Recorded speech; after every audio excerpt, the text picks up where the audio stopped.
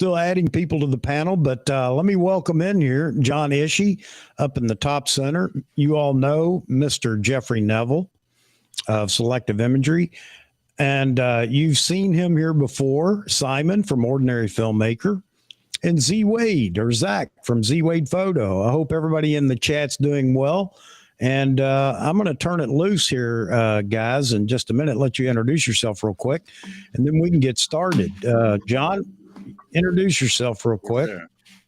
My name is John Ishii, former commercial and photojournalist, retired, living the life in Malaysia. Mr. Jeffrey. Okay, Jeffrey Neville, Selective Imagery, living the life at Myrtle Beach, South Carolina. Woohoo! And an owner of the new 800 PF, I might add, that he's been playing with. Wow. Yeah. Wow. We've been having a lot of interesting things going on with that. Nothing bad, but a lot of learning. All right, Simon, I don't know if you need an introduction, but if there are those that don't know you, I'll let you introduce yourself. Well, thank you very much for having me on. I'm still having technical problems. I got all these messages coming up. Thanks again for having me on, Chuck. I don't know how late I'm going to stay tonight because I know we're going to have another break-in tonight. We have one every year around this time. While we're sleeping, somebody sneaks into my house and they steals an hour of my time. Tired of it? Yes, sir. Yes, sir. You are so correct. All right. We have one of your paired guest subscribers here. Simon, great to see you, from Mr. Eric. Glad to see you in here, Eric. And you want to give everybody a synopsis of what's going on tomorrow, because I will be with you tomorrow. So I have some very special guests with me tomorrow morning at 10 o'clock. I'm doing a live stream, and Chuck is going to be one of my guests. And the other guest is going to be Craig Blair, the founder and director, or the founder and editorial director of Canon Rumors.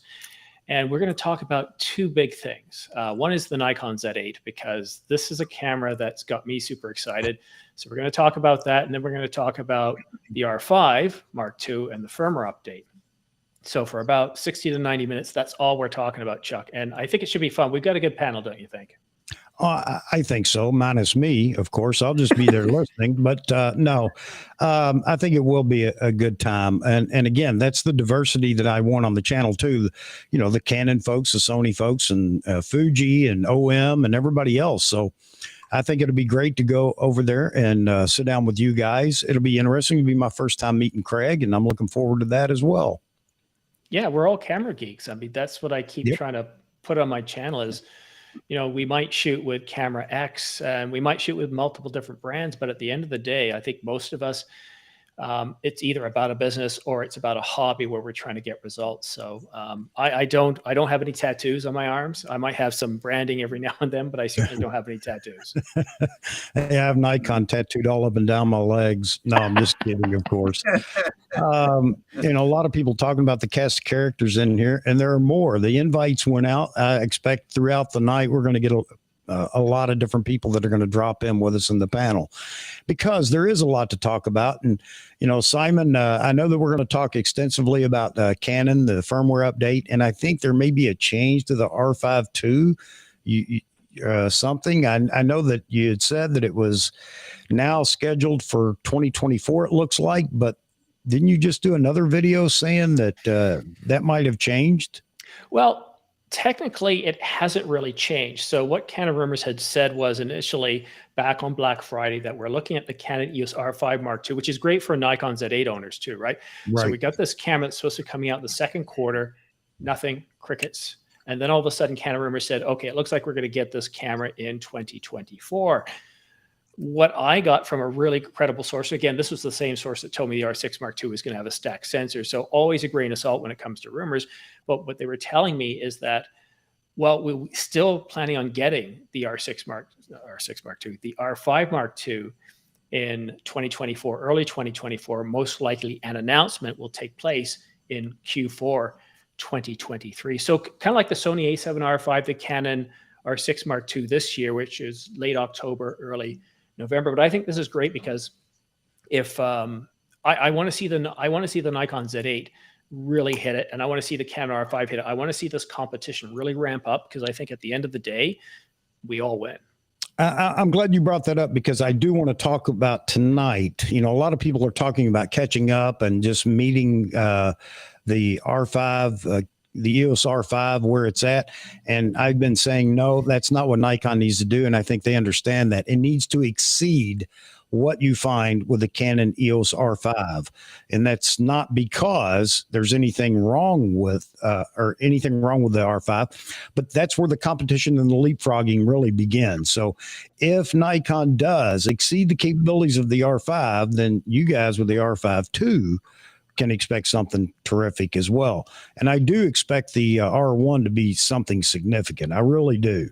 So anyway, that's the gist of the conversation for tonight, is because a lot of people still don't believe the Z8 is coming. They don't believe that in the specs, they don't believe in anything. And then in the Nikon camp, you have so many people that are only considering a stills only camera still. And I don't like a mirrorless D850, you're thinking, Chuck? Well, no, that's another subject in itself. I did learn what they mean when they say mirrorless D850. Now I understand what they're talking about now. Talk about that in a minute. But no, the ZFC that we have in a crop sensor, well, everybody wants the same camera style in a full frame and stills only. I mean, that's the big buzz right now. I'm sure they would accept anybody in a stills only camera, because so many people feel like that camera would sell, so well. Hey, Craig's in the chat. Hello, Craig. All right. Hey, Chuck, real quick. Please tell me this is working. I just had a bunch of technical difficulties. It's common. You know how it goes. Yep, it sounds good, looks good. The multi-camera thing's working. I saw you flipping around there. It's great. I was trying to get one that worked. No, the close-up from the side was working too, brother. You're looking good. Mr. Zach from Z8 Photo, folks. Say hello, What's up, Zach. everybody? There you go. How's everybody doing tonight? We're doing well. We're doing well. Just trying to get it going here. We're getting ready to lose an hour's sleep. Exactly. That's exactly what Is we're that getting going to ready be? to do. Is it going to be easier to break the record or harder to break the record? No, I'm not springing forward, so it'll be harder. Yeah, exactly. It will be much harder. Craig C says stills only is a thing of the past. I would agree, Craig, but I don't like starting a riot with all the fans and everything else. But I think if Nikon does that, I think that's something that's going to come down the road. Right now at hand, Nikon needs to fill out the camera lineup. And I get beat up for that all the time, talking about, there's no problem. I got Wayne in here too. Let me see if I can bring him in. Maybe you can get his video going. Let's see. What was I going to say? Hey, Wayne. Morning, James. I get beat up all the time because I say Nikon isn't competitive right now. And here we go. I'm sure I'll get some hate mail on this. And I'm going to let you guys jump in here. I want to get this really rolling because there's a lot to, like I said in the beginning, unpack with the current rumors. But the Z6II, Z7II may be wonderful cameras, but they don't have all the new tech. The Z9 spoiled everybody in the Nikon camp. And then Canon moving those new AF features all the way down to the entry level. I mean, come on, guys. We need to do the same thing in the Nikon camp. So once we do that, then all these other cameras that everybody wants might be something that Nikon can focus on. But I don't know that Nikon can produce and field 3 or 4 bodies in 1 year. I don't think they have the production capability to do that. So right now, let's get the full frame lineup out there. The Z8, Z7 III, Z6 III. And for those that keep saying the Z7 is going to, series is going to go away, I think you're absolutely wrong. I don't know how that would be possible. But anyway, I'm going to jump in the middle of the conversation as it goes on. But right off the bat, let me see. Who do we have in the chat? Sorry, guys, trying to get everybody in here. Roy Bigsby, you have an invite if you'd like to, or if you want to wait for an opening or come in now, that's fine. Same thing with you, David Stewart. Israel's in here. Wayne, you're in here now, not just in the chat. Daryl, I see Daryl. Luke, Gustavo. Wow, the list goes on and on. Thanks for everybody being here. We're already up to 43 people watching, and I really appreciate that. Now, the Nikon rumor is what started this. All right. And I'm going to go read it here because there is an addition to it. But the Z8 was described to me as a hybrid camera between Z7 and Z9. What does that mean? Let's talk about it when I finish with the list here. Similar form factor to the Nikon Z6 and Z7. That's got everybody in a tizzy. It's a similar form factor. Does that mean exact same frame, or is it a new frame? Improved EVF, improved autofocus, which we expect, that's a must. Same sensor as the Z9, which is something that I had asked for and predicted back last year. Will not have all the Z9 features, obviously. Okay, and we'll talk about that. What does that mean? A lot of people are reading into that. Announcement expected before the summer. We already know that it's going to be well before the summer. It's probably going to be April. With all the meetings that are going on here at the end of this month. I think that's all the area reps, Nikon representatives from all over, learning the camera or whatever it is. It's going to be announced and preparing for the big announcement that will come, I'm guessing, in the beginning of April. Let's see, price in Europe around 4,500 euros. And he makes a note, not sure if this is for camera only or for a lens kit. US prices are usually lower. Yeah, I expect it to be under $4,000 US. That may be $39.99. It may be a little less. I don't know. We'll see. And then there are people that are beating me up over that, but they beat me up over the Z9 when I said it was going to be cheaper. And lo and behold, it is. And I don't think it's going to be a kit for that price. I really don't. Latest updates to his information here, and it says unconfirmed. I don't know if that means that the previous information was confirmed. And when I say confirmed, folks, understand how sourcing goes. You have sources that are reliable. You have sources that have reported before. And so you have a feeling as to how reliable that information is. Canon Rumors does it a different way. They use the old Intel sourcing platform almost with a number and letter number combination. But anyway, we don't have that going on over here in the Nikon camp. The latest unconfirmed information is time frame I got is April and shipping in May. So that updated the previous before summer announcement. We'll have the same battery as a Z7 or Z6, Z7, D850, on and on. Basically, the EN-EL15. That's going to make people a little bit upset. But the only way you could use an EN-EL18 was to make an enormous body.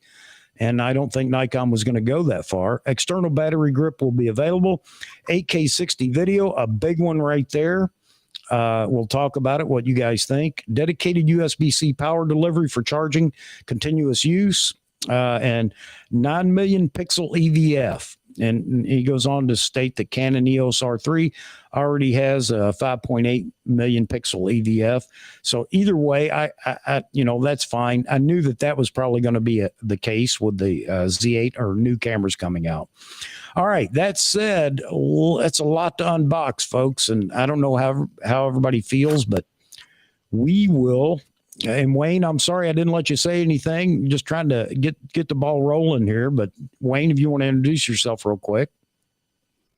Hey, Wayne, former tech corporate employee, traveling the world. Currently hanging out in Malaysia with John. Are you using Chrome for your browser? I am. Okay, because your audio is a little bit choppy there. Might be the headset. I'll switch to the microphone on the laptop. No, all right. All right. So, man, I don't even know where to begin. I'm going to jump over here and let Simon kick it off here. Simon, I know you've looked at this rumor and you're looking at rumors and things all the time. You even have your own sourcing going on out there. So how does this sound to you for the Z8?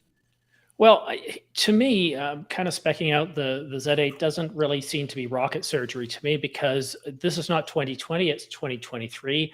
the competition's already established. We have the Canon with the R5, and that was announced back in 2020. And we have the Sony A7 R5. So both R5 cameras have been out. The Sony R5 came out in late October. Yeah. So we already have a good understanding of what these cameras are going to be able to do. Now, according to the rumors, same sensor. Well, that made an awful lot of sense. Same X-speed image processor. That makes sense. That's my prediction. I can't see them not using it because you get those economies of scale, right? Yeah. So if we start to look at it that way on the video side, because that's kind of my thing, obviously it's going to do 8K. And this is Nikon. They're going to do 8K 30 at the minimum, so 24, 25, and 30. Will they do 8K 60 like Nikon Rumors says unconfirmed? That would be bold. 8K 30, I would say, is the minimum. They're not going to pull a Sony and do just 24, 25. They're not going to do crops. Nikon knows what they have to do here. Right. They might choose not to do Apple ProRes because it's, you know, it's a cheaper body and neither Sony or Canon are doing it. Other video specs, 4K 120. Sony didn't hit 4K 120, but the R5 does. Nikon Rumors is saying that the Z8 is going to be more of a competition to the Sony A7 R5. Well, if the sensor, same sensor as the Z9, is playing out to be true, then I don't really see that. I think it's going to be closer to the R5, the same 45 megapixels. So DCI, 8K, DCI, 4K. Whether it'll do RAW, I don't know. Yep. On the still side, well, we know. I wouldn't be surprised if we can do 20 frames per second. I can't. That is not going to eat the Z9's lunch. The Z9, 1.2 gigabytes per second lossless RAW, 20 frames per second. They're going to do what Canon did, and they're going to slow down that buffer, so you can hold down that shutter button for a while, but not nearly as long as the Z9. So I think. Well, with everything you said, that's another big common comment out there is that by producing this camera, they're going to eat into the sales of the Z9. The Z9 sales, I think, have topped right now. We've hit the apex for the Z9 sales. I still believe, so let me just throw this in there, and then I'll let you continue, Simon. I think that there is going to be an update to the Z9. I know that's going to, again, everybody's, oh, no, it's way too new. Yeah, it is and it isn't. It was a test mule, I believe. Nikon had the choice to go with the flagship or the Z8. And I'm just making all this up, right? Well, I am, but I really feel, because there was a rumor that the Z8 was on the drawing boards when they decided to go full flagship with the Z9. Anyway, I think that there is an update coming to the Z9, not next week, not next month, maybe not even next year, but I base that on a couple of things that, Nikon, I do believe, rushed the Z9 to the consumers. They had thought it out very well, but they needed to get something out there, and they decided to go with the flagship to set a standard, and they have. And I said that expect that the Z8 will come out whenever I expected it last year, but here we are. At least we can see it now. I said expect some features in the Z8 that will trump the Z9. Oh, no, it's never going to happen because, it's, Nikon doesn't do that, isn't going to do that. I really believe that they are, and it looks like they may with the Z8. So for those that, expected the Z8 to be crippled just because there's a flagship out there, I think those days are gone. And I think even Canon has put the cripple hammer away. Would you agree, Simon? Yes and no. So I would say it this way: is it might appear, and it depends on the viewpoint, because we can all see the Z9, we all see the same thing, but our interpretation is a little bit different. What I see is the flagship mirrorless camera for Canon and Nikon has always been about speed. Yep. Fast action, sports, motorsports, anything where you're moving really quick, where you're working for a major publication, and reliability, accuracy, getting it right the first time is important. And I don't think the Z8 is going to touch the Z9 for that. And that's where I think if you're the type of person looking at the Z9 and then the Z8 comes out and it's almost the same, you're going to be like, yeah, but it doesn't have this, this, and this. Like if it doesn't have the same buffer right away, you're moving away from the Z8. But for the rest of us, see, Chuck, I think I like the way you think, because I think very similar to you. Nikon sees what's happened with the R5. They see how it is just sold like crazy, the number of units, the amount of money Canon has made. So Nikon knows that. Nikon can play this game. And because they've already got the Z9, most of everything you're going to put into the Z8 is already in the Z9. So all they have to do is kind of tone things down a little bit. It's not like I have to do rocket surgery. So will they top it? I don't think they'll go 8K 120. I think they could probably definitely do 8K 60, maybe not do Apple ProRes. But there's so much they can do with the Z8. And I've got the R5. I've had it for 3 years, and people keep asking me, will you buy the R1? Will you buy the R5 Mark II? And I say, well, it really depends. The R1, it depends on if Canon really pushes, if Canon really comes out with something that's way better than the R5, then the answer is yes. But what we've seen with Canon, and Nikon and Canon are very similar in how the type of product offerings they put into their lineup. So I can learn. I agree. From each to see whoever's leading at the time, the other is going to follow eventually. And if you look at the 1 series, it doesn't kill the 5 series. It never does. It's always been a little bit better than the 5 series. Yeah. Video, a little bit better. Stills, a little bit better. But when it comes to those performance capabilities, much better magnesium alloy for dissipating heat, much faster, much bigger buffer, faster buffer, all that sort of stuff. That's where the flagship kicks in. And to go to that bleeding edge, while you might only get this much more, the expense you have to put out there to get to that point, and the engineering to make all that work, I don't think it's going to eat the Z9. I still think. Well, no, I agree with you 100% on that, because there are people that are going to want the EL18 battery, the big battery. They're going to want the big, bold, vertical grip, typical flagship camera. No doubt about that. And I think that's where people get confused. But there are a lot of people that bought the Z9 that would never have bought a flagship ever. That's what's really been funny about this camera, because of the price point, I believe, and the fact that it brought so many new features to the game. And they decided to splurge, and they got the Z9. But there are still a whole lot of people out there waiting for the Z9 features in a smaller body. I mean, I don't know how many people have commented about that, talked about it and everything else. But then again, now we're into the, megapixel war again. I mean, amongst in our own group, the Nikon group, everybody thinks megapixels will solve everything. And I hope those that want an 80 or 100 megapixel camera eventually get one. I really do. But I don't want it to be this one that's coming out now. And I think that's where the Z7 sits. And I'm kind of getting off track here, but I'll let you. Yeah, go ahead, Zach. If I may interject, I think really we probably all agree on this, whether you're Nikon, Sony, Canon, Fuji, Pentax, Polaroid, it doesn't matter. I think what we all can agree on is that nobody is going to be happy because 20 frames a second is never enough. And YouTube's going to eat up the Z8. And I think we can all look forward to that, right?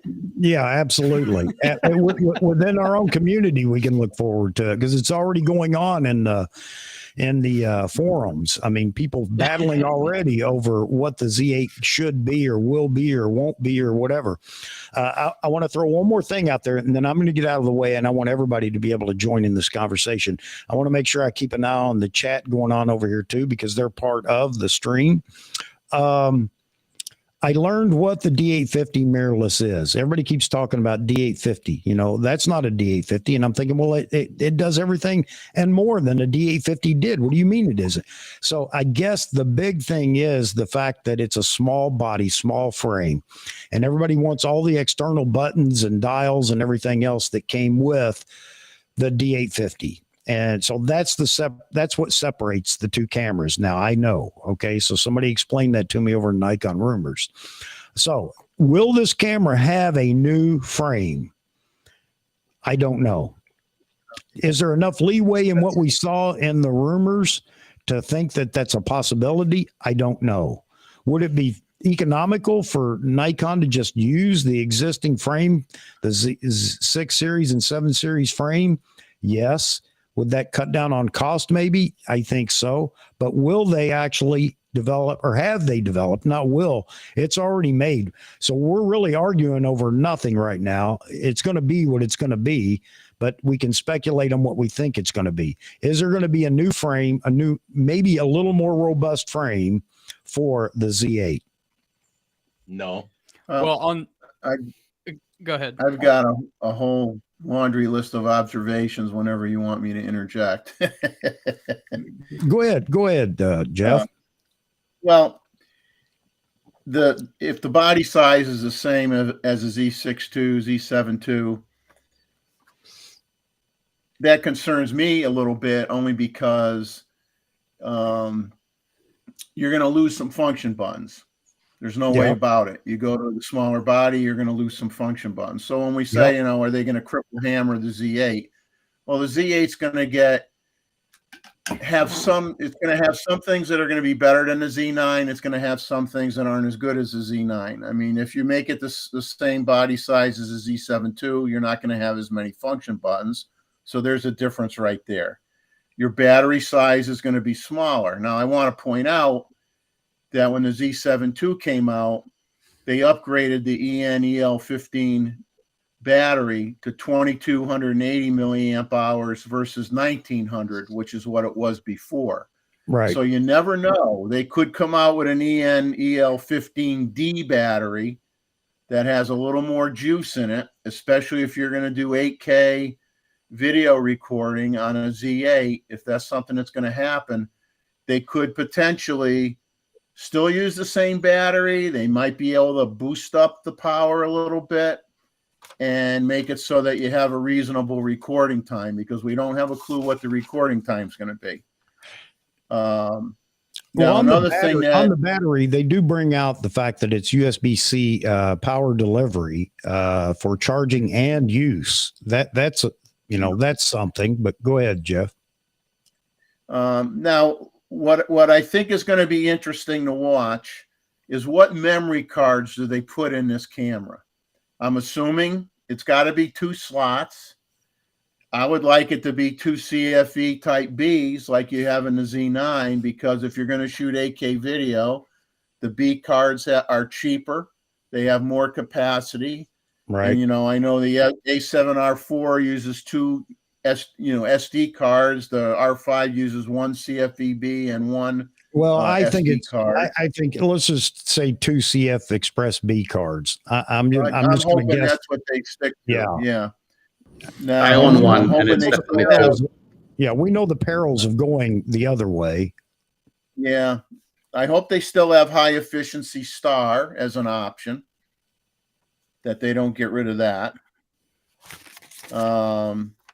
Now, maybe one place where they change it is maybe it doesn't shoot 120 frames per second in JPEG mode like the Z9 does. Is it going to have the same articulating screen like a Z9, or is it going to be different? Nobody knows that yet. No, we don't know any of that yet, but I'm guessing everything's going to have a flippy screen, going forth of some sort. So I'm thinking the price is going to be, my guess on the price with a grip might be like $4,300, which would be $1,200 less than a Z9. And the question is that cheap enough for those that were, waiting for this camera, or is that going to be a little bit too high? I don't know. Look, nothing's ever going to be cheap enough for people. There's no doubt about that. It's just going to be a matter whether it's tolerable. People want a camera that will basically hold itself in levitation and be waterproof and be able to be used in the vacuum of space, all in like a lightweight package for like $1,900. Yeah. And Nikon did state a year ago that they were going to concentrate on the higher end market. Did they not? So this whole idea that Nikon should produce cheaper cameras, I think they've already spoken. And if that hurts Nikon, they know what they're getting into, because we've talked about this ad nauseum about Nikon having a sub $1,000 entry level camera, blah, blah, blah. And, Nikon so far hasn't talked about that or even looked at that. So, well, one of my predictions ways back was that it would be $300 to $400 more than the D850, which came out at $3,500. So if it ends up being $38.99 or $39.99. We're right in that area, and I think that's a reasonable price. It may not be for some people, but I think that's a reasonable price. And that's right. And then we still have the 6 series and the 7 series to go. So, you know, obviously the prices are going to continue to come down as you go down the line of in the camera lineup. I don't know how much farther down they're going to go, but I think this is a sub $4,000 camera alone, body only. And we'll see. They do say that there will be a battery grip. But again, I go back to the one question that we all have. Is it going to be a larger body? Larger meaning larger than the 6 and 7 series frames? And if it is it going to have some more buttons, bells, whistles, and things that will make it the D850 that everybody keeps asking for in mirrorless?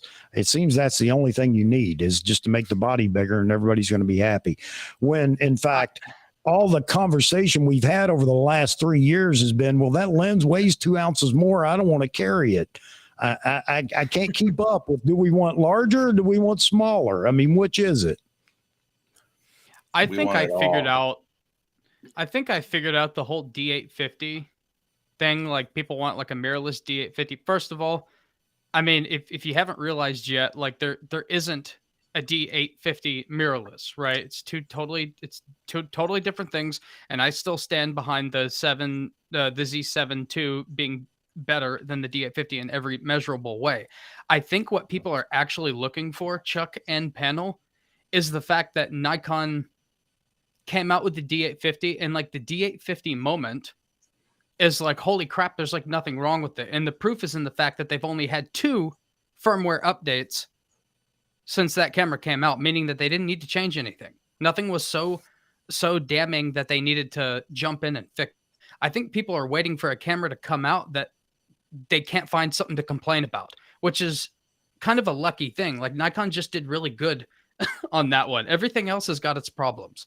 But I think that's what I think they're somehow thinking that they want features, but the features are already better. But I think really what they want is that camera that came out that's just like, there's nothing wrong with it. You know, but somehow they're meshing that into features. It's like the features are already there, you know? Well, yeah. I mean, you know, everybody wants backlit buttons and things like that. Okay, got it. You know, I don't. Is Nikon going to do that in every body from this point forward? Probably not. But should they do it for the Z8? Yes, I guess, because that's part of the argument about a mirrorless D850. A little more frame, so you have more place for controls, exterior controls, rather than menu controls. But I think Nikon's trying to catch up with some of the buttons and things using the touch screen on the back and the new iMenu that you have. I know that's not the same. I get it. I understand. But I don't know. We're going to have to wait and see. I still believe that it might be a different frame. Hey, can I give let me give my 2 cents worth. Please do. Well, after using professional cameras for all these years, all the single-digit D series, during a Nikon event with Nikon corporate people, I told them, I said, I counted all the buttons on a D4S, and I told them there's 31 buttons. All right. Yeah. Now, I said, why don't you be more like Apple and not have any buttons? Right? Those buttons get to the point where it's so damn ridiculous. You know, you hit it twice, you hit it sideways. I mean, it's just endless, right? So if you're a professional photographer and you're trying to get stuff done quickly, I mean, it's mind-boggling. I didn't expect that from you, John. I really didn't. No, yeah, that was a shocker. I thought voice control. More buttons voice control. I told them in front of all the corporate guys, you know, this is Nikon Malaysia, Nikon Singapore, Nikon whoever was there during an MPS. I said 31 buttons, and those Japanese fella goes, "Oh, so desu ne. Kore wa nan desu ka?" Honto ne. Well, and this is you see what I'm saying? Yeah. And all of a sudden, wow, 31 buttons. No, you didn't realize that? Well, I'm telling you. This is coming from a photojournalist, folks. Right. So you're trying to shoot a MotoGP. I don't know if you guys shot MotoGP. Let me tell you, those bikes are going pretty damn fast. Yeah. Right. And you got to compose this thing with the background, and you wanted some blur, and you want the wheels. And then these buttons, man, they're driving you crazy. Let Now, me ask I've you a used, question. and I've let me used ask Canon, you- yeah. and on the flip side, I've used a Canon D series, D1, D1X. I've had them all, you know, for work. Is Canon any different? No, they got about, maybe not 31, but they got 29. I never thought about counting the buttons and dials on the Yeah, camera. well, you know, I mean, you got to do this. Now, Yeah. going back to the Z8, yeah, I think it'll be more simplified. I don't think they're going to make it bigger. I think it'll be in the same chassis. And I think it'll be great for commercial guys who need a reasonable price camera to make some money and get a return on investment for their jobs, right? Yeah. I ordered one already. I already put like $3,000 down on one, so it'll be here whenever. And as far as what to expect, hey, all you guys have to do is wait till the 23rd, and voila. Yeah, well, I don't know if we're going to know on the 23rd. Maybe some more information is going to leak. I think that Well, Nikon whatever. has hammered down on their NDAs. That's the reason we haven't heard anything. It's supposed to be something's supposed to happen in the PI on the 23rd or the 25th, whatever. And something's going to leak coming out of all those meetings. No doubt about that. You know, if you don't like it, I mean, they're not going to go Now change they're not going to change the chassis, right? no, it's going to be whatever it is. It is at this Right, point. exactly. That's what And I then talked it's just, about. you want it, fine. You don't, then The hardware is baked, folks. It's done. it's baked. The hardware is what it is, and there's nothing we can do to change it. All we're doing right now is hoping when we find out that it's what we want. I do believe, for sake of the discussion going forward, let's just say that the frame will be somewhat larger, somewhere between a Z9 lopping off the vertical grip and a Z7 body. Let's say it's somewhere in between, and that way we can move forward, because I think that's a big holdup for everybody, especially when you throw the D850 in there. All I right. strongly doubt it. Don't forget the fan. No fan. Don't want no fan. I don't care. I don't want a fan. But that doesn't mean they won't put one in there, Wayne. I think that you're talking more about the video aspects, and that's fantastic. Yeah. But I think the video camera is going to be the Z6 III, the true hybrid camera, because it's going to be in the more affordable range, and they know they're going to sell a plethora of them if it has decent video specs, and I'm assuming that it will. Nikon seems to have that under control right now. But for sake of the discussion, let's say that it's going to be a slightly larger with a couple more buttons are going to be backlit. Keep it simple.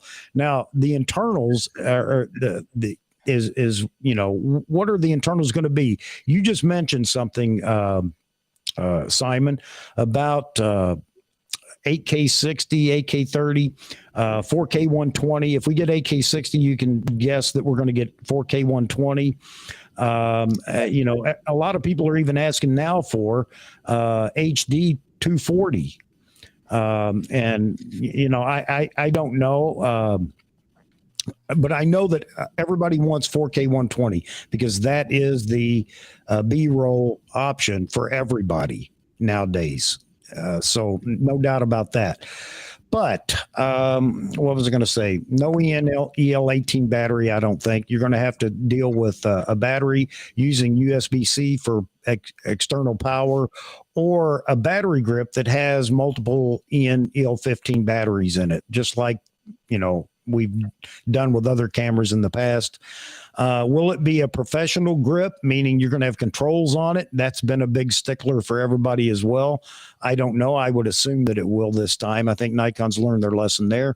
So that aside, we talked about frames per second. Now with electronic shutter and everything else, and with the processor, I don't see how this would be the triple hammer that would slow frames per second down. That's the only reason, because there's no hardware involved. You already have the hardware to do that.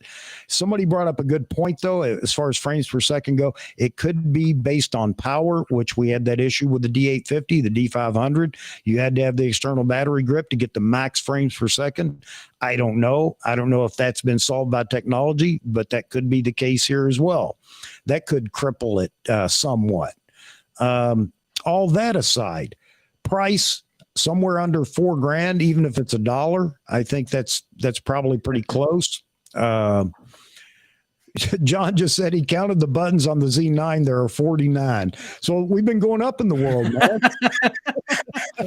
Well, we got to at least hit 50 then for the Z8. That should be, that should be a marketing piece. My camera has more buttons than your camera does, since everybody likes to go down that road. There's 10 just in here. You know what's funny too is there's 10 of them. I think I seriously, I mean, I might be able to count on like one hand how many I actually use. Like I don't even use the 3 function buttons that often, you know.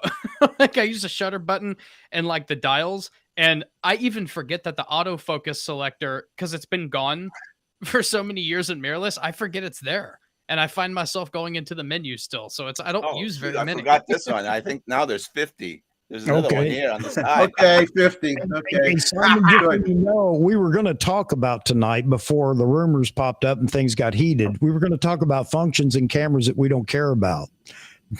Let me get out a pen and paper. That kind of goes along with some of the comments that I've heard here from you guys. Being more for marketing than they are for use. But anyway, all right, Simon, that's my take up to this point. How close do you think we are in the rumors that we have right now to what the Z8 will be? I think we're pretty close, but I don't think the rumors really go into enough detail. No. And I think they've gotten a few things wrong. So, well, I think they're intentionally vague. So we talked about the body size and design, and it might have a similar design, meaning that it's not going to have that tall body. It's going to have a smaller body. But if they use the same Z6, Z7 body, they're in trouble. Yep, I agree. Let's just look at the Canon R5. We remember all the problems with the overheating with that camera, and it has a body that's 88 millimeters thick, or deep, sorry. Yeah. The two Z6 and Z7s are around 69. So you're 19 millimeters, almost, 19 millimeters, not as deep. And that could that's a lot of real estate we wouldn't have. So I think it might have the same design in terms of it's going to be a more compact size body. Again, look at the R5 and the A7 R5. And in terms of pricing, somebody brought up a really good point earlier. You've got the R5, the A7 R5 at $38.98, $38.99. And in Europe, I believe that works out to be 4,500 euros, depending on which country you're in, because the tax base is somewhere between, I think, 18% to 25%, depending on which state you're in. And it's baked into the price. So I think $38.98 makes sense. But the R5 has been on a permanent sale since Black Friday of between $200 to $400 off. I did predict that Nikon might lower the price of the Z8 lower than Canon, just like they did with the Z9. But if Nikon Rumors is correct that price European is 4,500 euros, and that's body alone, then that means a $38.99 US price. So, but as far as the teasing, I think what we're going to see, I think, so I can't remember who said this, but that save the date, I think they're going to start just like they did with the Z9. They're not going to do this for the Z6, the Z7, the Z50 Mark II, or anything else. This is for a high-end camera, and it's got to be the Z8. And they're going to start with the commercial, like they did. What was it? The first one, you had this gentleman with a camera showing off. They did this. They did this with the DF teaser way back when. Little teaser trailers. Yeah. The DF, they gave us little peeks and, very, very dimly lit photos or video of it to try to tease us. And then we were all underwhelmed. Showed that you could tilt the screen when you were holding the camera vertical, and you could tilt it out, and, played that up as much as they could. And and teased you little nuggets at a time, I wasn't impressed with that first teaser, and I got raked over the coals because I think at the time I was seen as just a Canon shooter. And then my next video came out where they showed the teaser where you're doing 8K video up to 2 hours or something, and it was a completely different video. And people were like, I thought you hated Nikon. No, I don't hate Nikon. How can you not look at the Z9 and think impressive things? But you look at these specs, I mean, okay, same sensor. That tells us a lot. It also tells us if they're going to do that, they're going to do the same XP7 image processor, probably just one. They probably don't need two. But the rest of, before summer, well, we already knew that. Price around 4,500. Well, we already kind of knew that because of the two R5s. Yeah. And then the unconfirmed specs, well, nothing really earth shattering there. All the really good stuff that we want to know about this camera is not in the rumors at this point. And that's the frustrating thing for us. We know what it has to be because the R5 and the Sony R5, the A7 R5, right? We know what they can do. And we know if it's going to have the same sensor and XP processor, it's closer to the capabilities of the R5. It's going to shoot closer to 20 frames per second versus 10 frames per second at 61 megapixels. But dynamic range, low light performance, as a photographer, these are things we want to know. Videographer, we want to know codecs. We want to know, again, what the low light performance is, dynamic range is. There's so I much. think for us, just the fact that we get a hint that, okay, it's coming. Yeah. It's one of those things. We knew it was coming. We just didn't know when. I mean, and the longer they draw it out, the more obvious things become when you get these hints and tips about meetings and everything else that are going on. And you're right. This could be a teaser program. I don't know that it will be, but it's going to be obviously it's going to be a very big announcement for Nikon, and as it should be, because I mean, Nikon is right now building a new line of cameras. I mean, that's the way I see it with all this new technology, and they have to do that. So I see this is going to be a very big announcement for Nikon, meaning it's going to take a lot of information.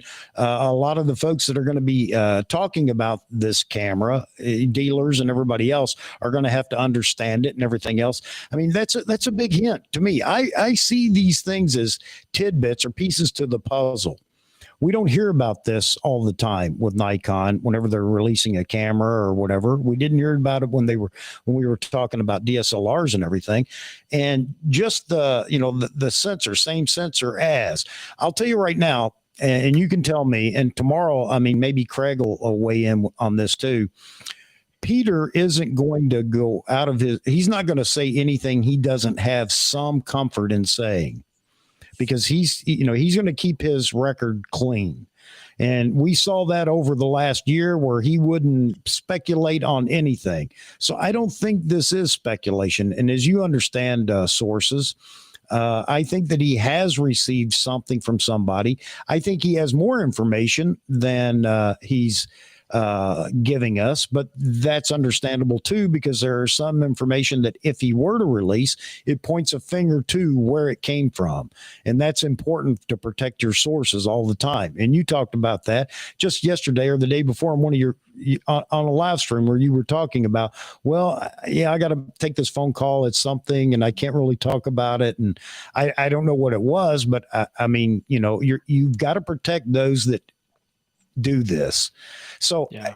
I think that it's enough information that we can speculate a little bit, and it gives us a direction to go in that speculation, because it's common sense, really. If people will just sit down and think about it, here's what it must have in it or should have in it. And it doesn't hurt for us to do that either, especially for us in the Nikon camp, because we haven't had this much buzz in a while. It's great, isn't it? Yeah, it is. It is absolutely is. I mean, we tried to with the Z30, but just didn't quite hit the mark. That's because you didn't buy one. That's because you didn't buy one. Simon, a question. Simon, can I ask you a question? Sure, anything. This R5 software update that they're talking about, the big one, how much is it? Free. Cost? Free. Yes. Really? Yes. Okay. I double check. Now, that's what I checked my sources yesterday, and I was told it's free. It's not going to cost anything. Now, which video? I got to remember, because see, I get old and I forget the things I can say who the source was and things that I can't say who the source was. So I forget, but I put out 2 videos, and I definitely checked. I got some more information. And he said, no, there's not going to be a fee for this firmware update. And we really shouldn't be surprised. Look, firmware 1.1.1 was the big one, because now you no longer had to keep your R5 in a freezer to be able to shoot, which was ridiculous. Once 1.3 came out, then we finally had a new log profile, which was Canon log 3 with a cinema gamut. 1.4 gave us, what did 1.4 give us? See, 1.5 gave us a whole new autofocus system, right? Where you could do planes, trains, cars, trucks, and all that kind of stuff. 1.6 was huge because now in that small body, without the proper thermals, you can actually record unlimited. I'm going for, I don't know how long here. I've done streams for 3.5 hours. I've tested the camera under heat up to 80 degrees and 2.5 hours, no problem, in 8K RAW. So they've already done a lot of big firmware updates for this camera to the point where we're not expecting any others. But again, you know, they're still rumors. And even though, you know, Canon Rumors has said, you know, they're coming out with a big firmware update, I'm not getting too excited. I expect we'll get some good things, but that 30-minute record limit, Canon's removed it ever since. I think it was the R3 came out, but they did so by giving you a new camera. I'm a little hesitant there. Pixel shift sounds great. Some of the other things sound good too, but I don't know. I want to wait and see a bit more as we get more validation. But from what I'm told, there is going to be no cost for this firmware update. And there hasn't been so far. There's been like 10 coming out for the R5. Canon makes their own sensors, right? They don't buy from Sony, correct? No, they make their own stuff. They actually, not too long ago, they were building their own. They had their own fabs. They were building their own stuff, but there's really only one company that makes the machines to develop chips now, and I think it's in Northern Europe. I think Holland or someplace, ASM or something. It's the only company that makes them now. So any chip you buy, they're all this one company. That's the scary thing. Only one company in the world that makes chip fabricators for the latest chips. Wow. Yeah, Nikon and Sony were doing that though. They were making their own chips. Hey, Simon. Nikon and Canon here too. Shout out to Vahagen is in the chat, and we got Albert in the chat, and we got a really good crowd in the chat. And interesting question: will Nikon provide N-Log 2 or anything like that into the camera? Who knows? I think it's another one of those things. It's a must, and a lot of people are concerned about the red battle that's going on with Nikon. I don't think Nikon is concerned with it at all. They know what they know, and they know what they're doing. So it'll be interesting. But ProRes RAW, yes, I believe. Oh, nice. Hey, so, and I'm not trying to convince you to do it, Simon, but is there anything that Nikon could do in the Z8 that would maybe make you want to try it? Oh, I think no matter what they do, I'm going to want to try it. But all they have to do is basically, you could do one of two things. You could take a mini Z9 and give me a Z8, and I'll take it, want to use it. Or you can give me an R5, but make it better in many different ways. Because the R5 is it's not really a first generation. It's the first generation mirrorless, but it's the 5D Mark V essentially, right? It's the next in the 5 series. So that camera, I'm sorry to interrupt, but that camera really, the hype is real. I only tried it this year, and that camera does kick a lot of, like, big time. Which camera? Yeah. The R5. The R5. Oh, look, guys, this is a Nikon group, so I don't want to go into details, but no. I mean, we tend to be Nikon, but I mean, we have a lot of shooters in here. As a matter of fact, Wayne is shooting a Sony right now, so by all talk means, about what anybody's shooting. I've been saying this is the big thing that Nikon needs to look at, is the fact that the R5 is so popular, and it is a great camera. And I keep telling people that, instead of, getting into the fanboy teasing about, well, if you want to cook a hot dog, just buy an R5. Look, and it will.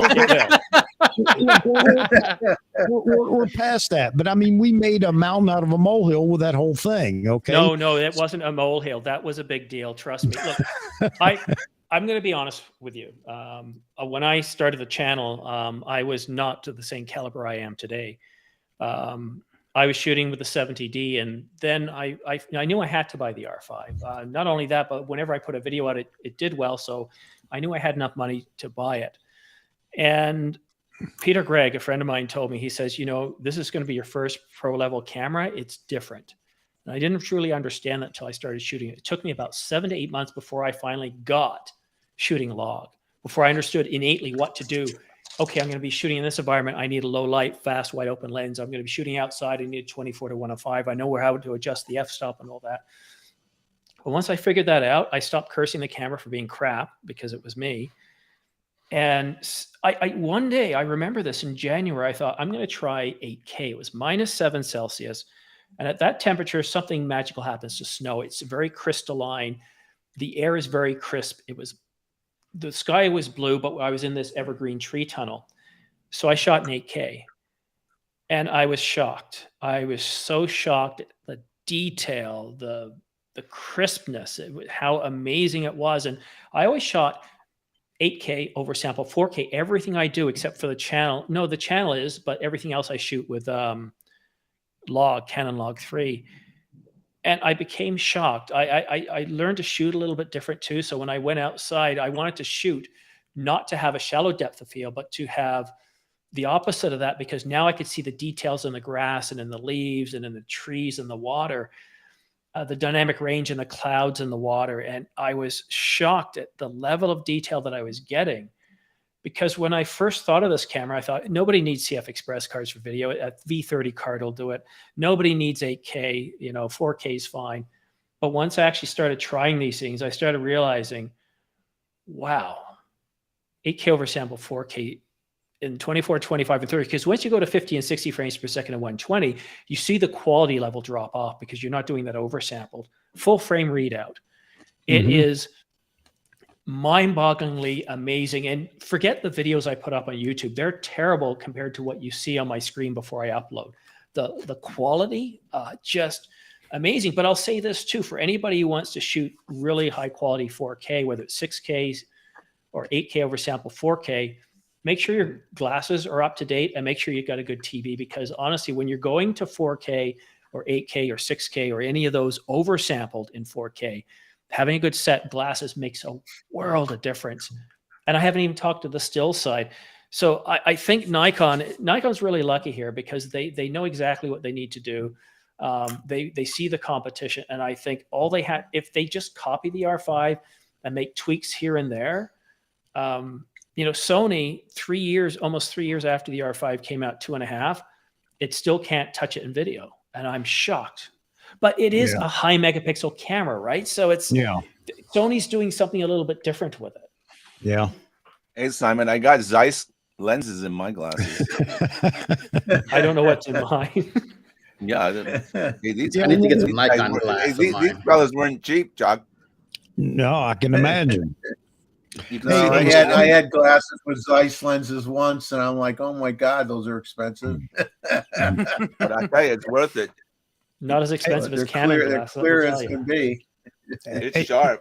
Hey, Simon, when I talked about, Nikon has to exceed by a bit the capabilities of the R5, what I'm talking about is the fact that this camera is going to sit for a while. It won't get an update for a while. Yes. And, Nikon can't just come up to the capability of the R5, because that will be soon superseded with the next update on the R5. So, and this is the flip-flopping, or not flip-flopping, the leapfrogging that we talked about. This is what we want in the camera world, because it's good for all of us. Yes. Yeah, I completely agree, because we all know that the R5 Mark II is coming. It's the R5 has already been out for 3 years this July, right? So the regular refresh cycle for Canon, and Canon's very dogged with this. Their 5 series is usually 3 to 4 years. The R5 was 5, but we had a lot going on, so 3 to 4 years. So we know that by July of next year, if you're a betting man, the R5 Mark II is going to be out.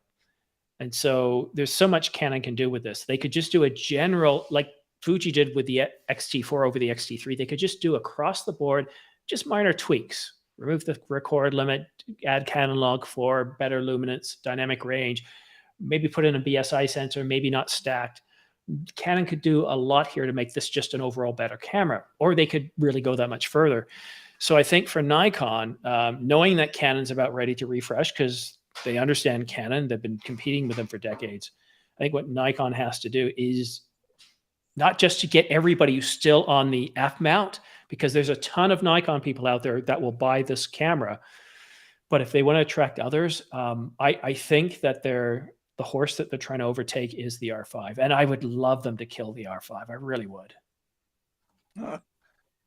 Especially as a Canon user, right? Because like if they destroy the R5, there's more incentive for them to come back and destroy the Z8, you know? Well, it gives Canon more incentive to come back and produce a better camera. It gives Sony, because this is what we want. We don't want to have the best camera. We want continuous innovation. Yep. Yeah, for everybody that for the handful out there that wanted to see any brand manufacturer go down the toilet and disappear, big mistake. I mean, you want the competition, like Simon was saying. Without competition, I mean, there's no need to. Yeah, there's no need to advance. There's no need to improve anything. Then right. You know, but you know, it really infuriated the blankety blank out of me. You know, all these people. Oh, Nikon's dead. Nikon this, Nikon that. It's like I wouldn't want any of the manufacturers to go belly up, because you know Olympus has had some great features in their cameras that are not in some of the cameras that we're talking about right now. And there's a niche for everybody. And it doesn't matter what you shoot as long as you get the results you want. And that's all that matters. That's right, Jeff. Exactly, Jeffrey. Let me throw something in here for a second. And this is kind of going back to when we're talking about the Z8. How's my audio? Is it good? Yeah. Yeah. Okay. Yeah. I was looking at this whole Z8 rumor thing, and when they were saying that this camera is going to be Z6 and C9, Z7 size, well, it's it's similar. It didn't say same, and we've seen the chop body thing, and you got to talk about buttons and so on and so forth. So while it's similar, it could be that in between, as we're talking about something a bit bigger. Now, having the A7R5, I've realized from specs it's been thicker than the regular A7 IV and other Sony cameras. It's closer to the A1. So we know it does 8K recording. And my thought process, if we're not going to have a fan in the Z8, the likely thing for them to do is make it thicker, just so that they can have more heat sinks inside the thing to dissipate the heat. And that's the way where you can get the fan issue. Because, I shoot 8K with this thing. It shut down on me once, and this was basically when I first got it in the early days, playing around with 8K. But ever since then, I haven't had any issues. And just, you guys know, I'm in Southeast Asia, and a lot of times I shoot some stuff in 8K and put it out just to test some things out. I did a few videos and so on. So I think Nikon can do that, but I don't think it's really going to be the same as the Z6 or Z7. I think it's going to be bigger. And one of the things I mentioned, when Simon put out that the big firmware update that's coming, I'm thinking Canon is doing this to basically offset what Nikon is doing with the Z8 when it comes out, to kind of keep themselves in the competition, just so that the Z8 is not going to overtake their sales, which I think it probably will, because we all want the latest, greatest newness. I think we see a lot of competition between Canon, Nikon, and Sony that really isn't there. And, hear me out. I think they're less in competition with each other than we are as the consumer. I really do. And I don't think one intentionally goes out of the way. We talk about that sometimes. Well, they just dropped this to take, the limelight away from Canon or from Nikon or from Sony because of the camera that they just dropped or whatever. I don't think that they do any of that intentionally. They probably all hang out on the weekends, like they go bowl together. The three CEOs right now are watching this and laughing. They're all drinking buddies, and they're playing poker right now. I mean, that's what's going on. Yeah, absolutely. And if the CEOs are anything like if they play poker like they do, everybody else's Sony and Canon are getting mad because Nikon's sitting there thinking about how they want to bet, and 10 minutes has gone by because they're just slower at everything. So Vahagan has a compliment for you here, Simon, and I agree. I think you're doing a great job over there. I love your channel because you do talk about everything. You're one of few people that can shoot a brand and still talk about everything and not bash. I like that. Well, Early on, I had to walk a tightrope because I started off as Canon, and after about 5 months, I started talking others, and people thought I was a Canon-only channel, even though I'd only been around 5 months. So whenever I put out a video on Sony, the first one, I got a lot of hate. First Nikon video I put out, I got a lot of hate. Wow. First Panasonic. Yeah, you became a traitor. Well, it's interesting. I know that feeling. With Panasonic, when the whole thing about the autofocus, I really led that one. Now, some of the rumor sites had been talking about we're going to have a new autofocus, and they said LiDAR, and I came out and said, no, it's not going to be LiDAR. It's going to be a face detect autofocus system, and here's an announcement that Panasonic's already got on the website. All new face detect autofocus system designed for high speed subjects that can do 4K, coming out in Q1 2023. I'm going like, all right, there's the new face detect autofocus system. It's going to be this. They're not going to develop two different ones. And I put out that video, and then I got a source who was telling me it's going to be the S5 Mark II. It's going to be coming out soon. It's going to be all this. And I jumped on it. I didn't get a lot of views because, as you know, Panasonic makes up 5% market share, but I was doing well. But I'll tell you this about Panasonic users. Boy, they're passionate, and they really do appreciate good stories. I was getting far more subscribers per 100 views than anything I would do for Canon. And, you know, I love producing videos for especially Panasonic users because they appreciate it a whole lot. Same with Nikon users too, because I know what it's like to be a Nikon customer, because up until 2020, it was the same thing for Canon. Canon was so far behind. They didn't even have anything like a Z6 and Z7. The EOS R and the RP for video, they were just terrible. And I was ready to move to Sony, only they were late with their A7S III. And I felt like a fish that had been taken out of water, and I was flapping around. I didn't know which direction to turn or how to move. But, you know, I think after about 2 years now, people realize that I still get a few comments, but most people realize I'm not a pro Canon, a pro Nikon, a pro Sony only. I'm pro all. And I will ride Sony for some of the things they do, like lack of firmware, or I feel that they're not trying as hard as they did 5 or 6 years ago. I'll knock Canon for that 30-minute record limit endlessly and some other things. These are the things I will tease. These are things that are very, how should we say, sensitive to our communities, that, like, if you're Panasonic, whether you like manual focus or not, the whole thing was, please, Panasonic, just give us an autofocus system so people can stop that being the topic, right? And it wasn't that, yeah, I shoot manual focus too with video. It just depends. As a pro, I don't have a bag here, but to do a job, you take your bag and you put the right tools in the bag to get the job done. A pro knows when to use auto modes and when not to. It doesn't mean they don't use them. Yeah. Hey, Wayne, what camera was I using the other day? Leica. A Polaroid. And how fast was the autofocus on that? As fast as you could turn the lens. Exactly. And how'd the pictures come out? My friend? Oh, they were awesome. Really good. Knowing you, John, probably terrible. There you go. Right? No, I'm just kidding. I think John was using a Kodak Instamatic camera. That's what I think.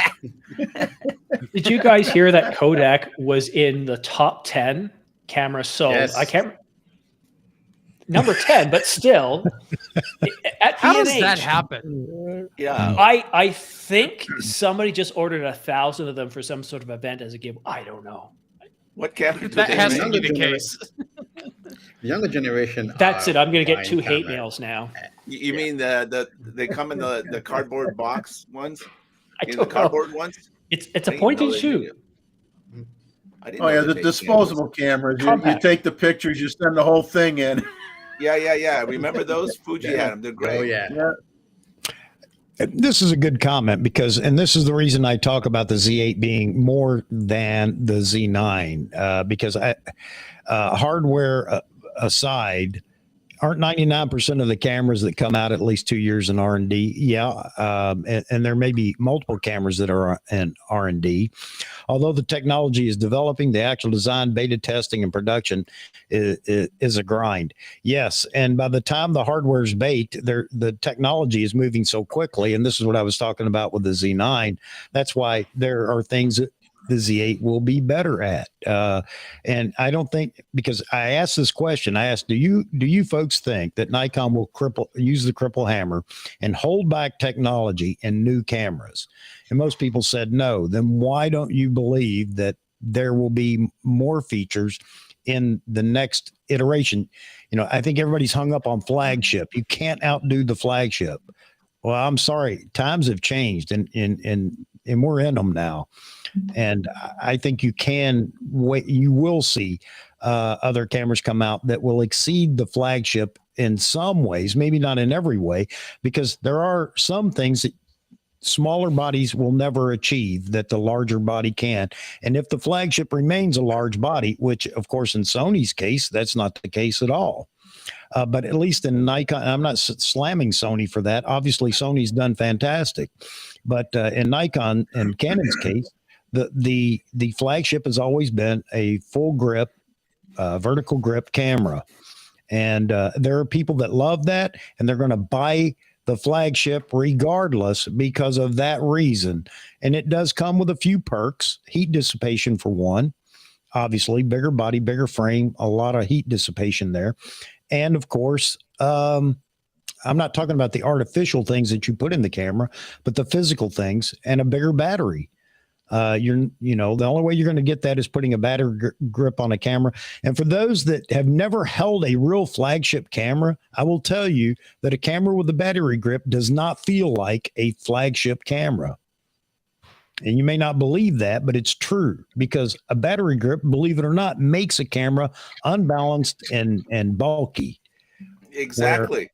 Exactly. And you can't replicate that. That's why people will buy those flagship bodies over others. All right. So those battery grips are you can't not tell me that a battery grip is the same as integrated. There's no way. The whole feeling is different. The looks is different. It just looks like an afterthought. Yeah. But I mean, some people like that, and that's fine. And there is a convenience factor in it. Personally. Hey, Simon, one thing I wanted to ask you, right? It's been is I think a lot of the conversation we miss is the revolutionary shutterless features of the Z9. Now, what's Canon's angle on a shutterless camera? I think you'll have to ask me that when the R1 comes out. We still there's still some that are hoping out for quad pixel autofocus and a global shutter. I personally don't think we necessarily need that global shutter now. What we're seeing now with image processors and sensors, especially if you go to BSI or stacked, is you've got more than enough performance. And if you're Hollywood, if you're Bollywood, if you're doing multi-million-dollar films, you don't care about rolling shutter. You don't mind a little bit. It's like shooting at 24 frames per second. It gives you a look. The amount of Hollywood movies I've seen, because I watch it because I do this myself. I look at certain things and I always see the rolling shutter there when they do a camera pan or when there's a fast moving subject. I notice it. My wife won't. My son won't. And I think that the days of needing a global shutter, I can see it at the R1 level. I can see it at the Nikon Z9 level at some point, but I don't know that there's enough of an impetus to go there. And there's also some downsides of going to a global shutter too. So I don't know. Global shutter? Is global shutter the same as no shutter? No, it isn't. So right now, it's just going to get all the data at the same time. The whole sensor gets all the data at the same time. It's not scanning. Yeah. Down. So you're just boom, it's there. So which one's better, Jeff? Well, you're going to talk a cost factor here. People, are you going to get enough benefit to justify the cost? Are you talking right now? I would say probably not. Are you talking giving up speed too with a global shutter? You are. You're not going to hit those high frame rates. Right. So the elephant in the room, I think, is this shutterless cameras. I think that's which not many people discuss, that the Z9 is the only one with no shutter, correct? Today, yeah. But see, here's the thing Yeah. too.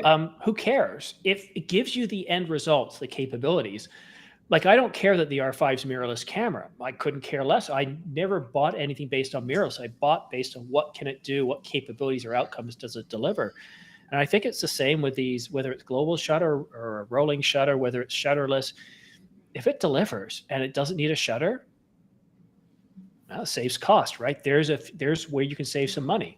Well, I think it's more than that, Simon. I think it's the fact that, you know, without a shutter, then you protect the sensor. The sensor is protected from dust and grime, which is a big deal. So when Z9 puts that shield up, I think that was kind of revolutionary in itself.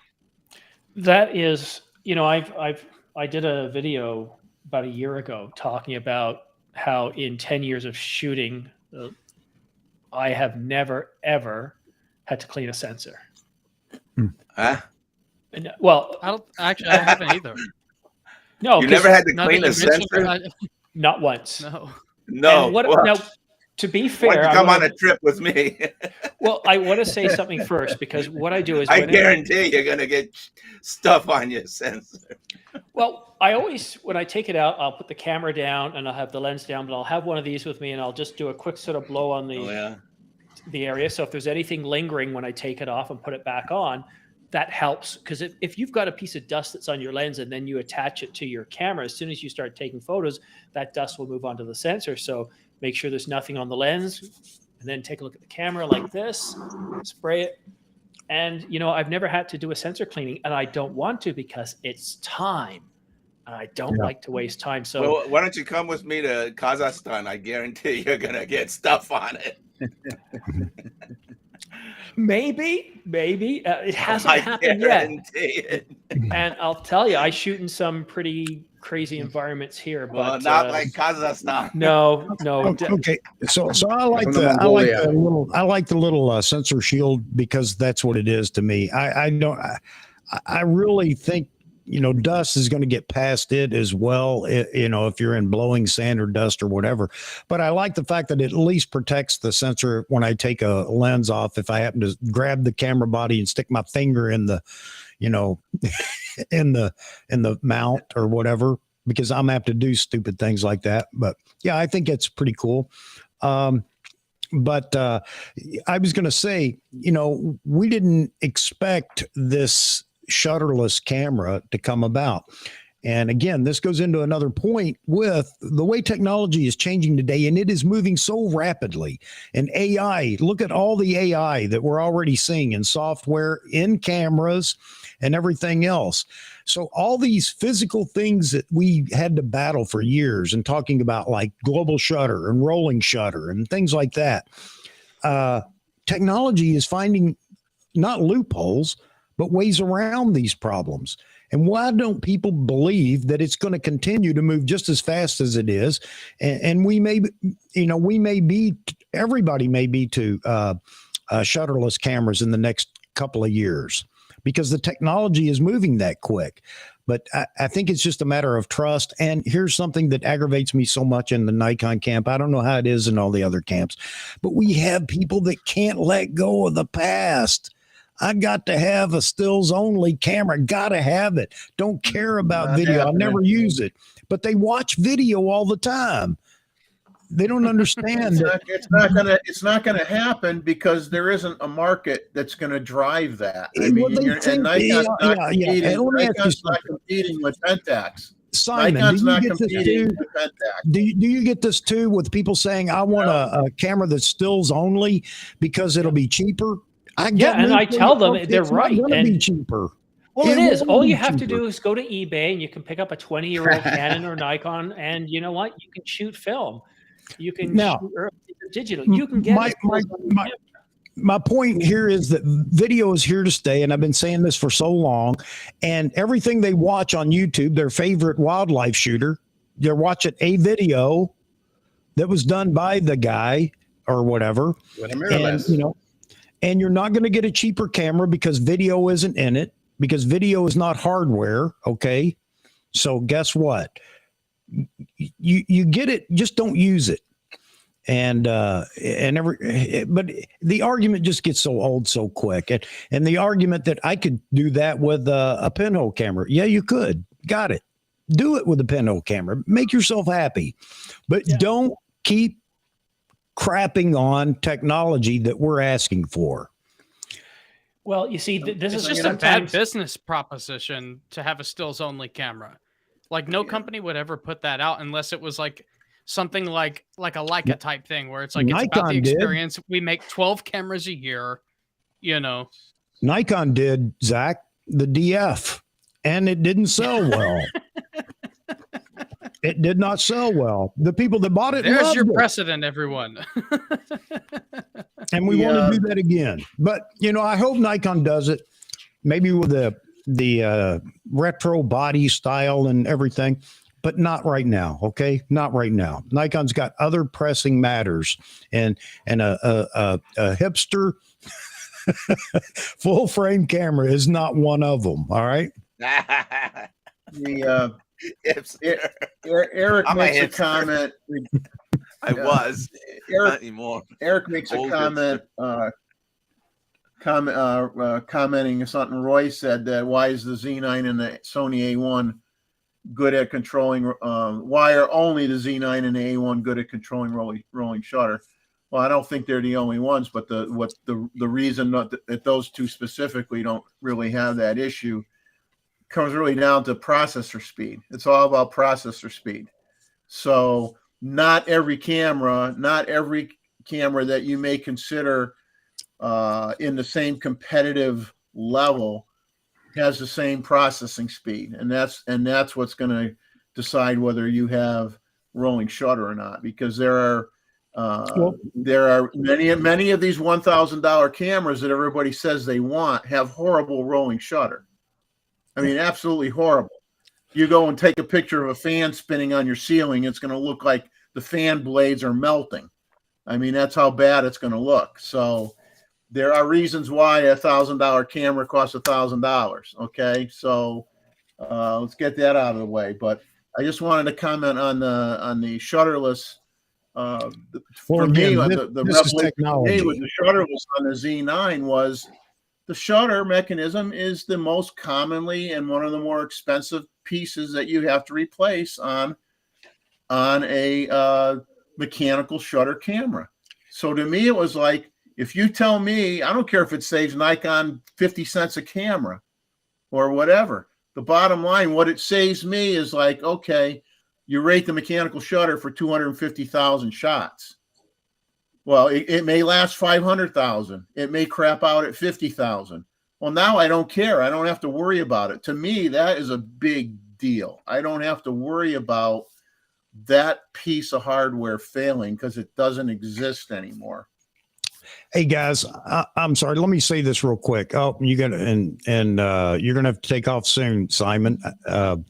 I just wanted to say, you know, we've had a milestone here for me. 103 folks in here watching right now. That's not even counting those that have come and gone, and others have come in. And I thank you for that. I know this is a subject a lot of people are interested in, especially in the Nikon camp.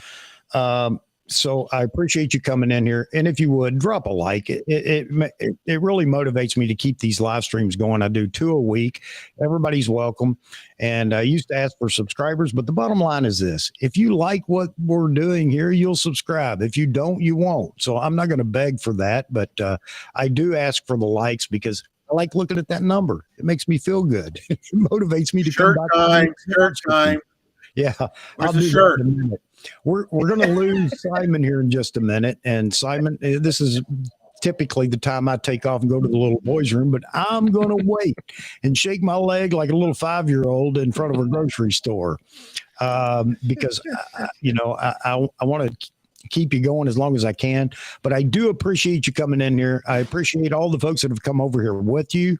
And I'm looking forward to tomorrow morning with you and Craig. I'll keep my mouth shut, I promise, and and enjoy the show. No, don't do that, because when you keep your mouth shut, you look very angry and overly serious. I've had people tell me that for Is all Chuck my the real life. angry photographer? Is Chuck the real angry photographer? Wait a minute. I guess I could be. I don't know. Take a look at the thumbnail I have for my live stream tomorrow. I've got a picture of me, Chuck, and Craig. I just look Mr. Serious. Craig or Chuck looks like he's ready to tear my head off. And then there's Craig doing something like this. But that's what makes it fun. Yeah, we're not too serious here. But once again, John, everybody, Vahography, Chuck, Wade, everyone, it's a pleasure coming here on a Saturday night. I only wanted to stick around for 30 to 60 minutes, but once again, once we start talking cameras, you know how it goes. But with the break-in we're going to have tonight with somebody stealing an hour of my time and having to do a live stream tomorrow morning, there is a little bit of prep that goes into these, as Chuck knows. Yeah. So I've got to get prepared for the slides tomorrow. But we're going to have fun. We're going to talk about Nikon stuff. We're going to talk about the Z8, maybe even the Z6 Mark II. It depends on how much time we have. We're going to talk about the Canon R5 plus the big firmware update. So we'll see what secrets Craig and Chuck might have tomorrow morning. But Chuck, thank you so much for having me on. Much appreciated. No, absolutely. And subscribe to his channel because he's almost at 1,000 subscribers. Let's just put him over that edge. Yeah. I keep watching that number do this. It does this a lot, but that's okay. That's all right. It just tells me I need to find some way to entertain better. That's all. Yeah, you're doing great. I appreciate it, Simon. And again, appreciate you being here. And I will see you in the morning, good sir. Will do, sir. Have a good one. Cheers, everyone. Take care. All right. Take care. Thanks, Simon. Take care, Simon. Thank you. All right. I really appreciate Simon being here. He stays up on the news. And one of the things that you can always count on Simon for is if it's something that just came out, there's going to be a video for it. I don't know how he does it. And I don't know how you guys do it. Vahagan does it too. Z, you do it. I don't know how you guys do it. Oh, man. They don't appreciate sleep. that, They don't Bernie. get Thank any you very sleep. much, sir. That's the key. No sleep. They're like just drinking 15 cups of coffee a day. No sleep, man. For those that are new to the channel, I would assume we have some folks that have not been in here before. I do a long live stream, and for those that have been here, they understand what I'm saying. You don't have to stay for the whole live stream. I appreciate it if you're entertained and want to. I ask everybody to jump into the chat and drop your comments or pontificate. I do. Why not you? And your thoughts in the chat, and we'll try to keep putting them up here on the screen and answering them and whatever. But again, we do a long live stream here, at least 3 hours. I think I don't know if it sounds like I'm bragging. It's probably stupid that we do, or I do this so long. Our record, though, is just short of 7 hours.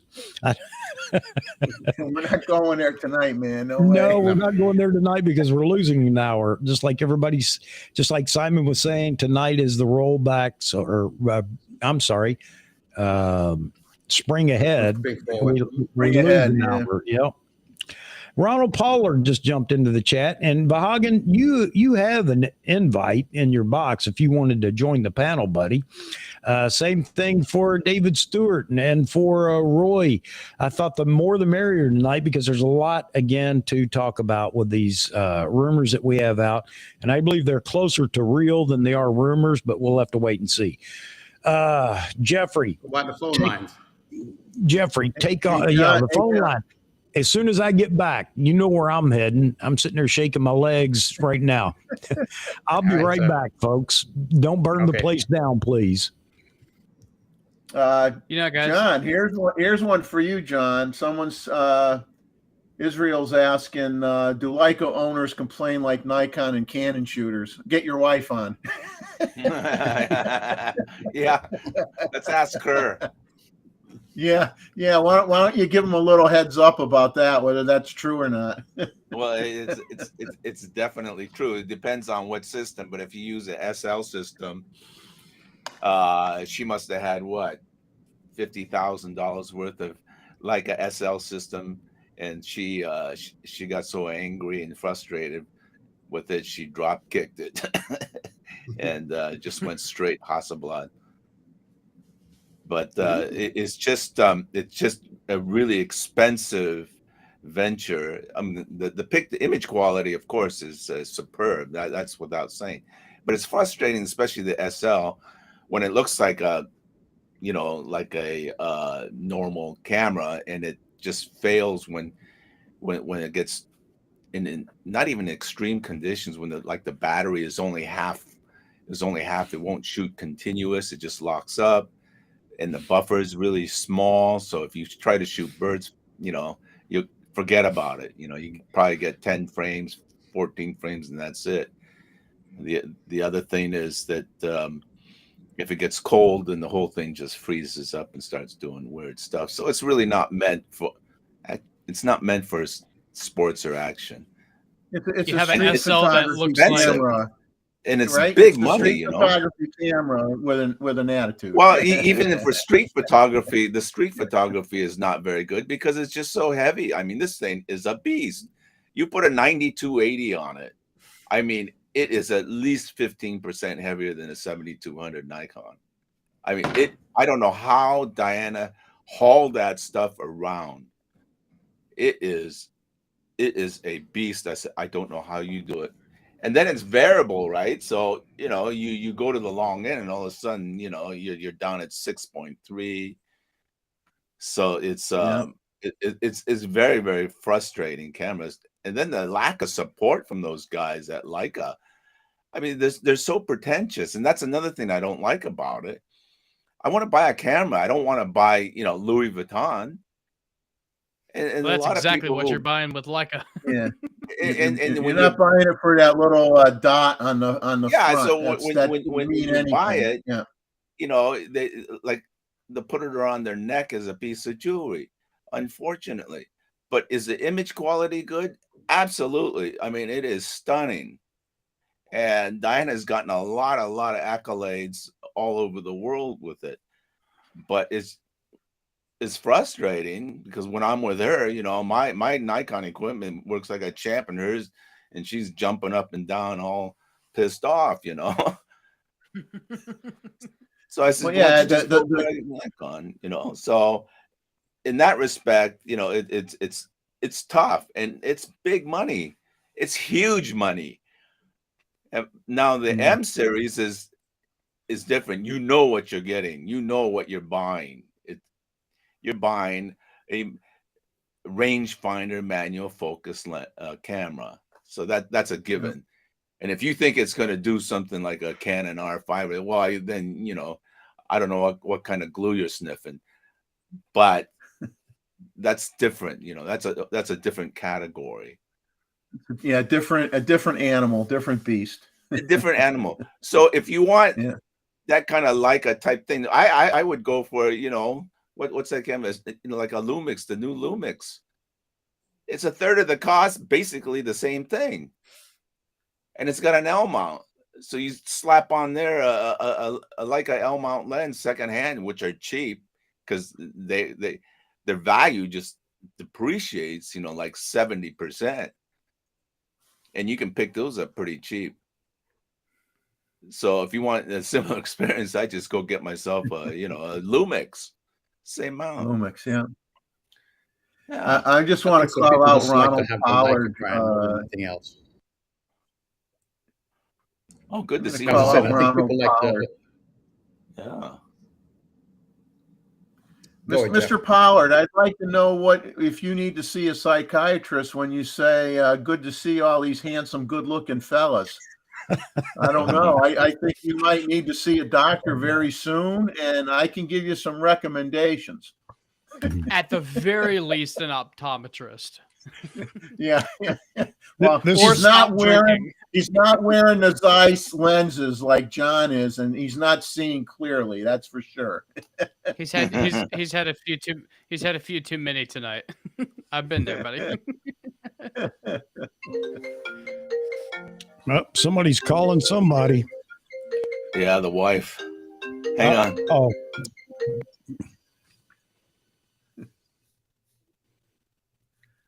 All right. This is where the show digresses into everything under the sun, and that's okay because that's what it's all about. Oh man. Hey, Okay, I'm back. all right, You're Marco. back. Chat's moving so fast. Let's see. There may be Fro having a zip Yeah, it's malfunction. moving. Yeah, it'll be interesting to see what Fro has to say about the Z8. I don't watch him anymore. I think he's Betty's done a already got fantastic. one. Oh, yeah. There are multiple people. You can bet Matt Irwin's already playing with it too. No doubt Yeah, about that. Richie, all those Yep. guys. Richie's had it for 2 or 3 months. So Really? You know yeah, what I think is crazy? What I think is crazy is that the most dedicated Nikon retailer probably in the world, Grays, they Yeah. seem to always be late getting the things to show off on their channel. What sense does that make? yeah, I don't know. I think that they, again, I don't know what kind of NDAs are out there, and I don't know what the reps are under and dealers are under and everything else. But you can bet that B&H Photo already knows about this camera. They already know, have an idea of when it's going to be available, and everybody's under an embargo, which brings me to the 85 millimeter 1.2. An interesting thing happened when T-Mid on his channel, he was out at WPPI, and somehow talked the Nikon rep into letting him take that lens out on a Z9 and shoot with it, and then post the photos. I suspected, because it's a pre-production lens that he's using, that Nikon is a stickler on not letting photos go. And I've heard Fro say that before when he's had a lens that he couldn't show anything other than on the I back think of the it's the camera. raw. I don't Is think it? you can show raw, but you can show JPEG. Okay. I think because that's something I remember Fro saying, because he's really, really big on like I shoot raw, that's like his thing. And I've heard him say, I can only show you the JPEGs, and you can't, sometimes they say you can't zoom in on them and things like that. But there's some method for you being able to see some images. He's going to smack Skittles on it anyway, so it doesn't matter if it's raw or JPEG. Well, we're waiting for Chuck's shirt. I shoot JPEG. Yeah. Chuck, we're waiting for that I shoot Yeah. JPEG shirt. Yeah. You're definitely going to get sued over that one. Maybe I'll just do a QR code for that. And when people pull it up on their phone, it says I shoot JPEG. Well, you just tell them the JPEG stands for, John, Paul, Edward, and Greg or something. It has nothing to do with what he thinks it is. There you go. There you go. There you go. All right. So looking at the chat now, I know you guys had a lot of comments when we were talking. I tried to flash them up on the screen, quite a few of them. But now let's go through and look at what you guys are saying. Yaman says that the Z8 is a larger body with all the new bells and whistles. I'm performing a full spectrum conversion on my Z7 II.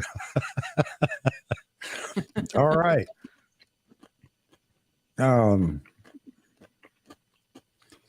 And Well, I think what'll be interesting to see if when a Z8 comes out, not if, but when it comes out, right. will the Z9 price drop at all? Will it drop at all? I don't think it has to, That might be really. interesting. I don't think it has to, depending on what they do with the frames per second, right? I don't know that it has to, because the Z9 can just, me personally, I look at the Z9 and I say this literally does everything in the world, but they could kind of maneuver some things a little bit, and the inner workings of the Z8 to make it less ideal for like high levels of action, I mean, I think they probably have to, right? Well, I think that's something we can expect. Gentlemen, correct me if I'm wrong, but we were hung up on frames per second, and flagships had such a high rate of frames per second, but that's with shutters. And of course it took, there was more hardware involved and everything else. With electronic shutter, is it hard to bump the frames per second up? I mean, it's just a pipeline being able to carry all that data. So I think these days when we start talking about, will a lower tier camera have the same frame rate that a flagship does? I mean, that's just a matter of turning on or slowing down the flow or turning up the flow because it's all electronic now. Am I wrong? It's Well, really it's hard like to figure out. Go ahead, Jeff. I'm sorry. No, you go ahead, Zach. You go ahead. I was just gonna say, like, it seems really hard to figure out how any camera company is like.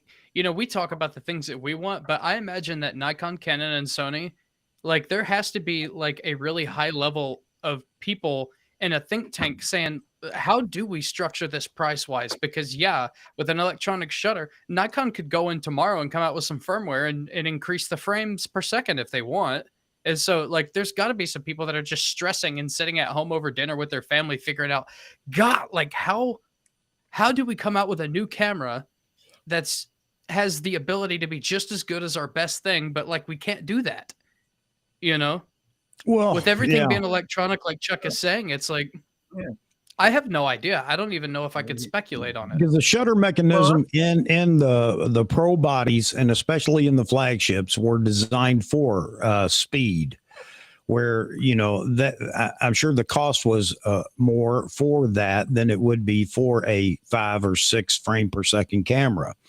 But now with electronic and no shutter, and if Nikon continues this, so that'll be another question. Does everybody expect this to have a shutter, the Z8? I think it's going to be shutterless. I think that's where Nikon's heading. I don't know how far down the food chain it's going to go, but I really believe that the Z8 will be shutterless.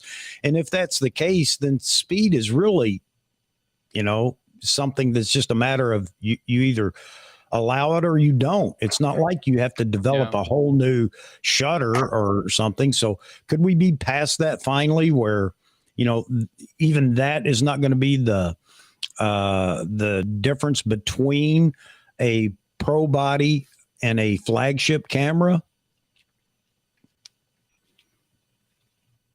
It almost has to be something else, right? Yeah. It has to be. What I always thought was weird was with all the, brand loyalty, can get nasty. We all know that, people protecting the brand. But one thing I don't understand is, like, I would think that Nikon could do a firmware update with the blink of an eye to shoot 30 frames a second on the Z9 if they wanted to. Because number one, Sony's not shooting 30 frames per second at the same bit rate that Nikon is at 20 frames a second.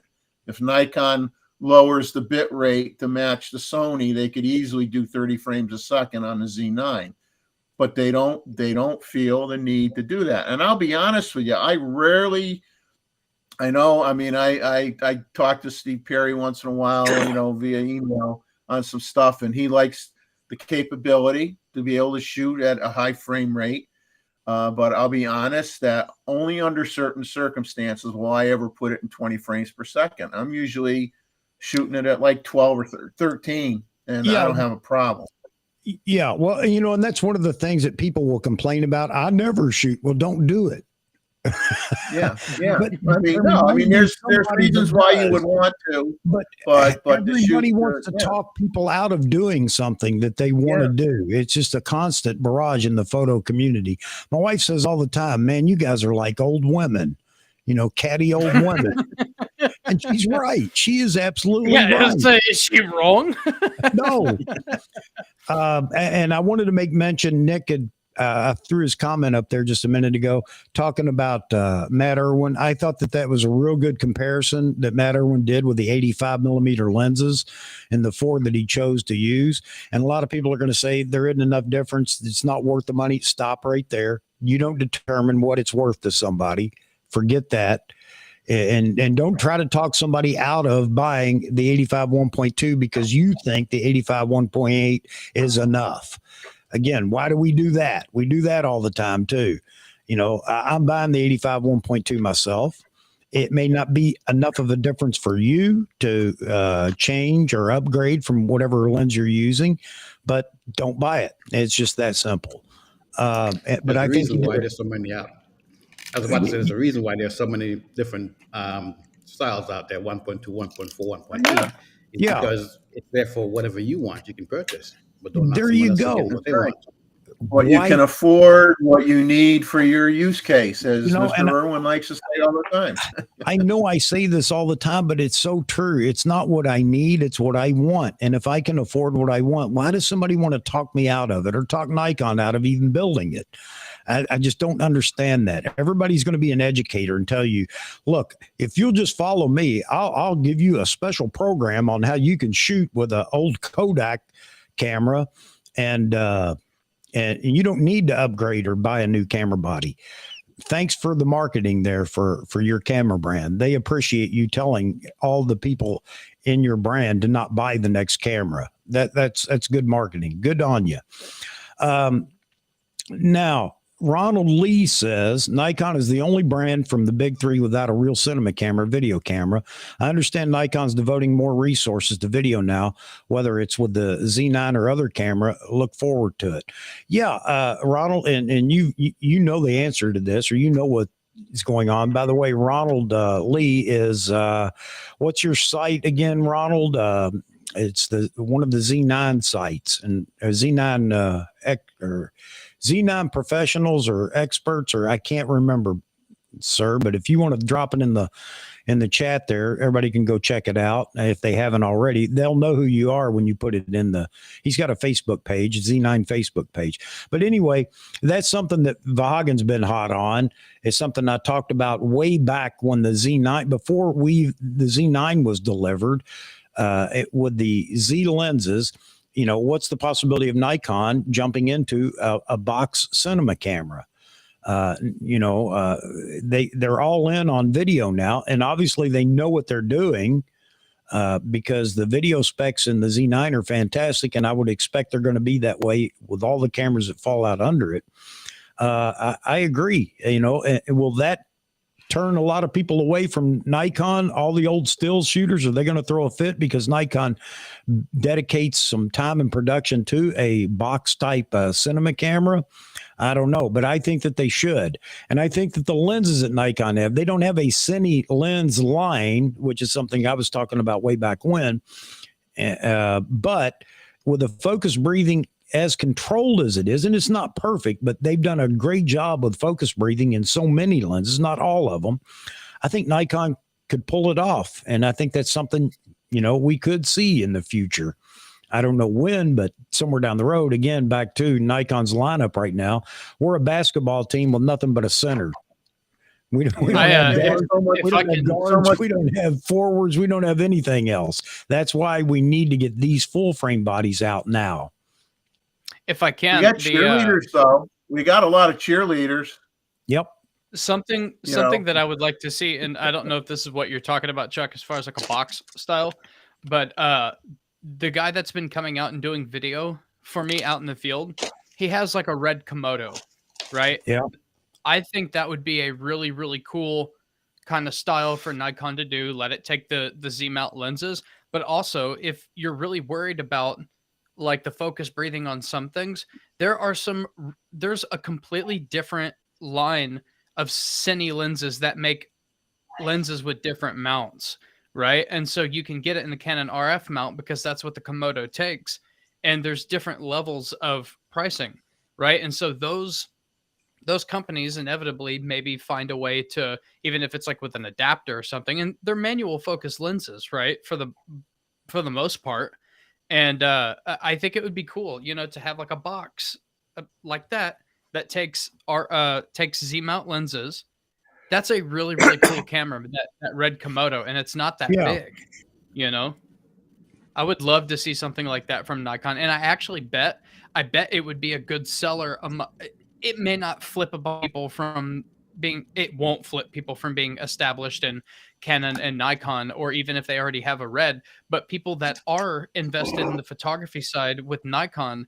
I mean, even me, I would probably buy one as long as it operated like the red Komodo. The red Komodo, like at a really high ISO, flat profile. I mean, the color grading is so effortless. It's like working with cine video is so different than working with like the Z9 or Z6II or whatever. It's a completely different experience, and it looks so clean. I would buy something like that if it was $6,000 even, $7,000. I would buy one if Nikon came out with it. I think it's something that Nikon may kick around. They may actually do. Who knows when? But again, back to, they've got bigger fish to fry at the moment. It's nice to keep talking about it because it's nice to keep talking about it, though, because, Nikon needs to hear from the consumer what they want. And, I say all the time, don't just leave it in the chat here. If you really feel strongly about something you want Nikon to hear, make sure that you, after this rolls over to a video, that you put it in a comment, because then it's there forever and they don't have to watch 3 or 4 or 5 hours of my live stream just to see your chat go by, which I'm sure they don't. So there you have it.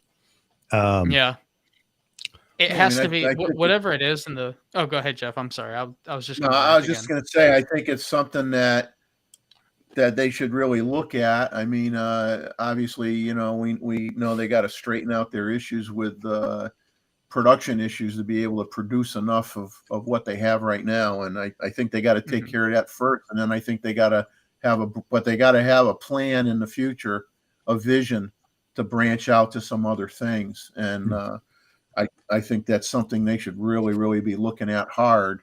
But obviously they just need to do it. They need to do it right. They need to go into it with the idea where we are never going to try to compete with Sony and Canon on like a Hollywood level. We're just going to make the best dang short film kind of centered, like it's affordable. It's going to be expensive if it's going to be good, but they just need to like niche down, right? I don't know. Zach, I don't know how expensive it really needs to be. But I just assume it would be. Well, Nikon would have a market in a cheaper box cinema camera. It doesn't have to have all the bells and whistles, it could be, it doesn't have to be performing on the level of Ari or whatever. My point is a small box cinema camera, which a lot of people would love to have because there are so many people that are into video now. And I think it would do well. Look at what, look at the FX30 and the FX3, not true box, but close enough. And they sold like hotcakes. Matter of fact, what do you have, Wayne? I have the FX30 and the A7R5. There you go, the FX30. Nikon could do that as well. Again, though, I don't think it's in the cards at the moment. They've got to get this full frame lineup out and then work on an APS-C body. I don't want anybody to accuse me of saying Nikon doesn't need to do an APS-C, a pro APS-C body. Don't beat me up. I think that is probably coming. I don't know when, but it could be in April. Who knows? I don't know. They could fool us, just like they did with the D5 and D500 announcement on the same day.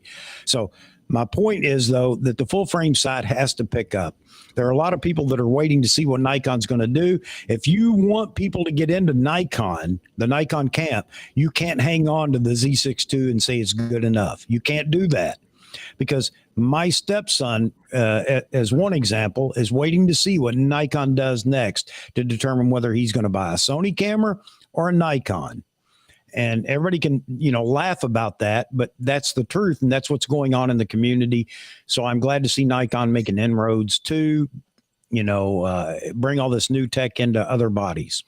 All right. So Ronald was saying, I got the call line number up there. If you'd like to call in, that'd be fine too. But he says, what I actually want is a shutterless global shutter, perhaps in 5 years. I think it's sooner than that.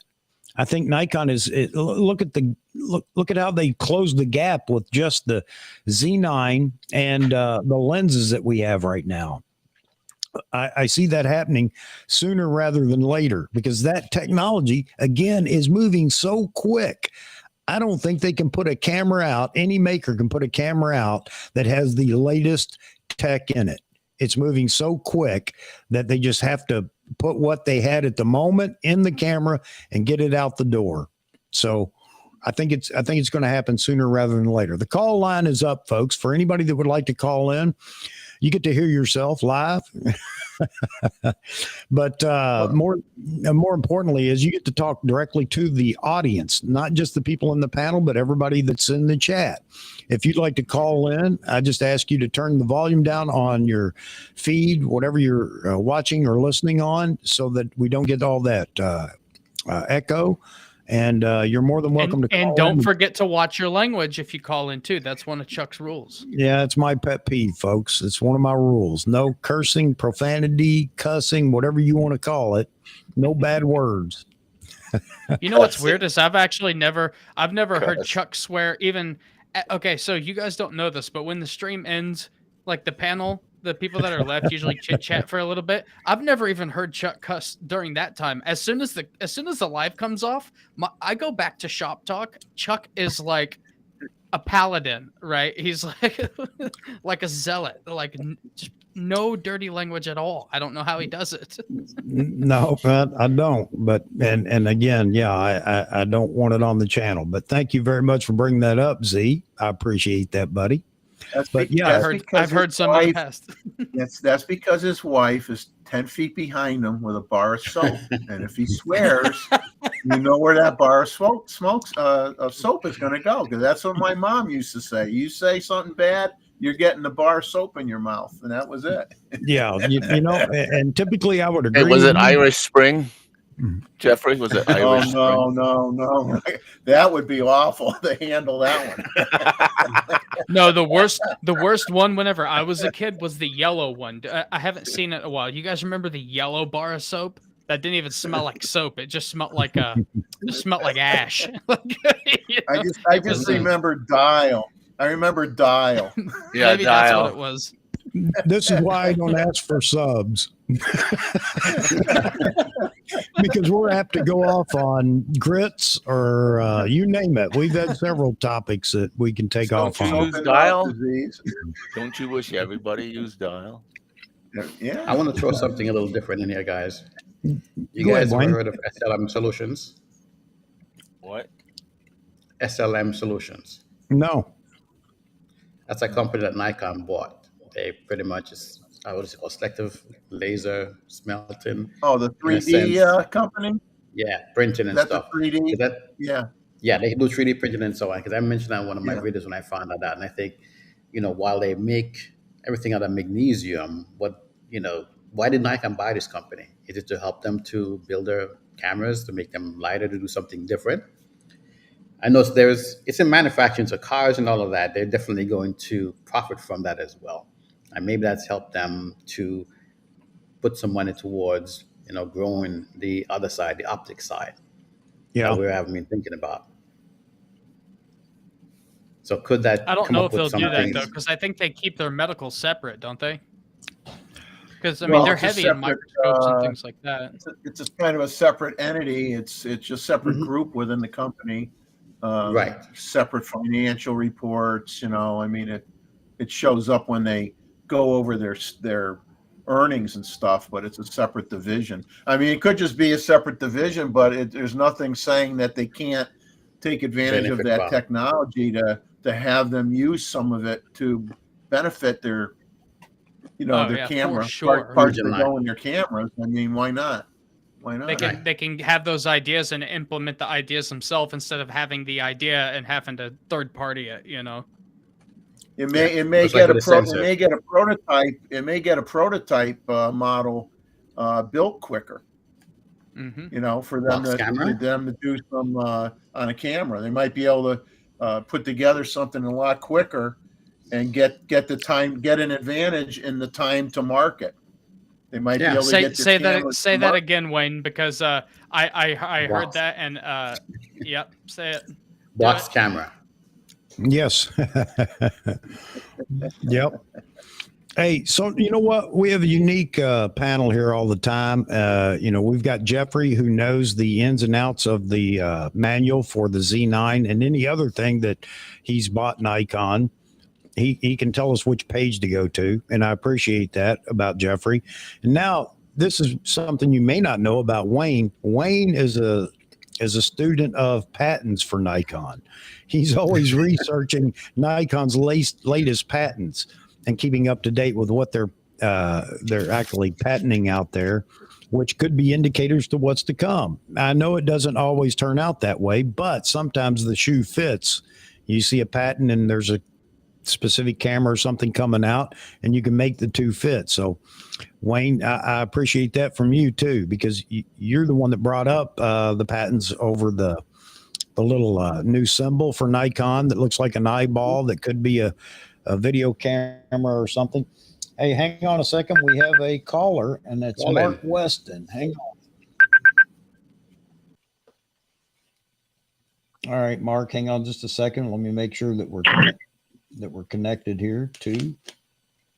Okay. All right. Can everybody hear Mark? Again. Yep. We're good. All right, Mark, go ahead, buddy. I saw something this afternoon that would make your selective photographer eat his words. I saw a 3D printer.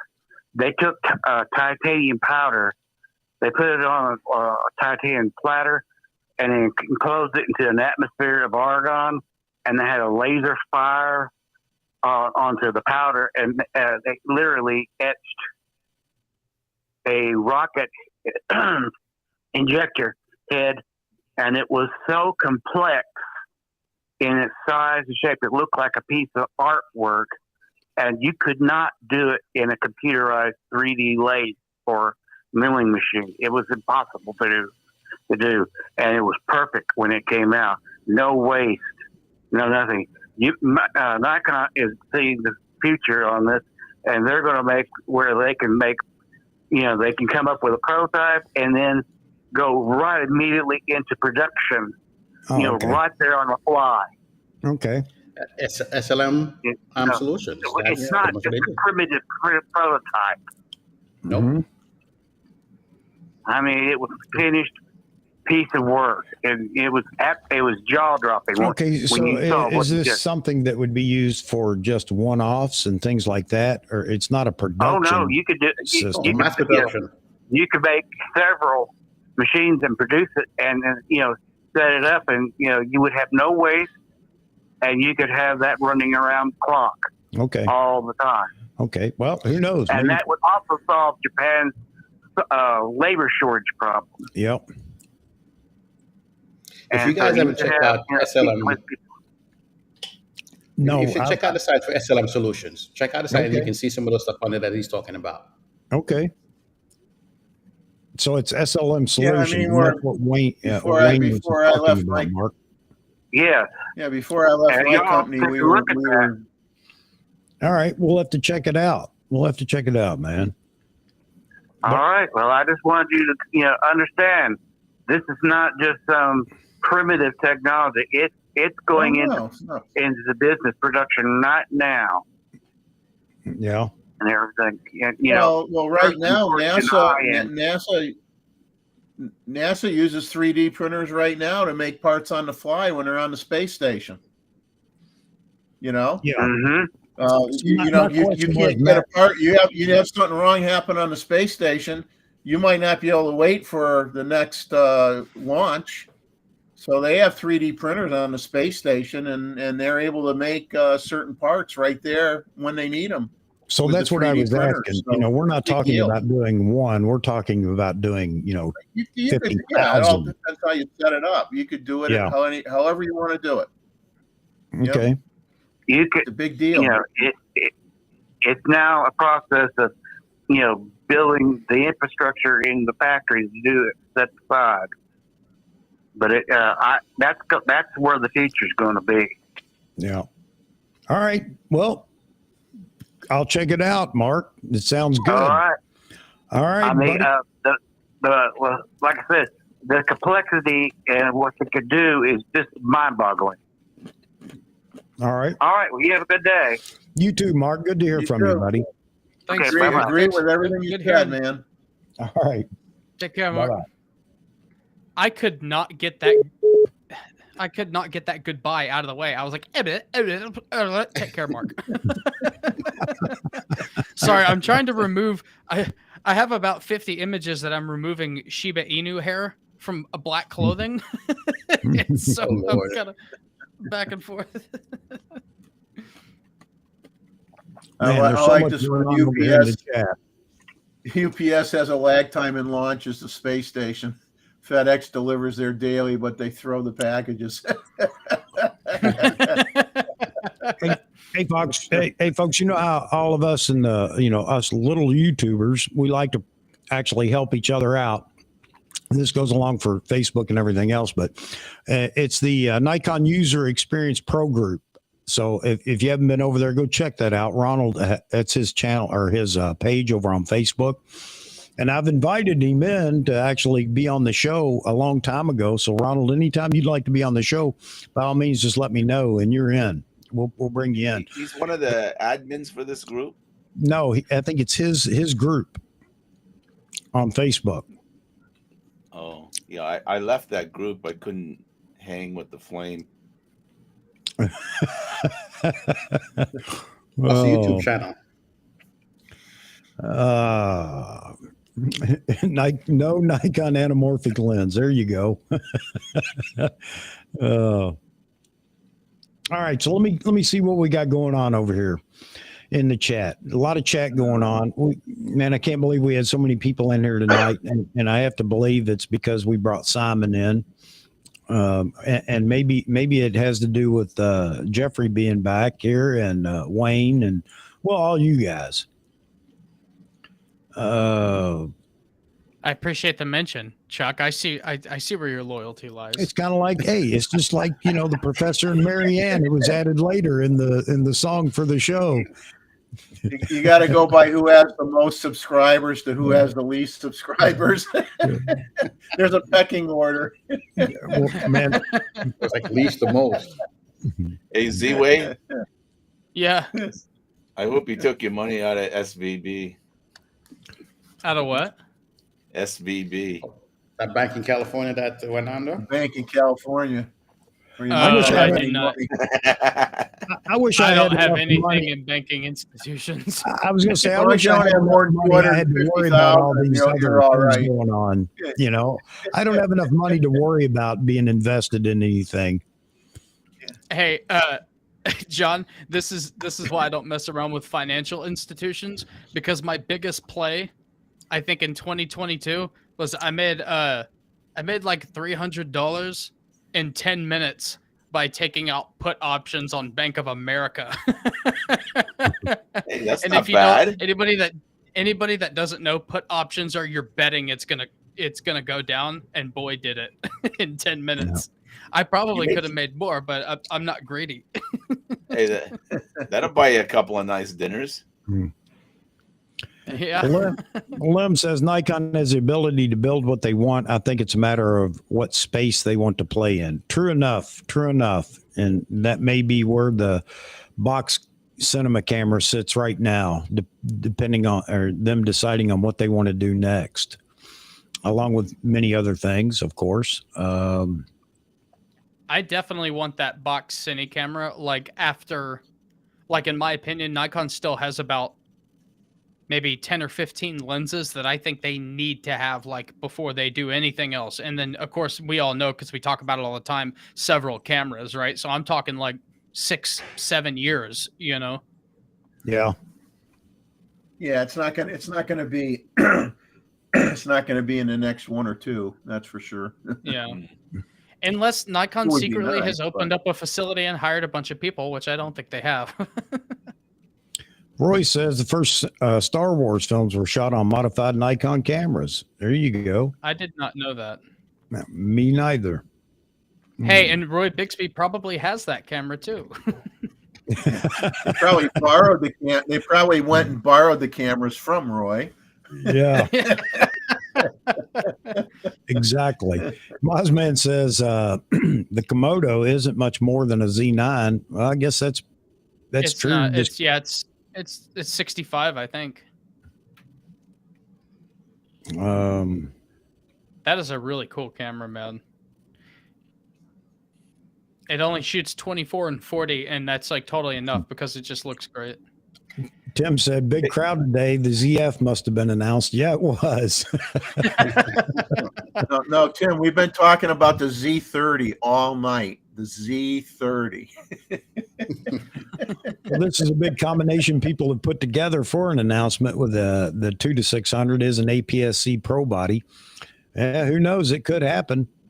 Maybe all this. I'm betting that if not at the same time, within 2 months of that, the APS-C Pro body will come out. That's my guess. There are some people speculating, and one who says he can't really say why he feels confident, or he's so confident in saying that there will be 2 bodies announced here in April. I think so. The Z8. I mean, he specifically said the Z8 and the Z6 III. So I don't know. We shall see. I don't think, guys, I honestly don't think that we're going to see the APS-C Pro body until, I mean, at the earliest, my thoughts are later this year. I mean, late this year. Like October timeframe, like typical. Yeah, because, and it won't be by itself either. It won't be a lone announcement, I don't think. It'll come out with the 2-600. That's the kicker. The APS-C is going to come out with that 2-600. I'm thinking it comes out with another body, and it's in tow with another body. That's how we got the D500. But I don't expect it, because how many camera bodies can Nikon produce in a year? Last year it was 1. And that wasn't even like really one, because the Z9 was they were working on it for like ever. They just released it, But they basically worked on one camera for 2 years. What was their original production rate on that? Wasn't it supposedly like 2,500 bodies a month? I can't remember the total, but it was pretty low. Yeah, it was like 2,500 bodies a month, I think. Somebody could correct me if I'm wrong. So whatever they do bring out, I mean, I think that's going to take up all the production capability that they have. I think 2 bodies. I hope I'm wrong. I wish they could bring out 5 bodies at one time, but they didn't. They haven't shown us the ability to do that lately. And I go back to, a lot of people say you're complaining about something that's part shortages and this, but I go back to Nikon has a history of this, and I think it is maybe something that's tied to their production capability. So, the 500 PF, I would have bought that lens, but you couldn't get it for a year. Nobody got it. It wasn't limited supply. Nobody got it for a year after the first allotment went out. So anyway, we'll see. I'm hoping I can quit complaining about Nikon this year. I really do. Now, Chuck, Nikon, help me out here. What are you gonna do if there's nothing to complain about? Yeah, it's the most fun. It's the most fun part of the week. and see, and here you go. Real Nikon lover triggers me with this comment. Until you change the top wide air echelon at Nikon, I don't think you'll see any drastic changes soon. And we have talked about that and talked about that. You're right. Yep, it is internal culture, no doubt about it. You're right. Let's see. Modsman corrected me. 3,500 Z9s a month, not 2,500. 3,500 Z9s. Okay. I have a question for Jeff, since he's like the heavy wildlife guy. I almost pulled the trigger on the 400 4.5. I didn't, because I wanted to know, how often do you find yourself needing 500 or 600 over 400, or do you find yourself like 400 works like most of the time? I'm always shooting. Well, not always. Probably, if I had to, I'd say 70%. 70% of the time, I'm shooting more than 400. That's not what I wanted to hear, because the step up is $10,000. My 1 to 4. I'll use my 1 to 400 if I have subjects that's, let's say, I'm shooting something in a pond. If it's close to the edge of the pond, I'm shooting a 1 to 4. But if I got stuff, birds in flight coming in, I want to lock on them early. I want to be able to, I shot tens of thousands of pictures with the 500 PF. I absolutely love the 500 PF. The 800 that I'm using now and fooling with is a phenomenal lens, but it's a different breed versus the 500. I mean, if I had to, the 500 to me is like, for the money, a phenomenal lens for wildlife. Or if you don't, if you're on a budget, you get the 2-5 zoom, which for the money you can't beat it for the money. I mean, it's a phenomenal zoom for the money. But I think Nick on chat here saying he's got the 500 for birds. He would think the 400 would be better for any sports. Yeah, I think the 1-4, or in some cases even the 70-200, are good sport photography lenses depending on your arena that you're shooting in. But when you get into birds, you gotta have the new 400 with the 1.4 TC. That's nice because 1 minute it's 400, next minute it's 560. But it's leads got me to that my next price question, Jeff. Can I borrow 15 grand to get the 400 2.8? And I don't know when I'll be able to get that back to you. But Yeah.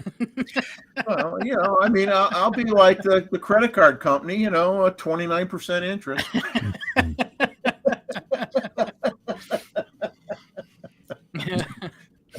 And then you'll I'll you'll tell those you, interest the payments and buy 800 one for yourself. The 800 is a joy. The 800 is a joy, but it is. You got to realize there's certain things that, because it's an 800, it does create, as I've talked about on my channel, it does create some situations, more sensitive to heat distortion, harder to pick up subjects. If you're shooting, it's great for portraits of birds, headshots, filling your frame. And you're going to find that with an 800, you're rarely cropping your image. You are composing it the way you want it. And when you're shooting with a full frame camera, you're getting the full benefit of all those megapixels. Because if you're cropping to get that little twig or something that's sticking in the corner of your frame that you want to get rid of, and you crop it 10% and you're all happy. So you're not sitting there saying, well, I'm going to go to DX mode and I'm really dumbing down my full frame camera. Yeah. You're not doing that. So, but by the same token, a bird flies next to you 50 feet away, you see it with your eyeballs. Good luck trying to catch that bird 50 feet away because your angle of view is so small. This is why you might as well take that 800 lens and try to knock the bird out of the sky to. Well, you can hit the bird on the head. If the bird gets close enough, in that field of view is impossible to begin with. It's very hard. Yeah. Right. Yeah. Because it's so narrow. That's right. So I'm looking forward to Nikon coming out with the 600 5.6 PF. Will they make it? I don't know, but I'd like to see that because I think 600 is a great range. If you can't afford all of them, I think it's a great range, and I can't afford even one of them. So, so there you go. The 400 4.5 is a great lens, though. I mean, ask Roy. You can chat with him on the side. Roy's got it too, and it's a great lens. I mean, it's not the big bucks primes, but there you have it. Hey, Lim says something here. I want to bring this up real quick. Here's a thought: with all the Nikon cameras using Z mount, why make an APS-C Pro camera when all you have to do is crop mode? Amen. But that'll get you in trouble on most forums right there. That will get you shot on most forums. Everybody wants a pro body APS-C camera so they don't have to think about it, blah, blah, blah. And the price, as you said, Zach. It's a price thing. It's a big price thing. It really is. Yeah, there's the lens is cheaper as well. It is. They think it is. Everybody thinks they're going to get a break. Yeah. There's benefits to the fact that it's cropped, right? As far as getting 1.5 out of like a 400 millimeter lens. That's but there's the only less reason people. for it. There's less people that are interested in that fact than there are people that it's a price thing. Yeah. Right. Yeah. And so, like, what do you think? 90-10, 95-5% of people want it for the crop factor, and then like the other 95, it's a price thing. Yep. You know. Yep. And for those that's a price thing, it's just because they can afford to buy another camera or whatever, blah, blah, blah, because you already have a good APS-C body out there. If you're just going to shoot photos and whatever of, the family and so on and so forth, and, you want the cost effective route, then go with an APS-C body. But if you buy a pro APS-C body, it's not going to be cheap. You can count on it being 2K plus. Yeah. And so they're buying it for the crop factor in body, and also the pro build, meaning all weather, everything else. And I guess now that if you got a APS-C pro body in a Z7 or 6 frame, they'd be complaining because that's not the D500. So we go back to the D850 mirrorless. They want a D500 mirrorless with a bigger body, blah, blah, blah. And I don't know, man. I don't know if Nikon's going to do that. But you could buy a Z6. You could probably buy a Z6 III when it comes out and use crop factor or crop function on it. And it probably won't be much more than what the pro APS-C body will be. So I don't know. This argument has been going on forever, and you have people on both sides. Just use the crop factor in the camera or get a crop body camera. I have a D500, by the way, and I'm not looking for a D500 mirrorless body because I didn't shoot that one. A lot of talks about the telephoto lenses here in the chat, and the thing is, what you get a lot of it depends on what you have. Okay, I mean, if money was no object for me, I was on the list for the new 600 f4 with the tele. That's a $15,000 lens, and I did some soul searching, and I said, look, I sell some images. I don't make gobs of, I don't have bags of cash, as they say, coming in. And so I said, I can't justify it, and my wife would kill me. That would be the second reason. But I said, I like how that's not the first reason. I'm gonna really stretch it and get the 800. And I don't regret getting the 800. But you had the 800Z? Yeah, and I got the 500 PF, and I got the 1-4. So I got the range. I got the range covered, especially if I throw in a 1.4 tele in there. I don't need anything more than what I have. But if money was no object, oh man, I would jump on that 600 f4 with the TC in a second, and I wouldn't really be worrying about anything else. I'd have the 1-4, and I'd have that, and I'd call it a day. But if money was no object, I'd have them all. Yeah, whether I shoot them or not, I just have them all. If money's no object, yeah, give me one on the wall. You'd have them all on the wall, right? Yeah. I mean, that's it, But most of us are down to the whole point of we buy what we can afford, what we want, right, within our means, and it's with a compromise typically, and that's just the way it is. Yeah, every lens is a compromise somewhere. It's just the way it is, man. Oh man, I had to pass up a bunch of comments. I'm so far behind as usual.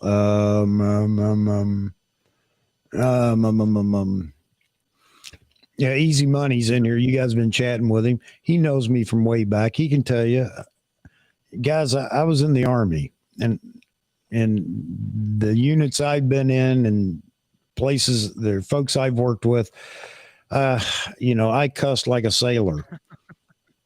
And I mean, it was bad, and I had to quit it. And I found out that I could. The hardest thing about stopping profanity is you're embarrassed because you're not using it in front of people, and they ask you why. And for some reason, that's embarrassing. Didn't bother me, though. I said, too bad. I don't use it, and that's the way it is. But anyway, I brought it up because Easy Money can tell you, I had a pretty foul mouth. Hey, Nick, that's my spot healing brush now. That's the only spot healing brush I need. This thing here, guys, these little like trackpads. This one's a Wacom. Oh my gosh, this thing speeds up retouching to the point where I actually do it on every photo now. I used to just like do it whenever it was real bad, but now I literally do it on like every photo. Like this thing will save you a half hour. Well, What about Nick, what about swearing in a different language? Well, same if you know what it means. Nobody would know. And there are people that do know. Not mine. I guarantee it. Yeah, there are some dialects in Afghanistan that nobody would understand, except for those that live in that village. You could get away with it. There you go. For all the Z9 owners complaining about Nikon needing a Z8 now, and the Z8 is a less capable Z9 as is rumored, then what? Maybe time to just go take pictures and be happy. A lot in that statement, Terry, and it's not just about, first of all, for me, it's not about what I need, it's about what I want. It has nothing to do with the need. I want it, and therefore I'm getting it. But it's for those that don't. This is for those that don't have a Z9, Terry. This is for those people that wanted the capability of the Z9, but one, they weren't going to spend the money for the Z9, or two, they just don't like the full body flagship vertical grip frame. And there are a whole lot of those people that have been sitting out there waiting for a camera that possesses at least most of the capability of the Z9, so that they can go out and shoot. What's the problem, though? All they have to do is wait a couple of weeks. No. I mean, I'm talking about I'm talking about this conversation's been going on. He's talking about how long it's been going on too. Well, yeah, it's been going on for years. Just hold on to your horses and wait a few days, and that's it. Game over. Well, yeah, John, let me explain that a little bit though, because people saw Nikon had the capability to do this with the Z9. That's what really got it started. And they want those features, especially the AF. Let's cut to the chase. It's all about AF. You can hate that fact, you can love that fact, but that has been the biggest debate of all. People want the same AF in a smaller body, a more economical, a cost-effective body than the Z9. And there's no reason why they shouldn't have it. And that's what started the whole thing. 100% they'll get it, Chuck. They just have to hold on to their horses for a couple more weeks. Well, no, he doesn't want it. He's saying just go out and take pictures. Well, there you go. Well, yeah, I mean, some people just go out and use their iPhone, take some pictures. For all these guys, 99% of the people out there, you get all these cameras and stick it on Facebook. It's what, 78K? My question is why does anybody care if somebody wants something? I mean, again, I can take my D300S and go take pictures. Yes, no problem. Well, the same old argument is, why do you want a Corvette? Because I want one. Yes, I like to have a 62 Corvette. I want one. Do I need it? No. But hey, buddy, you like I said, you can't go down to Home Depot and put a refrigerator and take it home. Yeah. Right. I can. I'll just stick it on top of my Corvette. But some people just like, I'm white like trash. Have you seen this? And look at it and not even use it. Right. I guess, John, because I'm on every stream and I get this comment constantly. And there comes a time when it's like, man, I have answered this over and over and over. And I'm trying to be nice about it. And I love Terry. Terry's a great guy. But this comment comes up all the time. The bottom line is we want it, and that's it. I mean, that's the easiest way to answer it, I guess, anymore. I mean, he says, and the Z8 is less capable Z9 as is. What do you mean less capable? What does that mean? Less capable? Yeah. It's not as intelligent. What? The pictures look lousy? I don't get it. What's the definition of less capable? if a Z9 owner wants it and it's less capable, why do you want it if it's less capable? You already have a Z9. What's less capable? Well, I don't know, John. Yeah, well, what does that but I mean? don't want to count all the possible less, features that might be lesser in a Z8. Maybe they won't. I don't think. Well, they I'll tell will. you one reason they more might want it important- is because they want a backup camera that doesn't cost quite as much as what the Z9 costs them, and they just want a backup camera. They want a second body. Like I have a D850 and I have a Z9, and I'll tell you, I still have F-mount glass, but if I had my dithers, I'd have 2 Z-mount cameras, and it would make life a lot easier for me. Yeah, but, Jeff, But I don't, and I won't for a while. But if I at some point, the I'd like 2 D850 Z body cameras. D850 is an incredible camera, right? I don't think it's Oh, less capable. See, that's I have. No, a but hard time with. What is the it's just like definition of when less you, capable?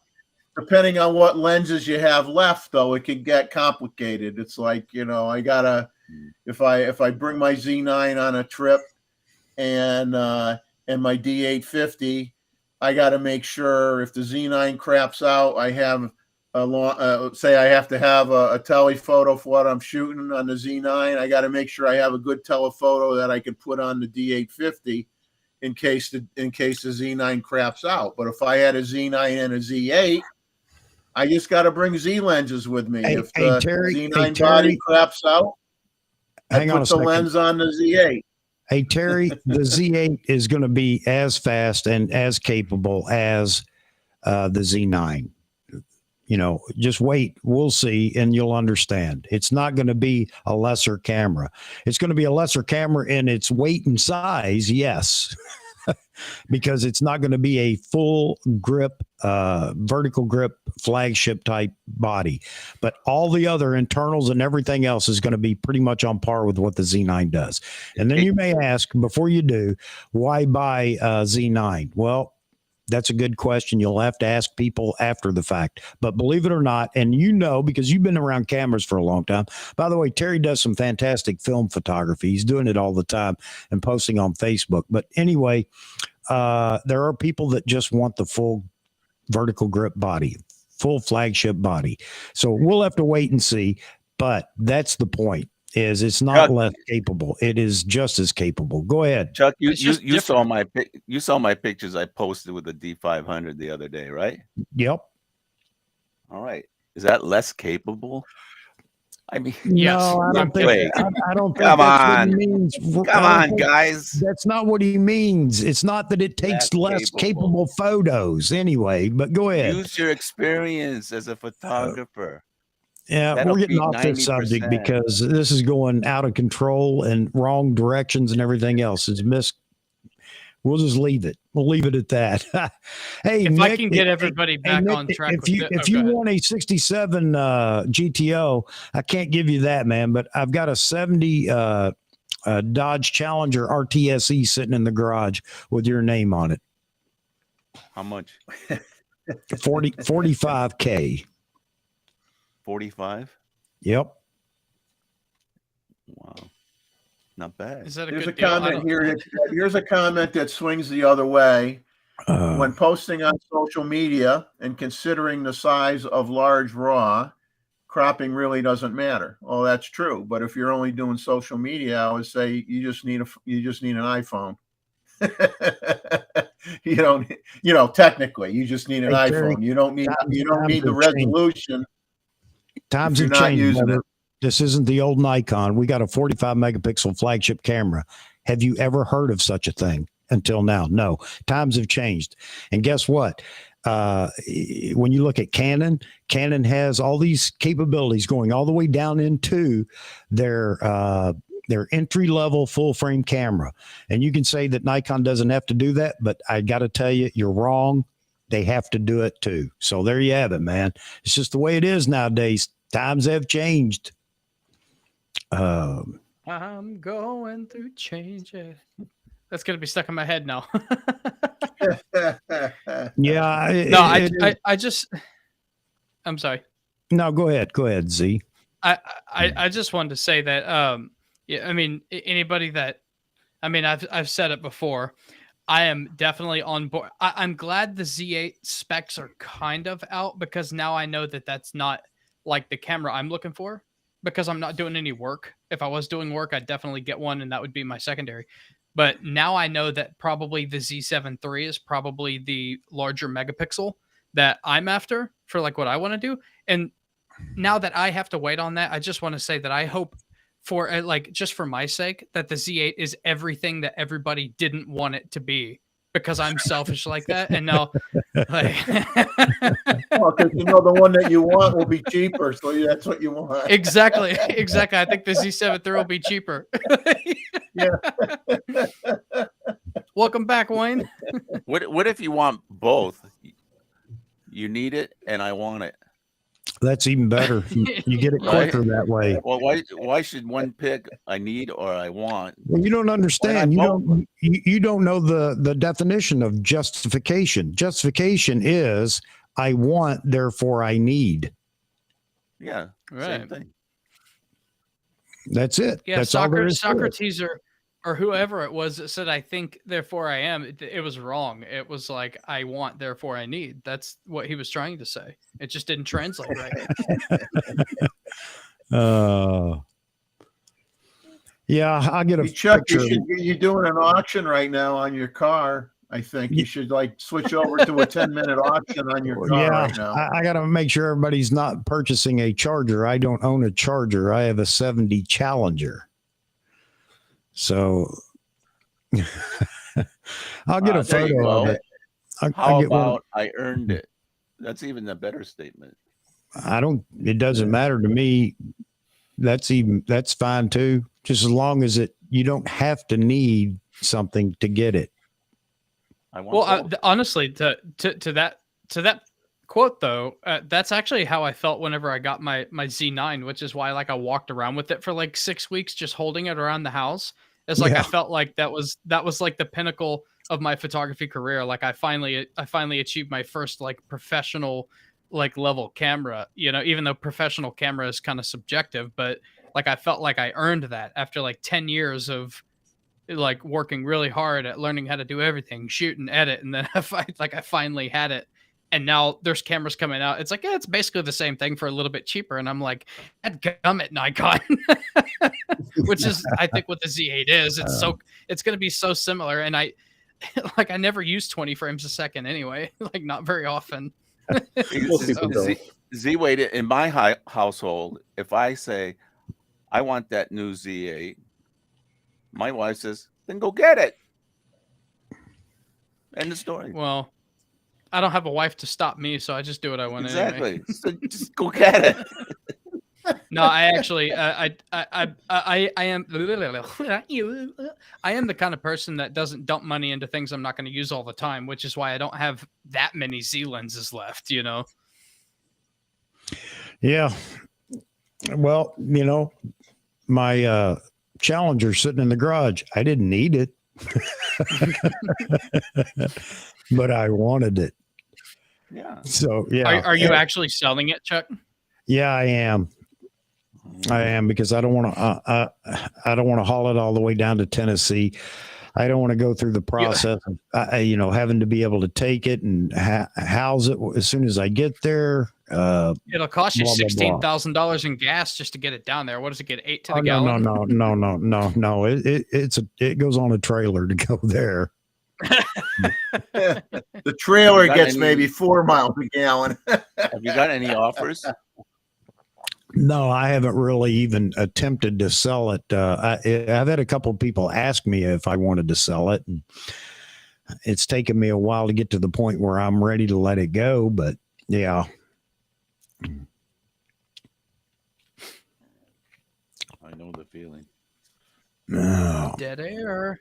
Somebody say something provocative. What Weighed. would you think about it? It's not a trailer coin, space people, but I wouldn't drive it to Tennessee. That's for sure.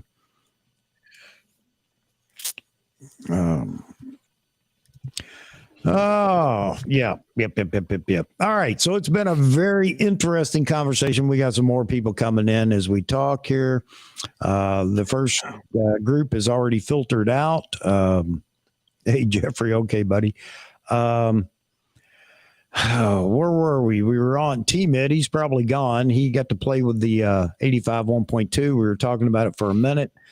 The thing that really struck me as strange was the fact that T-Mid got an opportunity to play with it and actually, put the pictures up on YouTube. He said he didn't realize that might not be something he could do, but you know what? It was something you could do because we saw everybody welcome Mozman into the middle of this.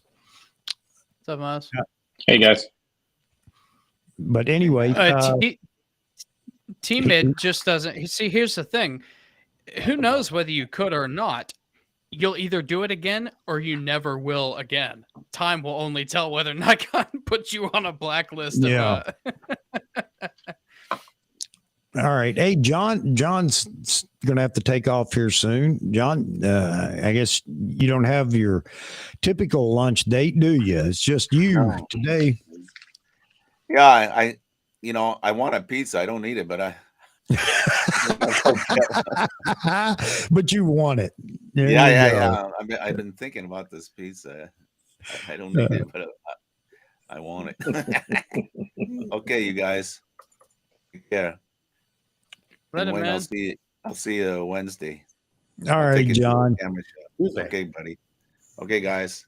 All right. Take care, man. Later, dude. Jeffrey. See you, John. Talk to you later, take care, John. John. Thanks for being here, buddy. Right. All right. All right. Hey, Mars. my man. Hey, oh, gee, you messed me up, Chuck. He was lined up with me. Yep. Hey, Z8, I'm giving you some competition tonight with my cup. Uh-oh. Oh, are you rocking some white trash action? It's like a plastic What is Santa that? cup. So There Santa you cup. go. He's got a Santa cup. Wait, hey, Moz, we got to do this right up to the camera. Let's cheers our trashiness. Cheers. cheers. I joined I actually because I really want. like that cup. That's hilarious. I joined because I want Z-Way to buy an 800, and I it kind of sounded like he was getting the wrong information. there you go. Mm. No, Why, are you but trying to seriously sell though, one? no, it's actually spoken for. But no, seriously, like the 800 when I got it, and I've only been shooting with it a couple times, but I feel like it was a lens I always wish I had when I was out there. So I don't know if you're shooting mammals, if you're shooting wildlife and things like that, I'm sure 400, 500 is enough. But for birds, I mean, this 800 is just amazing. It fills the frame. You can fill the frame at a distance. It's I went shooting today actually with it, and the unfortunate thing was there were hardly any birds where I went today. Wasn't that nice of a day here in Southern California. It was overcast. Looked like it was going to rain all day. Thankfully, it didn't. But it's the first time I've gone out with only one lens, and I regretted it because there's not much you can do with an 800. So there weren't a lot of birds. So kind of got skunked today. But I was when there thinking are about birds, using it for event photography. yeah, from the back. Yeah, from across the street. Event photography with a bad seat. I'm trying to get single eyeballs on the dance floor of a wedding. Yeah, you may have an issue because you can't focus that close. Honestly, Yeah, I won't get heavy into wildlife probably until after Miss Lolly here is gone. Hopefully later than sooner, but she's 8 or 9, and really, honestly, like for now, the most wildlife I would probably do is like at the zoo, and because like the Sedgwick County Zoo actually has a really awesome.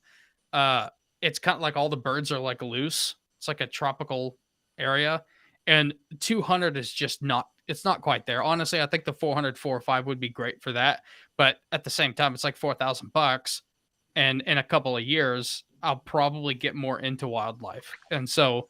I don't know. I'm just kind of trying to set my expectations really for the future, I guess. I think probably the 600 for $15,000 in a couple of years. I think you'd want a 400, whether it be the 1-4 or the 400. You want You want 400 for certain things.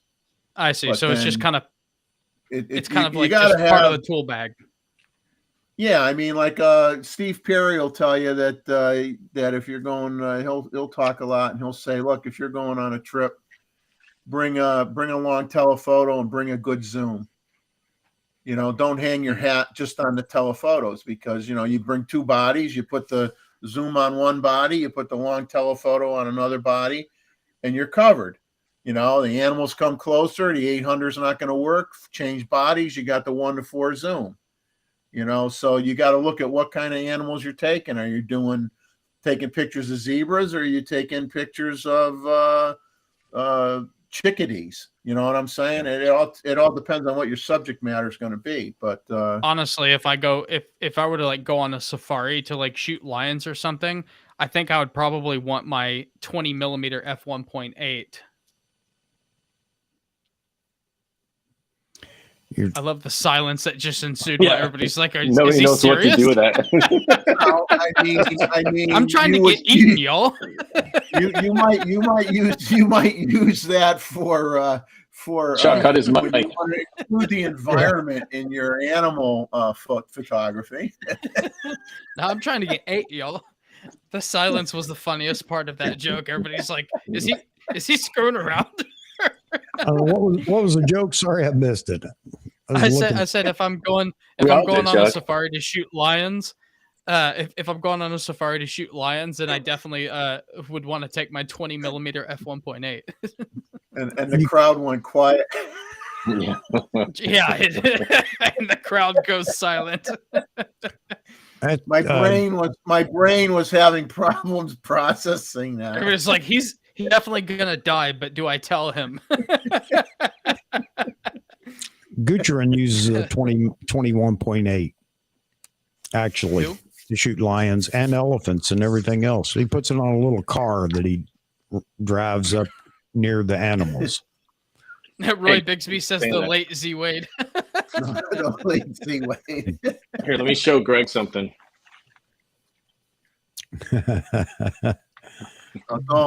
Now you don't make Greg don't let Greg get too upset here. Is that the ZMOS? Yeah, that's the Z800. yeah 800 PF. 800. And you're keeping that, right? You're not selling that. No, I'm selling it. Oh, okay. Why? I mean, well, I got it, you know, and I'm not really I shoot birds once in a while. I'm not really a birder. I see. But the longer I keep it, I think that I'm just going to get really attached to it.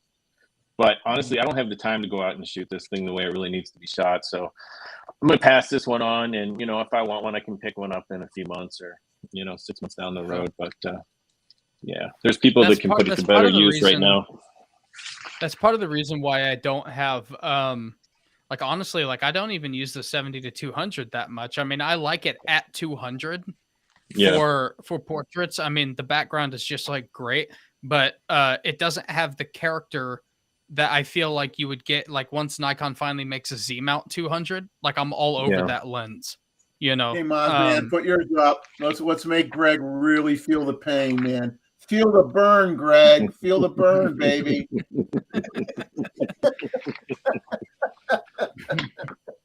I don't know, Greg. I don't know where you ordered your lens from, but they seem to be shipping pretty regularly now. So I imagine you'll get there soon. Yep. Yeah, the 2-600. Everybody's waiting for the 2-600. It's probably been on the lens roadmap for longer than any other lens. Yeah, it has been on there for a very, very long time. It's probably going to be the variable aperture, though. I'm sure it'll compete with the Sony. It'll be similar, I think. Yeah. That might be the last lens that was on one of those original roadmaps that still hasn't been released. Yeah. Well, it was on the roadmap longer than the 85 1.2 was. Yep. Was it? But I think they needed to come out with something other than birding lenses. I mean, they really needed to satisfy other genres, and I think it was a good idea to come out with the 85 1.2. Honestly, did they I say feel like when Nikon they're going to has... ship? They say when they're shipping the 85 1.2 yet? Have they said anything? Yeah, end of this month. I heard April. Yeah, I Nope, heard end of this early month. April. End of this month. That's from B&H. I asked B&H. Well, that's who you should never ask. Well, Because, I asked because them just they're because The I end was of the sitting month is at- April, right? Yeah. It's the same thing. Well, their wording was early April, and so I imagine that's probably April 1st to April 15th, or in September if it's B&H. yeah. Well, if you ordered it from Yeah, B&H, it's when next they April. get it and when you would get it are two different things. When they get it, Well, when I you would bought get it. it. I bought it within the first hour that it was released and like able to be bought, and so as long as a bunch of people don't join MPS to get theirs 8 months later, Did you order or from 8 months B&H? before. Yeah. Yeah. That's what I did with the Z9 too, and I was fairly early, but I did order it before they said, okay, anybody with MPS has until like December to order theirs, and they'll get theirs before mine. God, that made me mad. Do you use Paybu? Is that why you use B&H? No, I just always have used B&H. I've done Adorama before, It's and it time was to like, go okay, find but you a smaller camera store, man. You need to do that. there isn't one. Yeah. There isn't one. There isn't one here. Yes, there is. Yes, there is. It doesn't. You know, have there to aren't be, It doesn't have to be in your backyard. I use one that's all the way out in Utah, and Oh, they really? have done me. They have done me good for the last 6 or 7 years. If I were to do that, it would probably be Green Mountain Camera because I used them once before and they were really, really good. The thing about it is you build a relationship with them, and then you can get on lists and things like that for cameras. When everybody else fighting the crowd at B&H, which they will be for the Z8, and they think, well, I got in the first minute and a half, and they're number 1052 on the list. You have your own. If you build a relationship with one of these camera shops and they know who you are, and you foster that relationship, man, the next thing you know, it's announced. You call, hey, I want to get on the list, and you're number 2 or number 3 or number 1, even possibly. Yeah. Well, up until the Z9, some it was places, my understanding. I'm sorry. It was my some understanding places, that let the me throw smaller this in there places. so you know. So this is another catch. Some of the places and states that you may go to do this won't, because they don't have to yet, charge tax because it's going across state lines. You're supposed to contact your state when you receive it and pay that tax. I say you're supposed to, and I'm sure you will. I will definitely do that. There you go. Exactly. So there are It's a on lot your, of it's Yeah, on your it was- IRS tax return every year. It was my understanding that like B&H and Adorama, they just get allocated more like sooner, right? And I don't know if that's true or not, but that's what whenever I knew the demand for the Z9 was going to be high, and so whenever I started digging, everybody was saying that your best bet 2 years ago was Adorama. Right now it's B&H, and so that's the route that I went. Hey, man, I buy a lot of stuff from B&H, and I do use Paybu for all that stuff because it's just smart to do it. But I don't buy big ticket cameras or lenses there anymore, not because they're not good to work with. Of course they are, but because I don't want to be number 800 in the queue. Yeah, it's the same. I don't want to wait. I just want it. Yep. And see, that's why I went through B&H on the Z9 because I wanted it before everybody. And that just wasn't the case. I didn't think that smaller camera stores were allocated like the larger spots are, because I know they'll sell more from the big, the big stores. But They're not. They might only get 10, but they don't necessarily have a customer base that's so big that they have a long list. They might order 10 and they might only have a list with 5 names on it. B&H might get 100, but there are 25,000 people waiting for that 100. Yeah, I mean, a lot of people go B&H just because they can save the tax, and when you're buying stuff that's that pricey, it's a lot of money in tax. You know, on this 800 lens, $500 in tax. Yeah, I should do the Paybu. I don't even know what Paybu is. I used to have the B&H store card that you do for like the 12 months no interest financing or whatever. Yeah. And then they got rid of that, and I never did switch to the Paybu. I don't even know what it does. If I mean, it's it saving basically tax, saves that you. would have It saved me saves a you the ton. tax, but you got to pay it back right away. Otherwise, you're paying. You got to probably pay like it the 30% same month you interest, get the if not bill. more. Yeah. Oh, Yeah. Yeah, the interest on it is ridiculous. that would have worked because like I buy everything on credit, but I have cash to cover my credit card Right. every month anyway. And so I probably could have saved a ton of money on that $3,000 85 one too. Yep. Ouch. And the Z9 because the Paybu was around at that point too. Yep. Yeah. Actually, the Z9 Ouch. is when they changed banks for the Paybu. So a lot of people that had pre-ordered the Z9 with the original Paybu card had their orders canceled, and then there was a whole fiasco because really? they changed banks. Yeah, so they had to call in, and they actually had to get reapproved for the new bank for the new Paybu card. Yeah, there was a whole. I tell you what, I would have visited New York City, not for tourism, for the first time. I would be in there like I'm talking crystal knock, like Well, something destroying similar things. happened to Dave. D Moose, he went through something similar, with his bank card, having to switch bank cards, and they say, "Well, we put you at the back of the queue now." I mean, come on. No, you did not. I will. But that wasn't B&H. That was Nikon Direct, right? Okay, yeah, it Yeah. was. You're right. You're Yeah. right. You're right. Yeah. It's not that surprising then. But yeah, man, Yeah. if you're gonna Add it pay to it the off, list of things Nikon's not good at.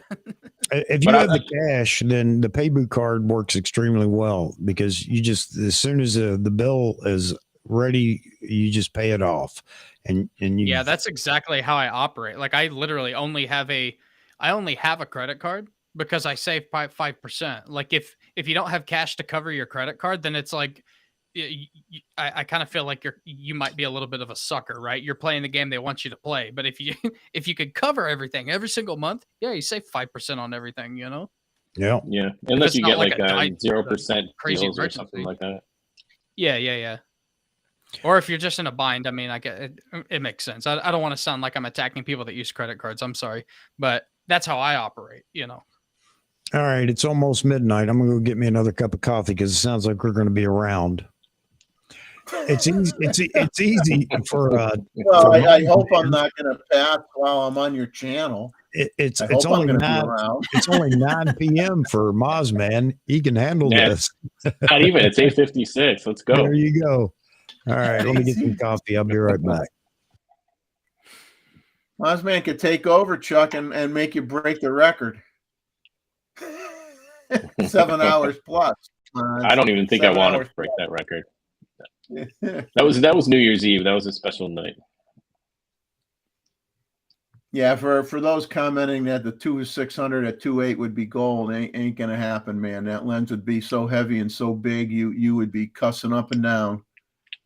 2-6 at 2.8. That would be that'd be a huge lens. Yeah. That thing would be huge and heavy, and oh my god.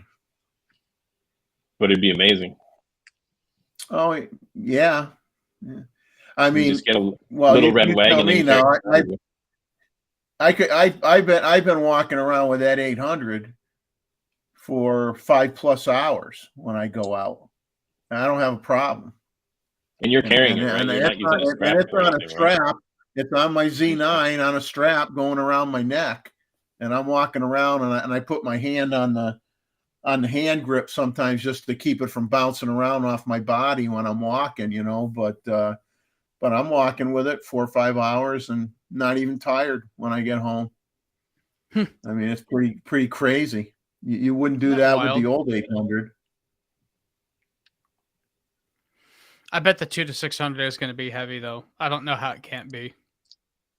Well, because I think the Sony version is a 4.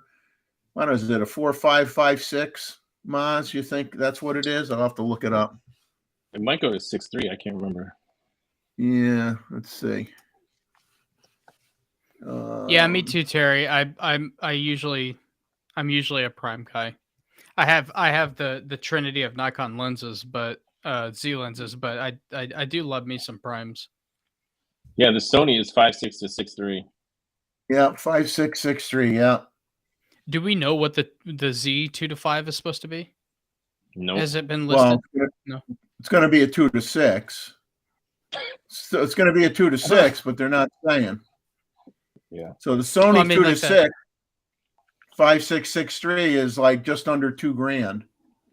So So it's you know, probably if going to you- be the same. Then the Nikon's probably going to be a 5663. well, You think, yeah, or I you mean, think it'll be a it would be nice 4556? if it would be nice if they could make it a fixed f-stop, but I don't know. It wouldn't be a 2.8. I mean, I don't know what would happen if they made it a. I mean, theoretically, I don't know why they couldn't make it a 5.6 out of it, a 2 to 600 5.6. I mean, but it all comes down to weight and. You know, let's see how heavy see if I can find out how heavy the Sony lens is. I don't think it's that heavy. Yeah, let's see. Just heavy enough for people to complain because no one's happy. It's 4.65 pounds. 2 to 6 Sony is 4.65 pounds. Is that But, heavy you or know. is that lightweight compared to the F mount 2 to 5? I had the 2 to Yeah, I never 5. I love the 2. I like the 2 to 5 for the money.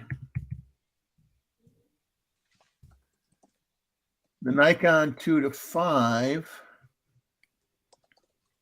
I mean, that's still a deal. It's $1,400 basically. That's 5 And, pound lens. That's 5 pounds. And that was 5.07 pounds. So it's a little lighter than the Nikon 2 to 5 F mount. So Okay, I see some lighter. people taking issue with a joke made earlier. I emphasize joke. Perhaps it was lacking a little bit. Perhaps it was a little bit lowbrow. I was not specifically referring to the incident. I was talking about the translation of Night of Broken Glass in reference to if I got screwed over that bad. It's a joke about a riotous type situation where I would jokingly be going in and breaking glass, wondering what the heck happened to my stuff. But I assure you, it's a joke. It does not need to go any further than that. Although, admittedly, perhaps a little bit lowbrow. If there's anything else you guys want me to address on that, please say so now, because I'm not gonna apologize 500 times. I'll just say that was probably a little bit lowbrow, but don't take it that far. It's not being like offensive or anything like that. It's simply a joke. But I admit, probably a little bit lowbrow. We good, guys?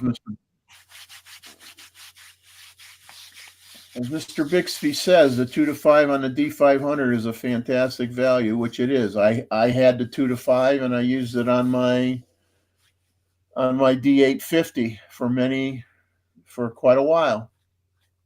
And you know, it's a little slow to acquire focus initially, but once you lock on to something, then it tracks it. You could track it something very well with it. And for the money, for $1,400, that is a great starter lens to anybody who's just starting to get into birding and doesn't want to break the bank. You can't complain about that lens too much. And it's like anything else, you know, when you start off, say you start off in a genre that you didn't do much before. You know, I don't care whether it's like, oh, I'm going to try to dabble and do wedding photography, or I'm going to become a bird photographer. I want to take up bird photography. Your first year, when you look at the pictures you took in your first year on any genre that you're starting from scratch, and then say 2 more years go by, you look at what you took in year 3, you're going to want to throw away all the pictures you took in year 1. I mean, because you're going to get that much better. I mean, that's how it is. I mean, you're going to exponentially get so much better the more you practice at any genre that you're doing, that 2 or 3 years later from when you started, you're going to want to throw away everything you took that first year, because your own criticism of your own work, you get more critical as you get better, and then you're going to say, oh, I don't like that other stuff I took, it's crap.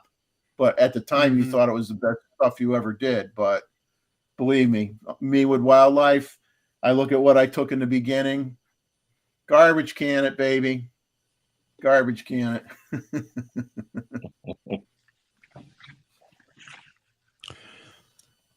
Yeah, the 600 PF would be a fantastic lens, man. That is a lens I might be interested in down the road here if they ever decide to announce it or whatever. Right now, all my money, my savings, my kitty is tied up in the 85 1.2 and whatever the next camera will be. But yeah, man, I'm actually kind of glad the Z8 didn't turn out to be what I was waiting for right now, because this was starting to look like a really crazy year for Z8 Photo LLC. But you know, I can wait on a 61 megapixel camera. I'm more of a lens guy anyway. Like, I like a variety of lenses more than I like cameras, you know. Yeah. It's the first year of your LLC, right? Yes. No, take a loss. It's a given.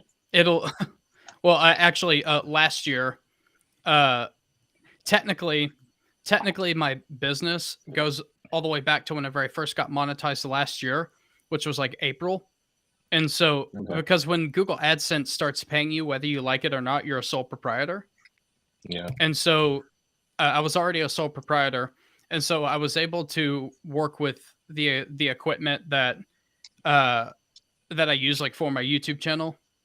And because I'm probably not gonna, I mean, there's no way I'm gonna owe next year, right? Because my AdSense, I'm not taking photography work. And so I lost my train of thought. I saw my name pop up. I'll look at that in a second, Albert. I was able to take all my gear, and I just went ahead and did like the full deductions that I could get this year, because I'm probably not going to owe in the next like 5 years. Like, my YouTube channel is not going to turn enough, you know? Yeah. So in Kansas, I don't know if this is worldwide, or nationwide, but I know at least in Kansas, from what I understand, you can take losses for like 3 years. And then that 4th year, if you take another loss, the IRS is going to be like, why do you keep losing? Yeah. Yeah. Get ready for an audit. Yeah. Okay. Albert says, Z8 Photo, if you ever come to New York, please feel free to contact to go shoot. And I guarantee I won't get you in trouble, since I'm old and boring. I'm not much of a troublemaker, man. Whenever I travel to new areas, I tend to just kind of keep my mouth shut and observe the culture, because Kansas is like way different than big city life. You know, even Wichita, which is like our big city, the culture isn't really that different. If I go to some place like New York, that it's like, you know, the people in New York are just different, I'm not going to do anything to get me in trouble. But you're from Kansas, you can always click your heels together 3 times to get home. Yeah, if stuff goes south. Actually, you know what's funny? I don't think it's there anymore, but leaving the town that I live in, the little small town, the road leading out of town, they used to call it the Yellow Brick Road. I'm like, okay, there's cashing in on a tourist opportunity that nobody cares about, because this town has nothing. You know, it There's looks like sorry.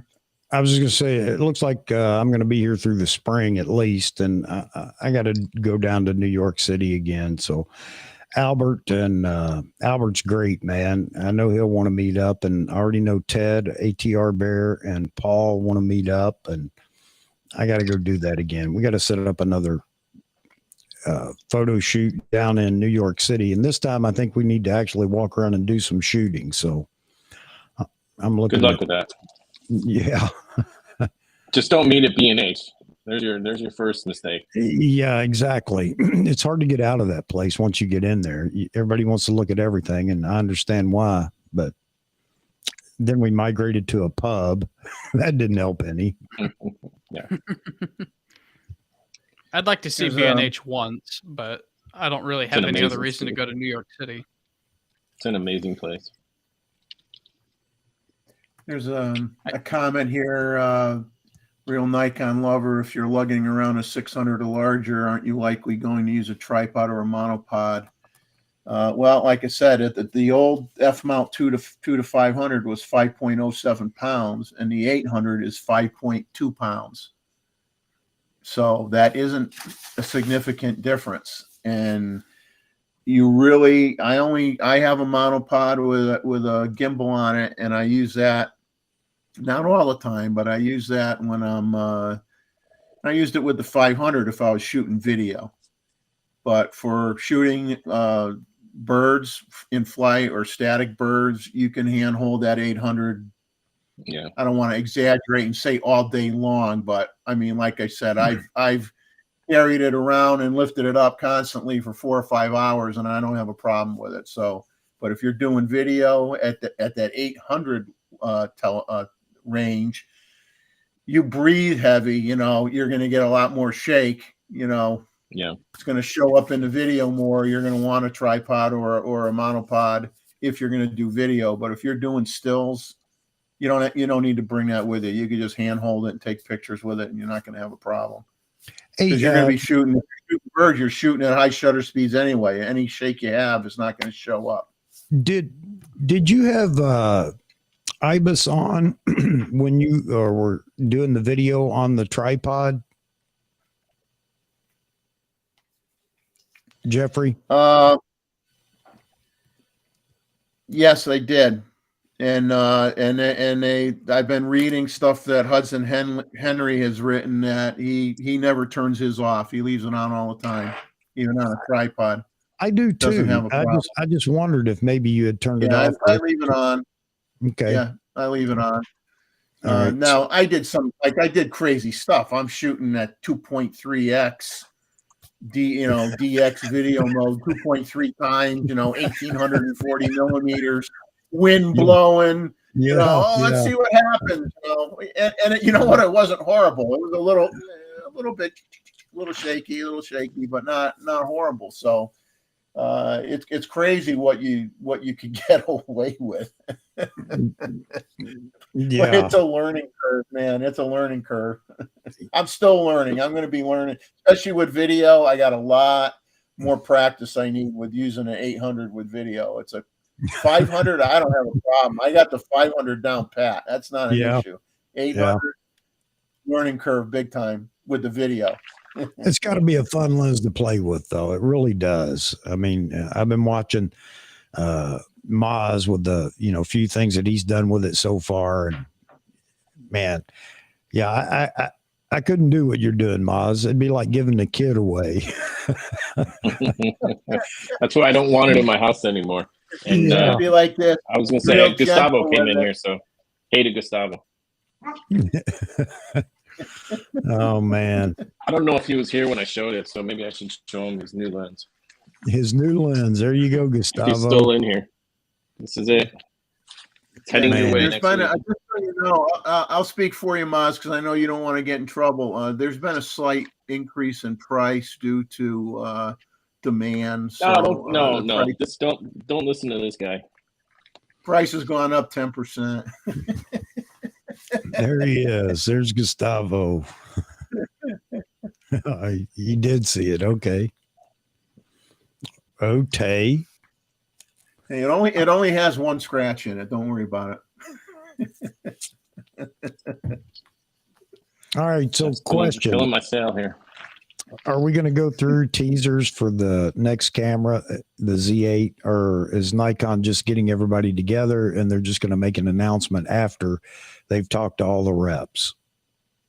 Are we going to vote on this? Because my vote is no teasers. Yeah, I don't think there will be either. I think they're going to make a big to-do out of the announcement, though, because I believe that this camera is going to have some features in it that they want to highlight and make sure everybody knows. Yeah. I just hope they do better than the 85-1 too. I still think that rollout was really weak. Well, as long as that was. Look, I think I watch Canon's, when a new lens or new camera body or whatever, and the photos that they put out are just fantastic. I don't understand why Nikon, the people in the field that are reviewing it do a better job than Nikon themselves with what they present. I think. I don't know how you guys feel, but Yeah. I mean, I wonder if think they'll we get a do lot different one of those- presentation in this country than they do in others. I mean, even Nikon So- Canada has a lot better marketing than we do. yeah. Wonder if Yeah, they'll do like one of those 1 hour things on stage or something, type of thing, and then like just hit you with that, a 1 hour thing, and call it a day, and say we'll be shipping such and such a date. Get your orders in now. Pre-orders being accepted next week or something. I'm kind of hoping for like an Oprah type situation. You get a lens. You get a lens. You get a lens. Look under your chairs. Yeah. Well, we can all act like Tom Cruise and jump up and down on the couch, on Oprah's couch. Speak for yourself. By the way, you guys are going to have to pay taxes on those Z8512s under your chairs. I'll tell you what, I did enjoy watching Matt's video, though, his comparison with the different 85s. I thought that was real good. And again, I there are haven't people watched that are it gonna, yet. it's real good. I mean, you have to know what you want from that lens before you buy it, because you look at all the charts and everything else, and everybody's going to say that it's not that much better or this, whatever. It is if you use it for what it's meant to be used for, and it can still be used in a studio just like any other 85. And I would expect that it's a little bit better. Maybe there's a little more micro contrast, if you will. But, and that was the hang up for some people, talking about, why do I need 1.2 or why do you need it for a studio? You don't. Well, when he got into the shape of the bokeh, and on certain lenses where you would have to stop it down to get it to be round rather than shaped like an egg or whatever. Yeah. He really got into the nitty gritty. Yeah. And where you would have to adjust each lens he was comparing to get the best look. And I thought that was really, really, really good. Really good. And the color fringing was a big thing for me too, because like on the old 85 1.4, you could see the definite color fringing on the bokeh balls. And so you don't necessarily think about all that or really get into that in-depth conversation with a lot of people when they're talking about a lens, and he really took it to the next level. I think he did a really good job. Well, the big thing, I'll be curious to see what people are going to do with the lens, because that's where we're really going to get to see it shine, with people that actually go out and use it, and looking at some of the photos. I mean, I go back to, I can't remember his name, but he was a guest with Vahagen, and I happened to be on that stream with him. The guy that shoots the 200 f2. And, what he does with that lens is phenomenal. But everybody thinks they're just going to pick that lens up and go out and it's going to do that everywhere you go. No. I mean, when you're talking about shooting wide open, one, at 1.2, you have a sliver of depth of field on that lens when you're shooting close, and the background is close to the subject and everything else. But once you get away from the subject, the depth of field opens up, broadens a little bit, so you can shoot wide open portraits with enough distance. And then with enough distance from the subject to the background, it blows the background completely out of, it just turns it to butter. And comments, remember, Maz, we were talking about T-Mid shooting it. I know that he didn't have much time and anything else. So the background's right next to the individual, and you're not going to get butter. I don't care what you're shooting. You're not going to get a buttery background with the Nocta lens in that case. So again, it goes back to, I think a lot of people, maybe they've never shot with something with such a large aperture, and they don't understand how it works. But I'm looking forward to it, man. I waited for this lens and didn't buy the 1.8. I really wanted that 51.2 because I saw what you were doing with it, Zach, and what other people were doing with it. Man, it just looks like a phenomenal lens. I just wanted the 85. Beautiful. You have the 85-1.4 F mount, don't you, Chuck? Yeah. Yeah. I've got the 85G, and again, I never really liked that lens. It's just something about it, and the fact that it's so slow to autofocus. And that's one of the things that I really like about this lens. Everybody talks about how the autofocus on it is fast for an 85. So I don't know. I agree with Roy Bixby. I was never a big fan of the 85 AFS G lens either. I'm not. I still have it sitting on the shelf up here, collecting dust with the rest of the lenses that I need to get rid of. Gustavo, to answer your question about a replacement foot for the 800 PF, I didn't go that route. Kirk sells a foot. Their high-end foot is like $140. I don't really, my opinion, not worth the money. I bought a quick release plate that mounts on the existing foot. I'm not going to try to pronounce it. I'll spell it SIRUI, a PH-120 quick release plate for $39.90 from B&H with a $5 mail-in rebate. And that's a heck of a lot cheaper.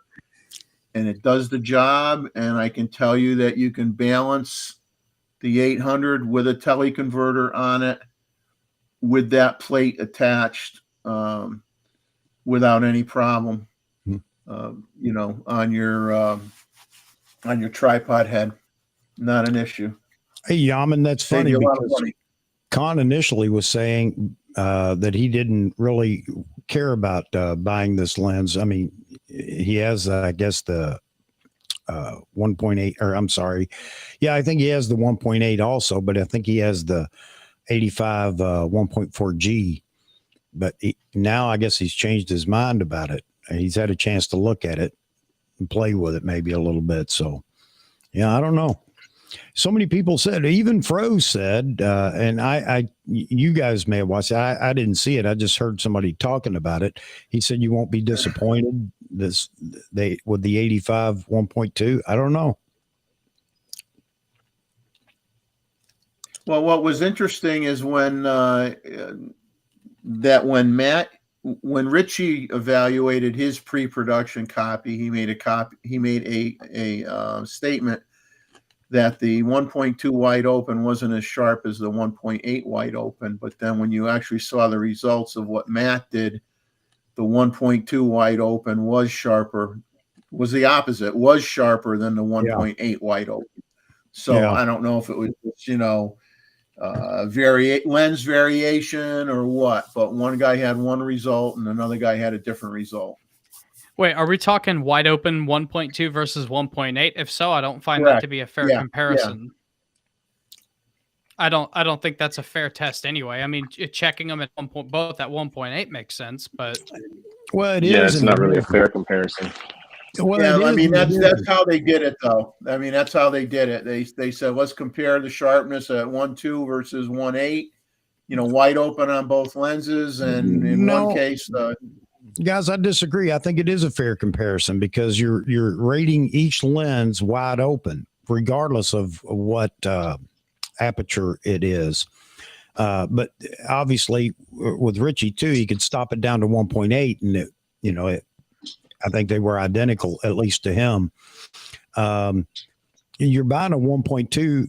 If you're buying a 1.2, you're buying it so that you can shoot it wide open from time to time. The same thing for a 1.8, and you want to know how it renders wide open. So but like Terry says, do you actually really want it critically sharp at 1.2? I do. Well, because I'm after the background. Actually, I'm after the lens character that you get from the 50. That's sweetness. Yeah, you're trying to separate your subject from the background as best you can, but wide open. But well, no, I agree with you somewhat, Terry. I agree because I'm not, and that's why I wasn't worried when Richie said that it may not be as sharp wide open as the 1.8 is wide open. It really doesn't matter because I think sometimes sharpness just gets way overblown for some of the things that we're shooting. And I guess part of the reason I don't think it's fair is because I would actually be astonished if the 85 1.2 was sharper at 1.2 than the 85 1.8 is at 1.8. Like I would find that to be almost impossible. But that's why I kind of don't think it's fair. It's like, I guess you can't get your expectations too high, because traditionally it's not going to be as sharp. If it is, that would catch me completely off guard, you know. But I see what you're saying. yeah, like, I mean, you know, wide open versus wide open. Yeah, physics would tell you you stop it down to 1.8, it's gonna get sharper than wide open. But these Z lenses, these S series lenses, so far have really been like absolutely crazy in terms of being super sharp wide open. I don't know what magic they're doing, but it's really, really, really kicking butt. I don't know. It's definitely interesting. Yeah, I hear you, Hero. But the thing about it is, you know, how sharp is sharp? I mean, does it have it's to all be relative. Yeah, so you're right. It shouldn't be blurry at 1.2 in the center. I agree with that 100%. But I don't know when is sharp enough? I don't know. I'm wondering how many people. I mean, I guess I thought, and I talked to Mozman about this one night. We were BSing on the phone, and I'm like, gee, I thought that originally they were talking about putting that defocus option on the lens, you know, but it never happened. I'm actually kind of glad for that, because it'd make it more expensive. And what exactly are you trying to defocus at f1.2? Your subject. He clarified. Okay, 3K sharp. Maybe that's why it's not sharp at 1.2. It's just got the defocus built in. Yeah, it's a defocus. They took the control away from you. That's funny. Well, I guess we'll know soon enough. This thing starts shipping. We'll get to play with it and see. Gustavo's trying to get coyote pictures at 5 a.m. Good for you, man. Wow. Guys, I might have to hop off of here. The dog is bugging me about going out and taking medicine, because medicine equals slices of ham. And that's what she's really after. Okay. All right, Zach. Man, I like the studio, and hadn't said that yet, but here you go with that multi-camera angle. I like that. Well, that's only, I actually hate the quality of the Mac, but my battery died in the middle early on in the stream. And unless I exit out and come back in, it's not going to recognize the Nikon web utility. So I just left it like this. Oh, your audio sounds So you're in your studio now, not at home, right? No, I'm at home. I actually just moved out of the studio today. I moved everything today. Oh, you did? That's his new home studio. Yeah, I went all out. You guys can't see it, but I've got an entire wall of sound foam, and I've got pictures, like my favorite pictures that have always been back here. I got those buried in the foam, and over here we just have the patches, because really all you need is like, 30%. But yeah, I like it. It looks much better on I don't have any videos out yet, but I did some testing earlier, and in the actual videos, basically all the colors and stuff are going to be on a darker, right? And it's more of just me illuminated. It looks super, super cool. Yeah, and this mic is brand new. This is the first time I've had it. Did the church next door run you out of town, or was it just the studio space itself? Yeah. How do you know that there's a church nearby? I saw somebody's comment on one of your videos. Oh, yeah, I think that's a guy that lives here in town. What was your question about the church? I just didn't know if they ran you out of town or if there were other reasons for closing up shop. No. Actually, what's crazy is across from where I live, there's a Lutheran church, and then the Church of Nazarene is next to the studio. But they have no idea what what was going on. I blacked out the windows, so I'm sure they probably assumed something sketchy was going on, but it's really not. And you got to remember, Z-Way, that your life is an open book, and Mozman is a computer guy. He has access to your whole life right now. You just don't know. But to answer your question, Greg Wilson, Nature Photography, I did just get into the studio, but I shifted. It'll take too long to explain, and the dog is getting obnoxious. But she's just so darn cute. long story short, all of my revenue streams that I set up kind of got like either undercut or screwed in some way. And honestly, I didn't like the aesthetic of the background of making my YouTube videos in there. I like this aesthetic much better. And also, in the future, there's a better chance of me getting into a much nicer space with my videographer and a guy that he does marketing with. And so that's kind of something that's being talked about right now. But for now, I like this aesthetic. That place turned into a zero revenue thing, and I just didn't like how it looked, right? So it was like I don't know how to explain it, but it wasn't happening there, you know? And I actually realized I did one senior photo shoot for a friend, and it took me like 5 days to, I did it for free just because it's a longtime friend, but it took me 5 days to like convince myself to sit down and edit it because I remembered how much I hate doing work. I like shooting what I like to shoot, you know? So I would have been miserable anyway. But on the flip side, I would have been out this month anyway, because the agreement was I was on month to month with my rent under the terms that if somebody wanted to rent the entire space, because there was 2 different addresses connected by a hallway. If somebody wanted the whole space, I had to get out. And that's how I got on month to month. And so literally after I called the landlord and said, hey, not digging it here, it's not working out here, he's like, oh, sorry to hear that. Literally like 2 days later, he said, hey, how soon can you get out? I got somebody that wants the whole space. So it would have been this month anyway. So yeah, I think it was one of the your first universe videos working. when you were in there, and I don't want to take away time from your dog, but it was one of the first videos when you were in there that I think you knocked over a light. And I was just like, I was sort of thinking like this, Yeah. it's a nice space, but it's probably not big enough for lighting. It was actually big enough for light. I could fairly comfortably work with 3 lights. But I would have liked it to be a little bit wider because it was kind of a task getting taller. Like it needed to be just a little bit wider and a little bit taller because basically just slightly like 5'9" models that were like 5'9". It was a constant battle with me being short, not getting the top bar of the backdrop. So, and then the width too, like I'm constantly painting out bars on that. So I learned a lot by getting into that space, and I know what a better space would be.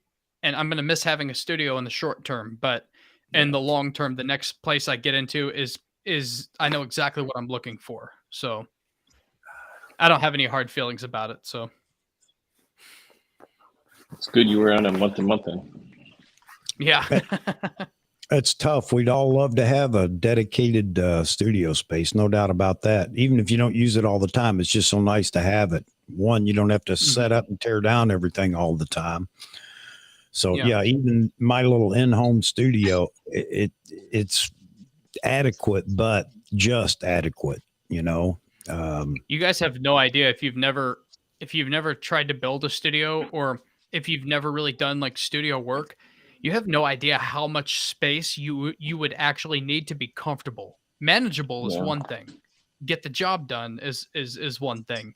But to be comfortable, to not be smacking the wall or maneuvering the tripod foot of the light stand to get just a little bit more like around it. I mean, you need a lot of space to be totally comfortable. Yeah, I mean, you want to keep your stands up and your modifiers up and all that stuff. Yeah. Yep. That's a fact. All right, guys. Well, that's about it for me. I'll let the dog out. She knows it too. She can sense it. Chuck, thank you for having me. No, thanks for being Moz, here, man. good to see you. Jeff, good to see you too. Chuck, I'm indifferent on how I feel about seeing you, but I'll lie and say good to see you, buddy. And it's always a pleasure. And tonight was March 11th was the last time we saw Z-Wade. March 11th. On this stream, anyway. Yeah. Yeah. All right, guys. I'm out of here. Everybody in the chat, thanks for being involved. Thanks for being vocal. It's nice to see everybody. I recognize pretty much everyone, and we'll see you on my channel. I'm Z8, the Z8, and Z8 Photo. Cut Stay his mic, sharp, Chuck. YouTube. Yep, there you go. Cut it. All right, Z, man. Later, yo. Take care, buddy. You too. You'll get a bill for $19.95 for that advertising blip. There you go. Bye. Later, everyone. Yeah. See you, Zach. Here's a comment talking about the 85 compared to the 105. And I just heard from somebody today that told me that it's going to challenge the 105, the new 85 will. So be curious to see how that, if that happens. And anyway, somebody that was out at WPPI and got a chance to play with it himself, and compare it to the 105 that they had there. So interesting. There's a 135 on the roadmap now, isn't there? Yeah. Which of course, which of course is what I would I'd like that as well, I think, but I'm not going to start saving tons of money for it until I actually see it, because that's one, it might be one of those lenses that I'll just fall in love with after the fact, but I knew I wanted the 85. I'm not going to save for the 135, but it sounds interesting. Only reason for that is because, you know, that's an outdoor lens for me, period. It's just too long for me to use in the studio, my little studio. So, but yeah, it sounds pretty interesting though, doesn't it? 135 millimeter. Watch them come out with that before the 2-6. Don't get Roy wound up. Well, Roy likes 135, so he'll be all right. Well, you can always adapt the Sony lens onto your Nikon body, correct? Yep. Right. You could always do that. You buy the 2-6 Sony and throw it on the Nikon, and everybody will say, "Why do you got a white lens on your Nikon body?" Get lens coat on it. Yeah. I don't know. I keep reading about problems with those adapters. Those adapters going bad, the contacts in them. Even the second gen, I read a lot of issues with those. Yeah. The 105 f2 DC. I've never even shot with that or seen that lens, Castile. And Roy says, I have white Nikon lenses too. Roy has Nikon lenses in every color. Yeah. He just hasn't shown them yet. Spray painting them white doesn't count.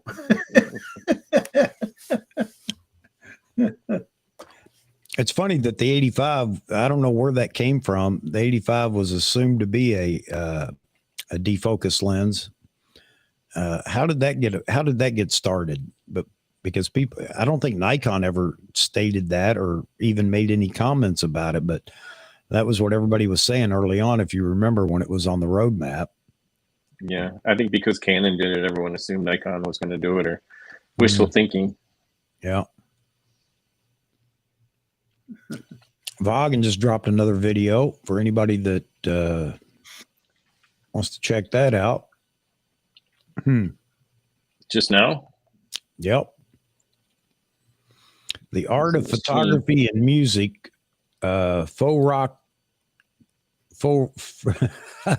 he's coined a new phrase here. Faux rockography go hand in hand. There you go. Have to check that out here in a minute. Oh man. Oh, Sith says he decided to sell his 51.2S. Man. Why, Sith? You just weren't using it, or what's the deal? Am I inviting people to leave the stream, Chuck? No. No, not at all. I think it's just, you know how it is, man. You got to be tough to hang in here for the full stream. It's tough. There you go. There he is. The rock and roll photographer.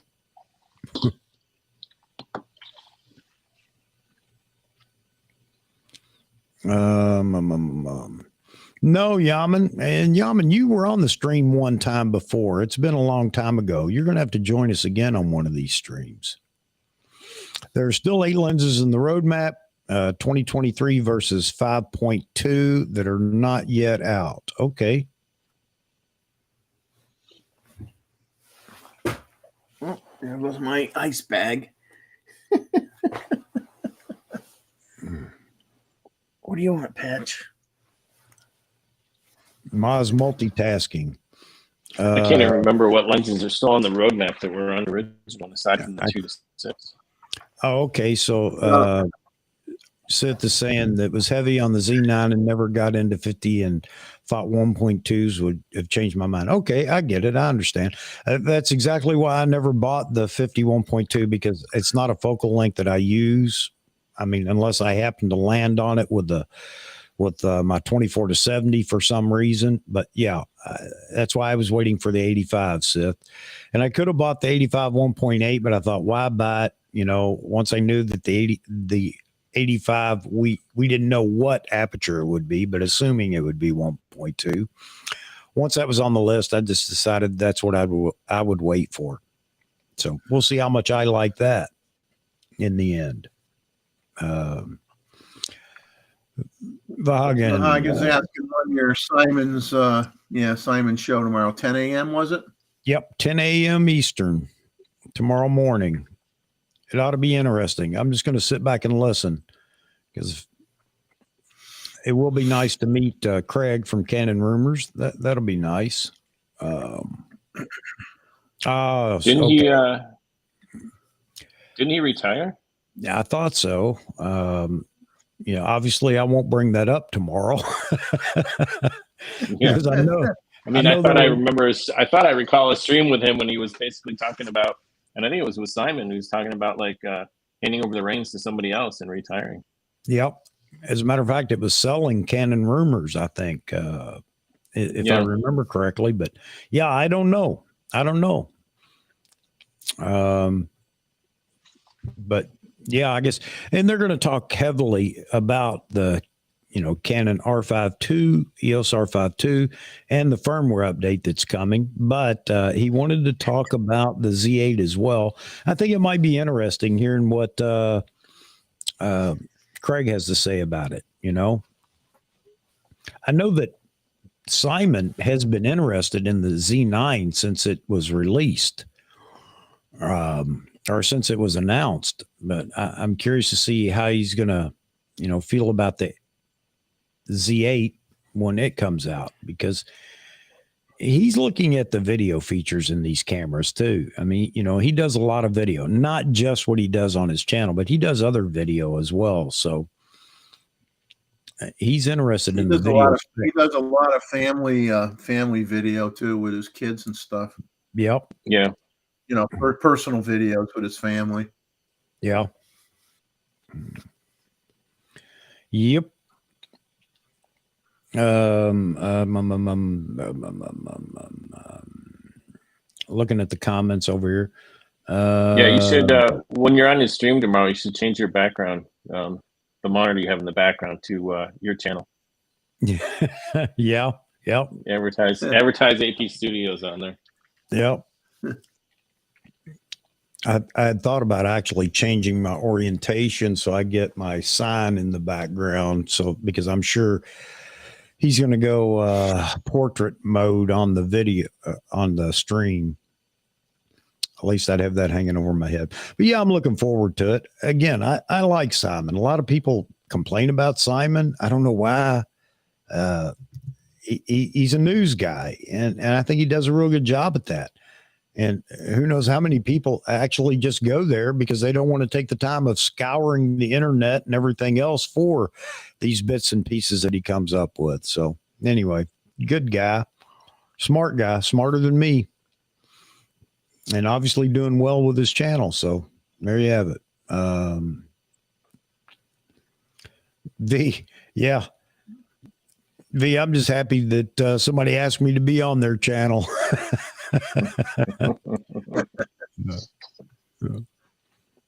I hit, man, the every time I go to hit a comment, it jumps. right as I click. Looking at the, it's interesting. I went on photographylife.com and they had the Nikon Z lineup supposedly updated in March.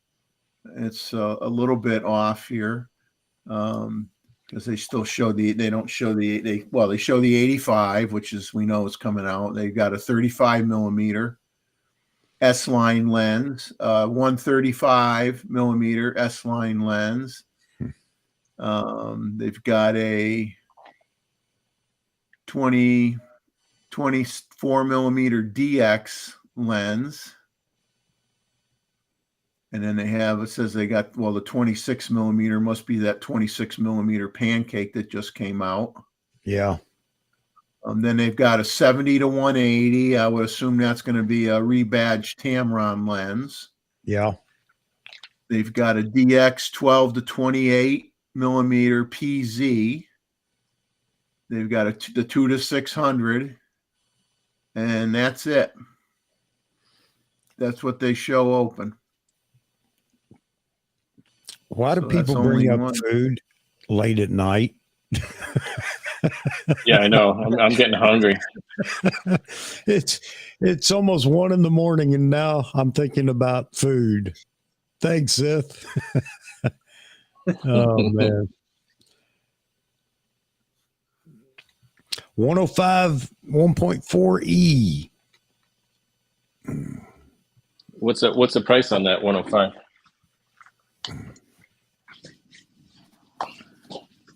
Sorry, I'm just refilling my drink here. Actually, let me mute my microphone.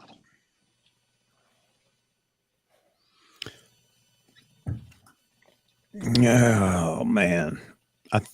He says he thinks $1,300, Maz.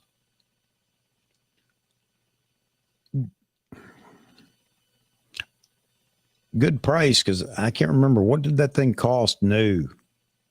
Was it like $2,100 or something? I know I liked it. I liked the idea of it and wanted to try it, but the price was just a little bit too high for me to get it and then find out that I didn't want 105 millimeter.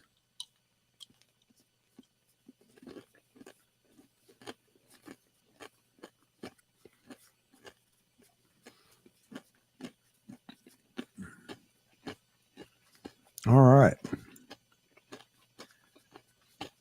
2,100 right now. Yeah. 2,100. Well, he's thinking that it'll be sold for, they'll sell it for 1,300. But yeah. But a new one's 21. Yeah.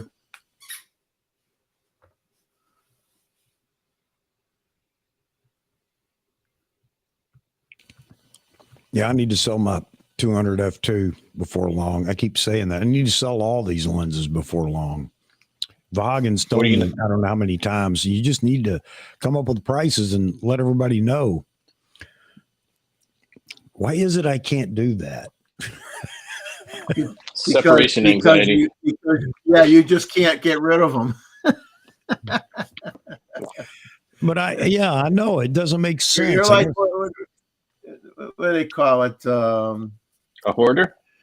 Yeah, you're a hoarder. You're gonna be like on that TV show where they come to your house and they say, "Oh, we got to clear all this stuff out, Chuck. We got to get rid of it for you. We'll take care of it. You know, throw it all in boxes, and sell it." Yeah. They'll have an intervention, a lens intervention. That's just it. I'm not using them at all anymore. I don't know why I'm finding it so difficult. I just need to get off my butt and do it. Hey, Vaughan, where's Abel? I never see him on the streams anymore. I think I saw him once in like the past 6 months. He used to be on here regularly. Roy, you can't have too many lenses. Hey, maybe Roy will buy them off you. Maybe he wants extra ones. Backups. There you go. Of the backups. I need I was going to say, Abel Vaughan and I rocked the van surfing competition. We were 3 shooters there with 3 Z9s on the table. Yeah. Greg, I'm selling it because I just don't use it. And I'm going all mirrorless. It's S lenses and mirrorless bodies. I guess I got frustrated because evidently my FTZ adapter something's wrong with it. And I only just figured this out because I actually took the lenses and mounted them to the D500 and they work fine. So it has to be the FTZ adapter. So I could go get another FTZ adapter, but I was thinking about doing that. But then again, I thought, am I going to use the 200 f2? If I get the 85 and it really suits me, I think I may be fine with just that. I really do. But yeah, I'm not using it enough. I'm trying to be smarter than I was before. It's just like that 800 PF. I'd love to have that lens, but I know I wouldn't take it out and shoot it enough to make it worthwhile. There are other things that I want, I guess, more than some of these. And yeah, that 200 f2 is a fantastic lens, and everybody's right when they talk about what a fantastic lens it is. That's true. But, all that could change once you move to the south too. Well, that's true. That is true. You might need that 800 to get those Waffle House shots from a distance. Yeah, I hear you. Well, you can get them making the waffles. You can get them making the waffles through the window, man.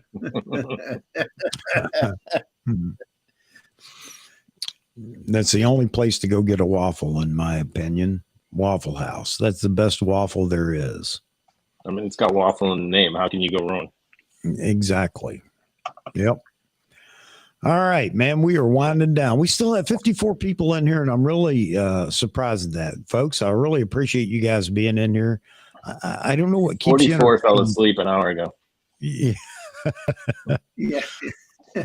But what's funny is with the streams that go this long, or at least with my streams, especially on Saturday night, I see such a turnover of people throughout the stream.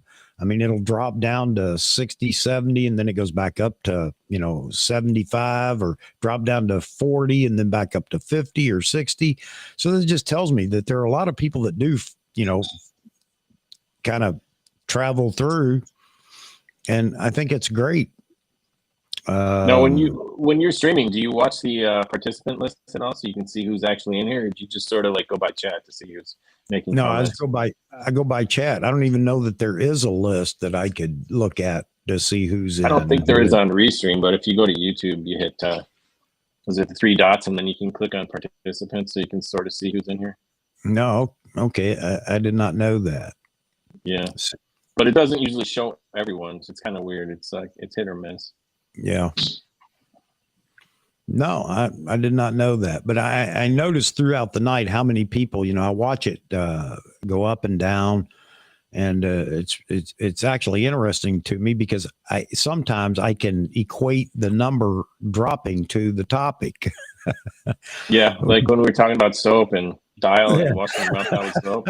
I think 10 people bailed right away. 10 people remember having their mouths washed out with soap, and they left. Exactly. Yes, it's billed as a photography forum, if you will, and then we get on grits and soap and.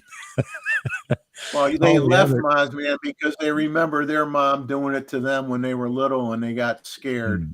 Yeah, exactly. Yeah. So it's childhood trauma right there. They left. Yep. Oh man. All right. I'm going to lose an hour of sleep tonight already because we have to push the clocks ahead. That's and right. it's not, keeps you young. This is true. And it's already, it will be 1 o'clock at least by the time we get out of here. But man, I'm really happy with everybody that dropped in tonight. Glad you dropped in, Moz, and you, Jeffrey. And, again, I don't want to abuse that, but you guys are welcome anytime. Okay. I know before I just assumed such low standards. No, I just assumed it like, hey, Jeffrey's going to be here. And that wasn't right for me to do that. because this does take a lot of time away from what you could be doing. So I appreciate it. And you guys are, again, welcome anytime you want to be in here. And I say this every stream, everybody in the chat, anybody that would like to be on the panel and be live, I welcome you, because that's what makes the channel really. Again, I say that it's just let's all get together and talk about photography. And that's what it is, because even tonight, again, I was talking about photography with my wife, and she goes, okay, that's enough photography. Let's talk about this. You know, so that's what this is for. And I think it was you, Moz, I can't remember, said this is the photography bar. You know, it's like Cheers, where everybody knows Cheers, your name. yeah. Yeah. Everybody just shows up and we just talk about photography stuff and other stuff, you know, making grape jam and eating grits on waffles. And I'm just making all that up. But I was going to say, I missed the grape jam conversation. Yeah, I'm just embellishing what we have talked about. But yeah, that's what it's all about. And again, if people just want to tune in and listen, again, I don't know why, but thank you. Hagen just mentioned the name. You were saying before you couldn't remember the name of the guy with the I see 200 it now. F2, Daniel Venter. Yeah. And I'm friends with his wife on Facebook, and I see all of her posts. So, you know, I kind of keep in touch with them through that. I couldn't remember the name though. Yeah, some of his photos were phenomenal. Yep. Cheers without the beers. Yep. Of course, you can have the beverage of. You can have beer if you want it. Yeah.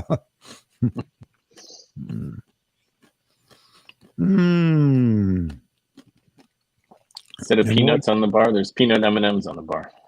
Yeah, peanut M&Ms on the bar. Absolutely.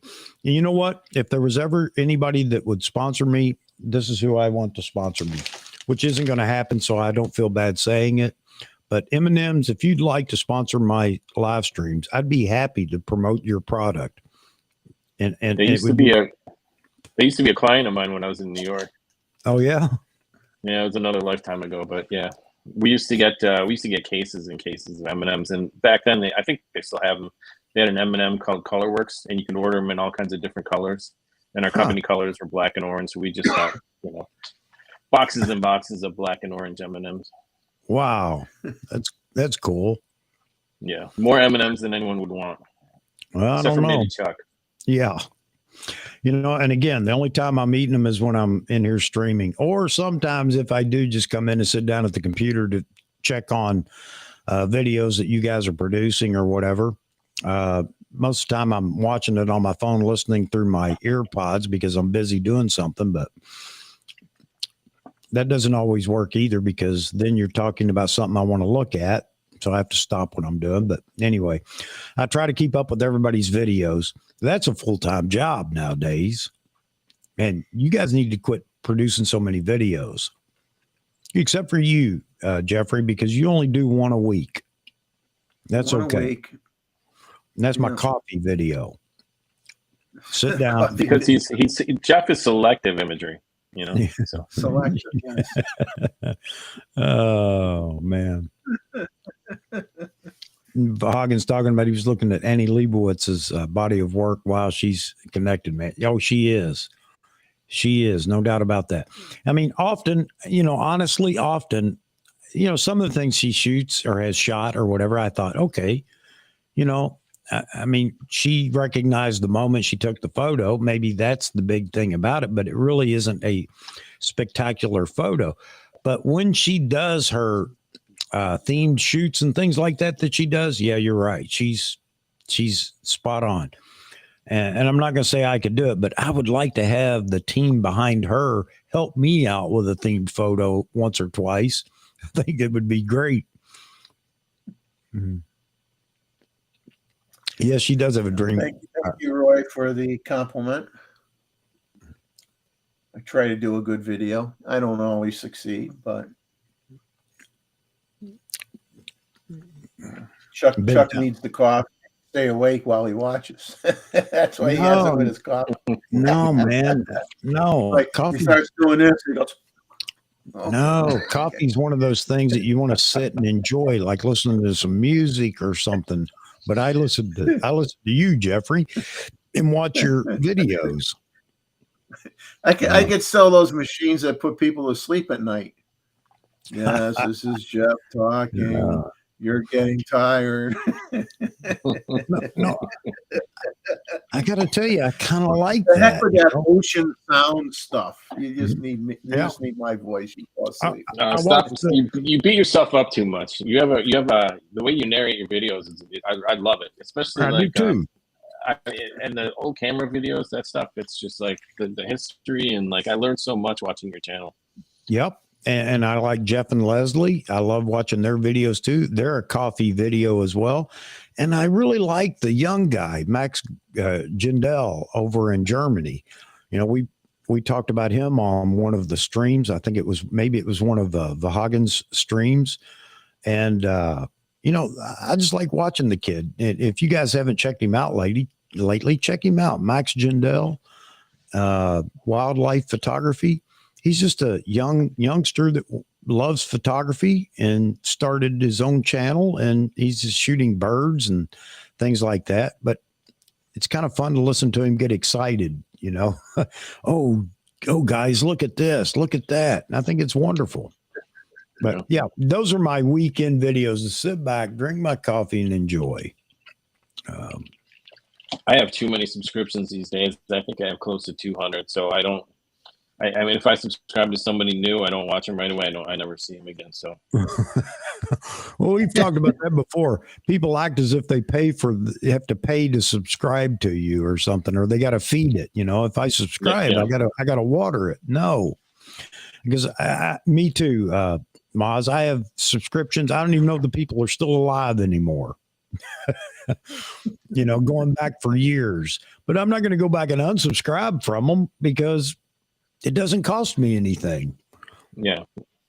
But it's amazing how many people will do that. They got to go clean out their list. Oh, I don't watch that anymore. So unsubscribe.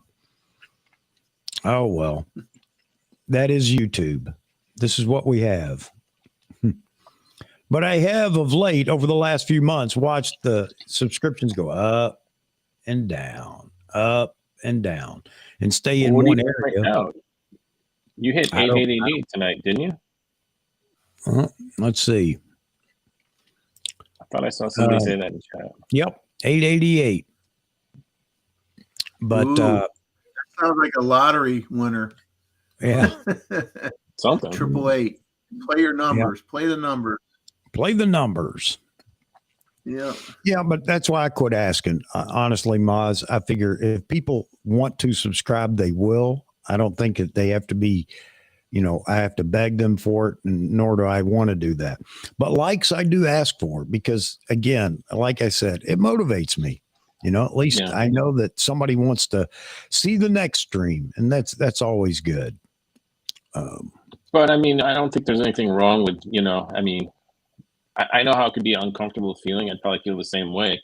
But also, people don't necessarily understand the algorithm. They don't understand what things like unlock for you or any other, you know, YouTuber at 1,000. So, I mean, yeah, but it'll happen when it happens, if it happens, and that's it. And then I have a clear conscience. I mean, I gotta deal with my conscience. You know, nobody else has to deal with that. And like I said, you know, I don't think I've ever subscribed to a channel, and this is just me. This doesn't mean it's everybody, because somebody asked me to. I just decided I wanted to. And sometimes it was before I even watched the video. I just like, you know, something about them and a thumbnail or something. Crazy, right? But hey, that's me. And like you, I've got, I don't know how many subscriptions that actually the nice thing is that from time to time, they'll pop back up and I remember, oh yeah, so-and-so. I haven't seen a video from them in a long time. So I don't know how the algorithm works, because they've been making videos that just for whatever reason, I hadn't seen it for a while. But anyway, no big deal. But, you know, it was nice to see over 100 tonight in the watching. I think that's definitely a first for me. And We just keep plugging away at it. Keep doing what we're doing.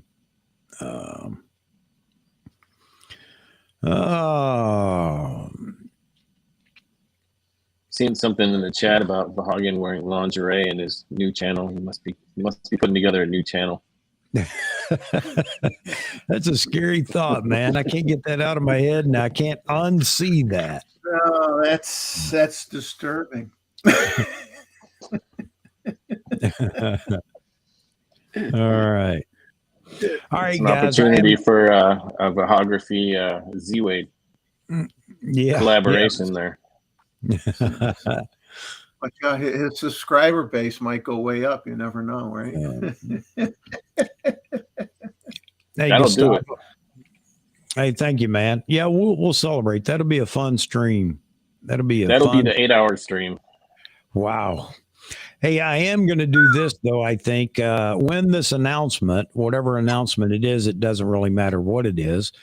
Whenever they do that, Nikon does that, it'll be in the middle of the week, I'm going to do a live stream and simulcast the announcement because I think a lot of that'd be a great time to be live and talk about everything that we learn in the announcement. It'd be fun. So, yeah. Plan on that happening, and that may be in the next 2 or 3 weeks.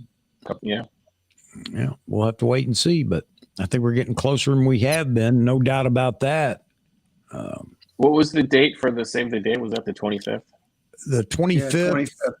The 23rd is when the big meeting. They're having the big meeting at the new Nikon headquarters in their meeting room. They blocked it off for 2.5 hours or something. I guess they're inviting a lot of people in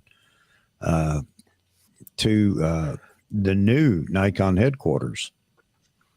Hey, Seth, there you are. I was just talking about you, buddy. Sorry, Chuck. I didn't mean to cut you off. Seth just entered the chat. But yeah, the 25th, the 23rd, we'll have to go live one of those days. Yeah, so we know something's going on. Maybe it's just a new collaboration with Profoto they're going to talk about. Who knows what it's going to be, but I think it's going to be. Take care, Luke. It's going to be interesting. Luke, thanks for coming by. I see you all the time, man. I appreciate you being in here. Yeah. All right. Okay, gentlemen, I think I'm going to pull the plug on it myself. Well, you can leave and we can stay here. We already know that works. You know what? That's funny. You're absolutely right. I can shut the computer down as long as I don't shut the stream down. You're right. That's something we learned, isn't it? That was interesting. Ooh. And the trouble I had to go to get back in to shut the stream down, man. Yeah, you had to log back on through your phone, right? Yeah, I had to use the phone as a hotspot to log in the computer to shut the stream down, or it would have been going for days. I was getting worn down. I know that, man. I was like, I gotta, Doc, save me. Well, I appreciate you carrying on. I didn't know if you knew what was going on or not. I didn't just bail. Shoot, Spectrum bailed on me. Do we really think that a Philippine-centric event is going to be a worldwide release event? No, we don't, Yaman, not at all. I think it's just specifically for the Philippines. I don't know what they're going to do on the 25th, but since there is a meeting on the 23rd in at Nikon Japan, maybe it has something to do with that. Nikon's going to reserve the full-blown announcement for themselves. I don't know where they'll do it at or from or whatever, but I guess we'll find out here in the next few weeks. A lot of people are saying there wouldn't be an announcement because Nikon wanted to reserve this next camera body for the new fiscal year or their new financial year. I shouldn't say fiscal. But that didn't mean they couldn't do an announcement. It's just when the cameras will be shipped or sold. But I think that they've opened the door for us with these meetings that are going to happen or whatever they are, whatever's going to happen. And yes, I wish that somebody would break their NDA and just come out and tell us. But that's pretty selfish of me, telling them to give up their job. I mean, you might have to do a collection for them, you know, if they lose their job, you know. Yeah, absolutely. You'll spill the beans on your show. We'll tell them, hey, all the M&Ms you could eat, baby. Come on, Chuck's show. All the M&Ms you could eat. There you Set go. up a GoFundMe for leakers. There you go. Talking about sourcing, and all these people, these sites rely on sources. I mean, that's basically what they are. Somebody that's going to talk about something they shouldn't talk about. And with NDAs in place and things like that, you know, obviously people are going to be reluctant to say anything in fear that they lose their job at best. At worst, they're taken to task or taken to court and basically prosecuted, because you can be prosecuted for violating NDAs. And, you know, most of you may know that. It just depends on how it's written. But that aside, it's just like Peter, the information that he's put out. If you think that's all he's got, you're wrong. That's all he can talk about at the moment. And there's a reason for that. In sourcing, you can't give away pieces of information that only a select few people would know, i.e., just as an example, the price. If you were to specifically say this camera is going to cost X number of dollars, there's a bigot list at Nikon. Only those on the bigot list know the price of that camera. Very select people. And if that information came out with an affirmative, it will cost this, then Nikon will immediately turn around and go, bring everybody in that's on the list. And they could point a finger. So there's other information that he probably has that he just can't talk about yet. And whoever he's talking to has given him some parameters on, here's something else I know, but you can't talk about this yet. And this is, and a lot of times with sources, they'll say that, they'll tell you that because they want to prove that they do know what they're talking about and they are confident in what they're giving you, yet you can't talk about everything. That's just to prove to you that they are real. So yeah, there's a lot of information that's already out there. And oh, by the way, you know, I love Matt Irwin. Matt Irwin knows, but he's done a very good job of working around it and speaking around it. You know, of course, Richie knows. I would say Grays know. They know something. They may not know everything, but they know something.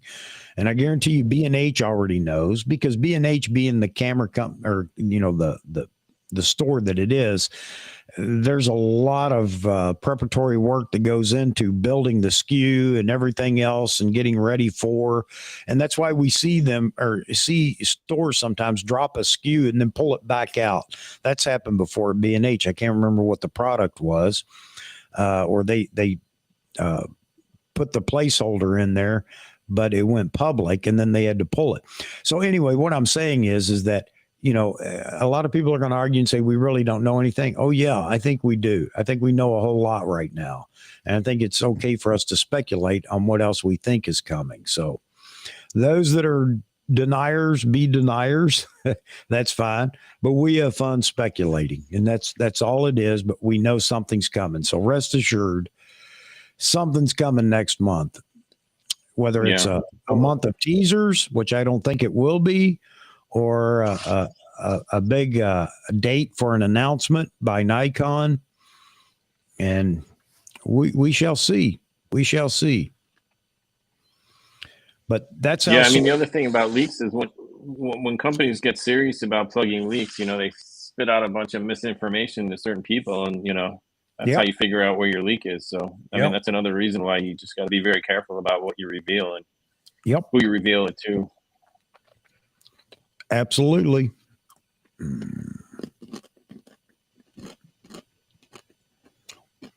Stipend in the mail from me. Yeah, there you go.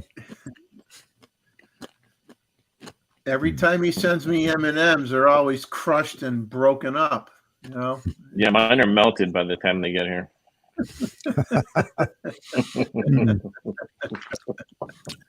I did have somebody send some homemade goodies a while back. I thought that was real nice. Really? You got goodies? Yeah. Mm-hmm. Yeah. That's kind of cool. Not peanuts, but something else.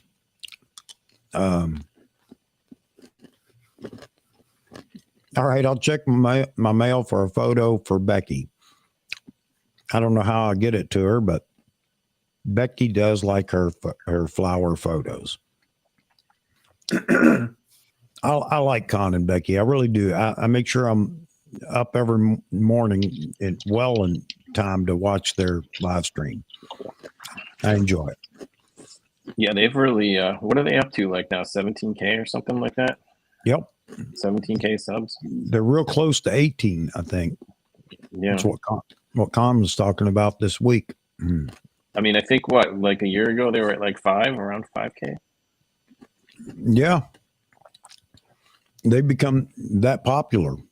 It's pretty amazing. Hey, Nick, companies do that from time to time. They strategically leak a little bit of info because that's marketing also. But only good info. I'm not saying that Nikon's done that with what we have now, but Nikon has been very tight-lipped. I think this is the closest hold information I've ever seen from Nikon. The NDAs must be bulletproof. Yeah, I mean, from what I hear, they've really tried to crank down on leaks. Yep. They want to be able to leak information when they want to. They don't want anybody else doing it. All right, ladies and gentlemen, I am going to pull the plug on this before Spectrum goes out or something, and I have to leave the live stream going for a week. But I really appreciate everybody being in here. Vahagan, you had a link, man. I appreciate you being in the chat, though. You've kept it entertaining, brother. Hey, Vahagan, that 4.5 is not a PF, no. What this is. That's amazing how easy it is for you to pick that up with one hand. That's just testament to what they did on twirl it around like a baton. Doing things in instead of synchronous swimming, we could do synchronous Nikon lens twirling like a baton. There you go. Do you remember that SNL skit? I was going back a ways. Synchronous swimming. Geez. Yeah. Hey, I know you. I know you. All right. Again, ladies and gentlemen, if you haven't already, please leave a like. I appreciate it. Makes me feel good. And we will be back on Wednesday. Maybe Wednesday we'll talk about features in a camera that you don't care about, that you never used, didn't even know they were there sometimes. Because cameras are full of those. I don't know anybody that uses every feature of every camera. But we talked about this the other day, like the power zoom. Does anybody use that? Maybe they do. I don't know. Or, the other features that are really marketing. That's cool. The other features. I tried it for the first time. This past That's week. right. I saw it in your video. You're right. Yeah, for the first time.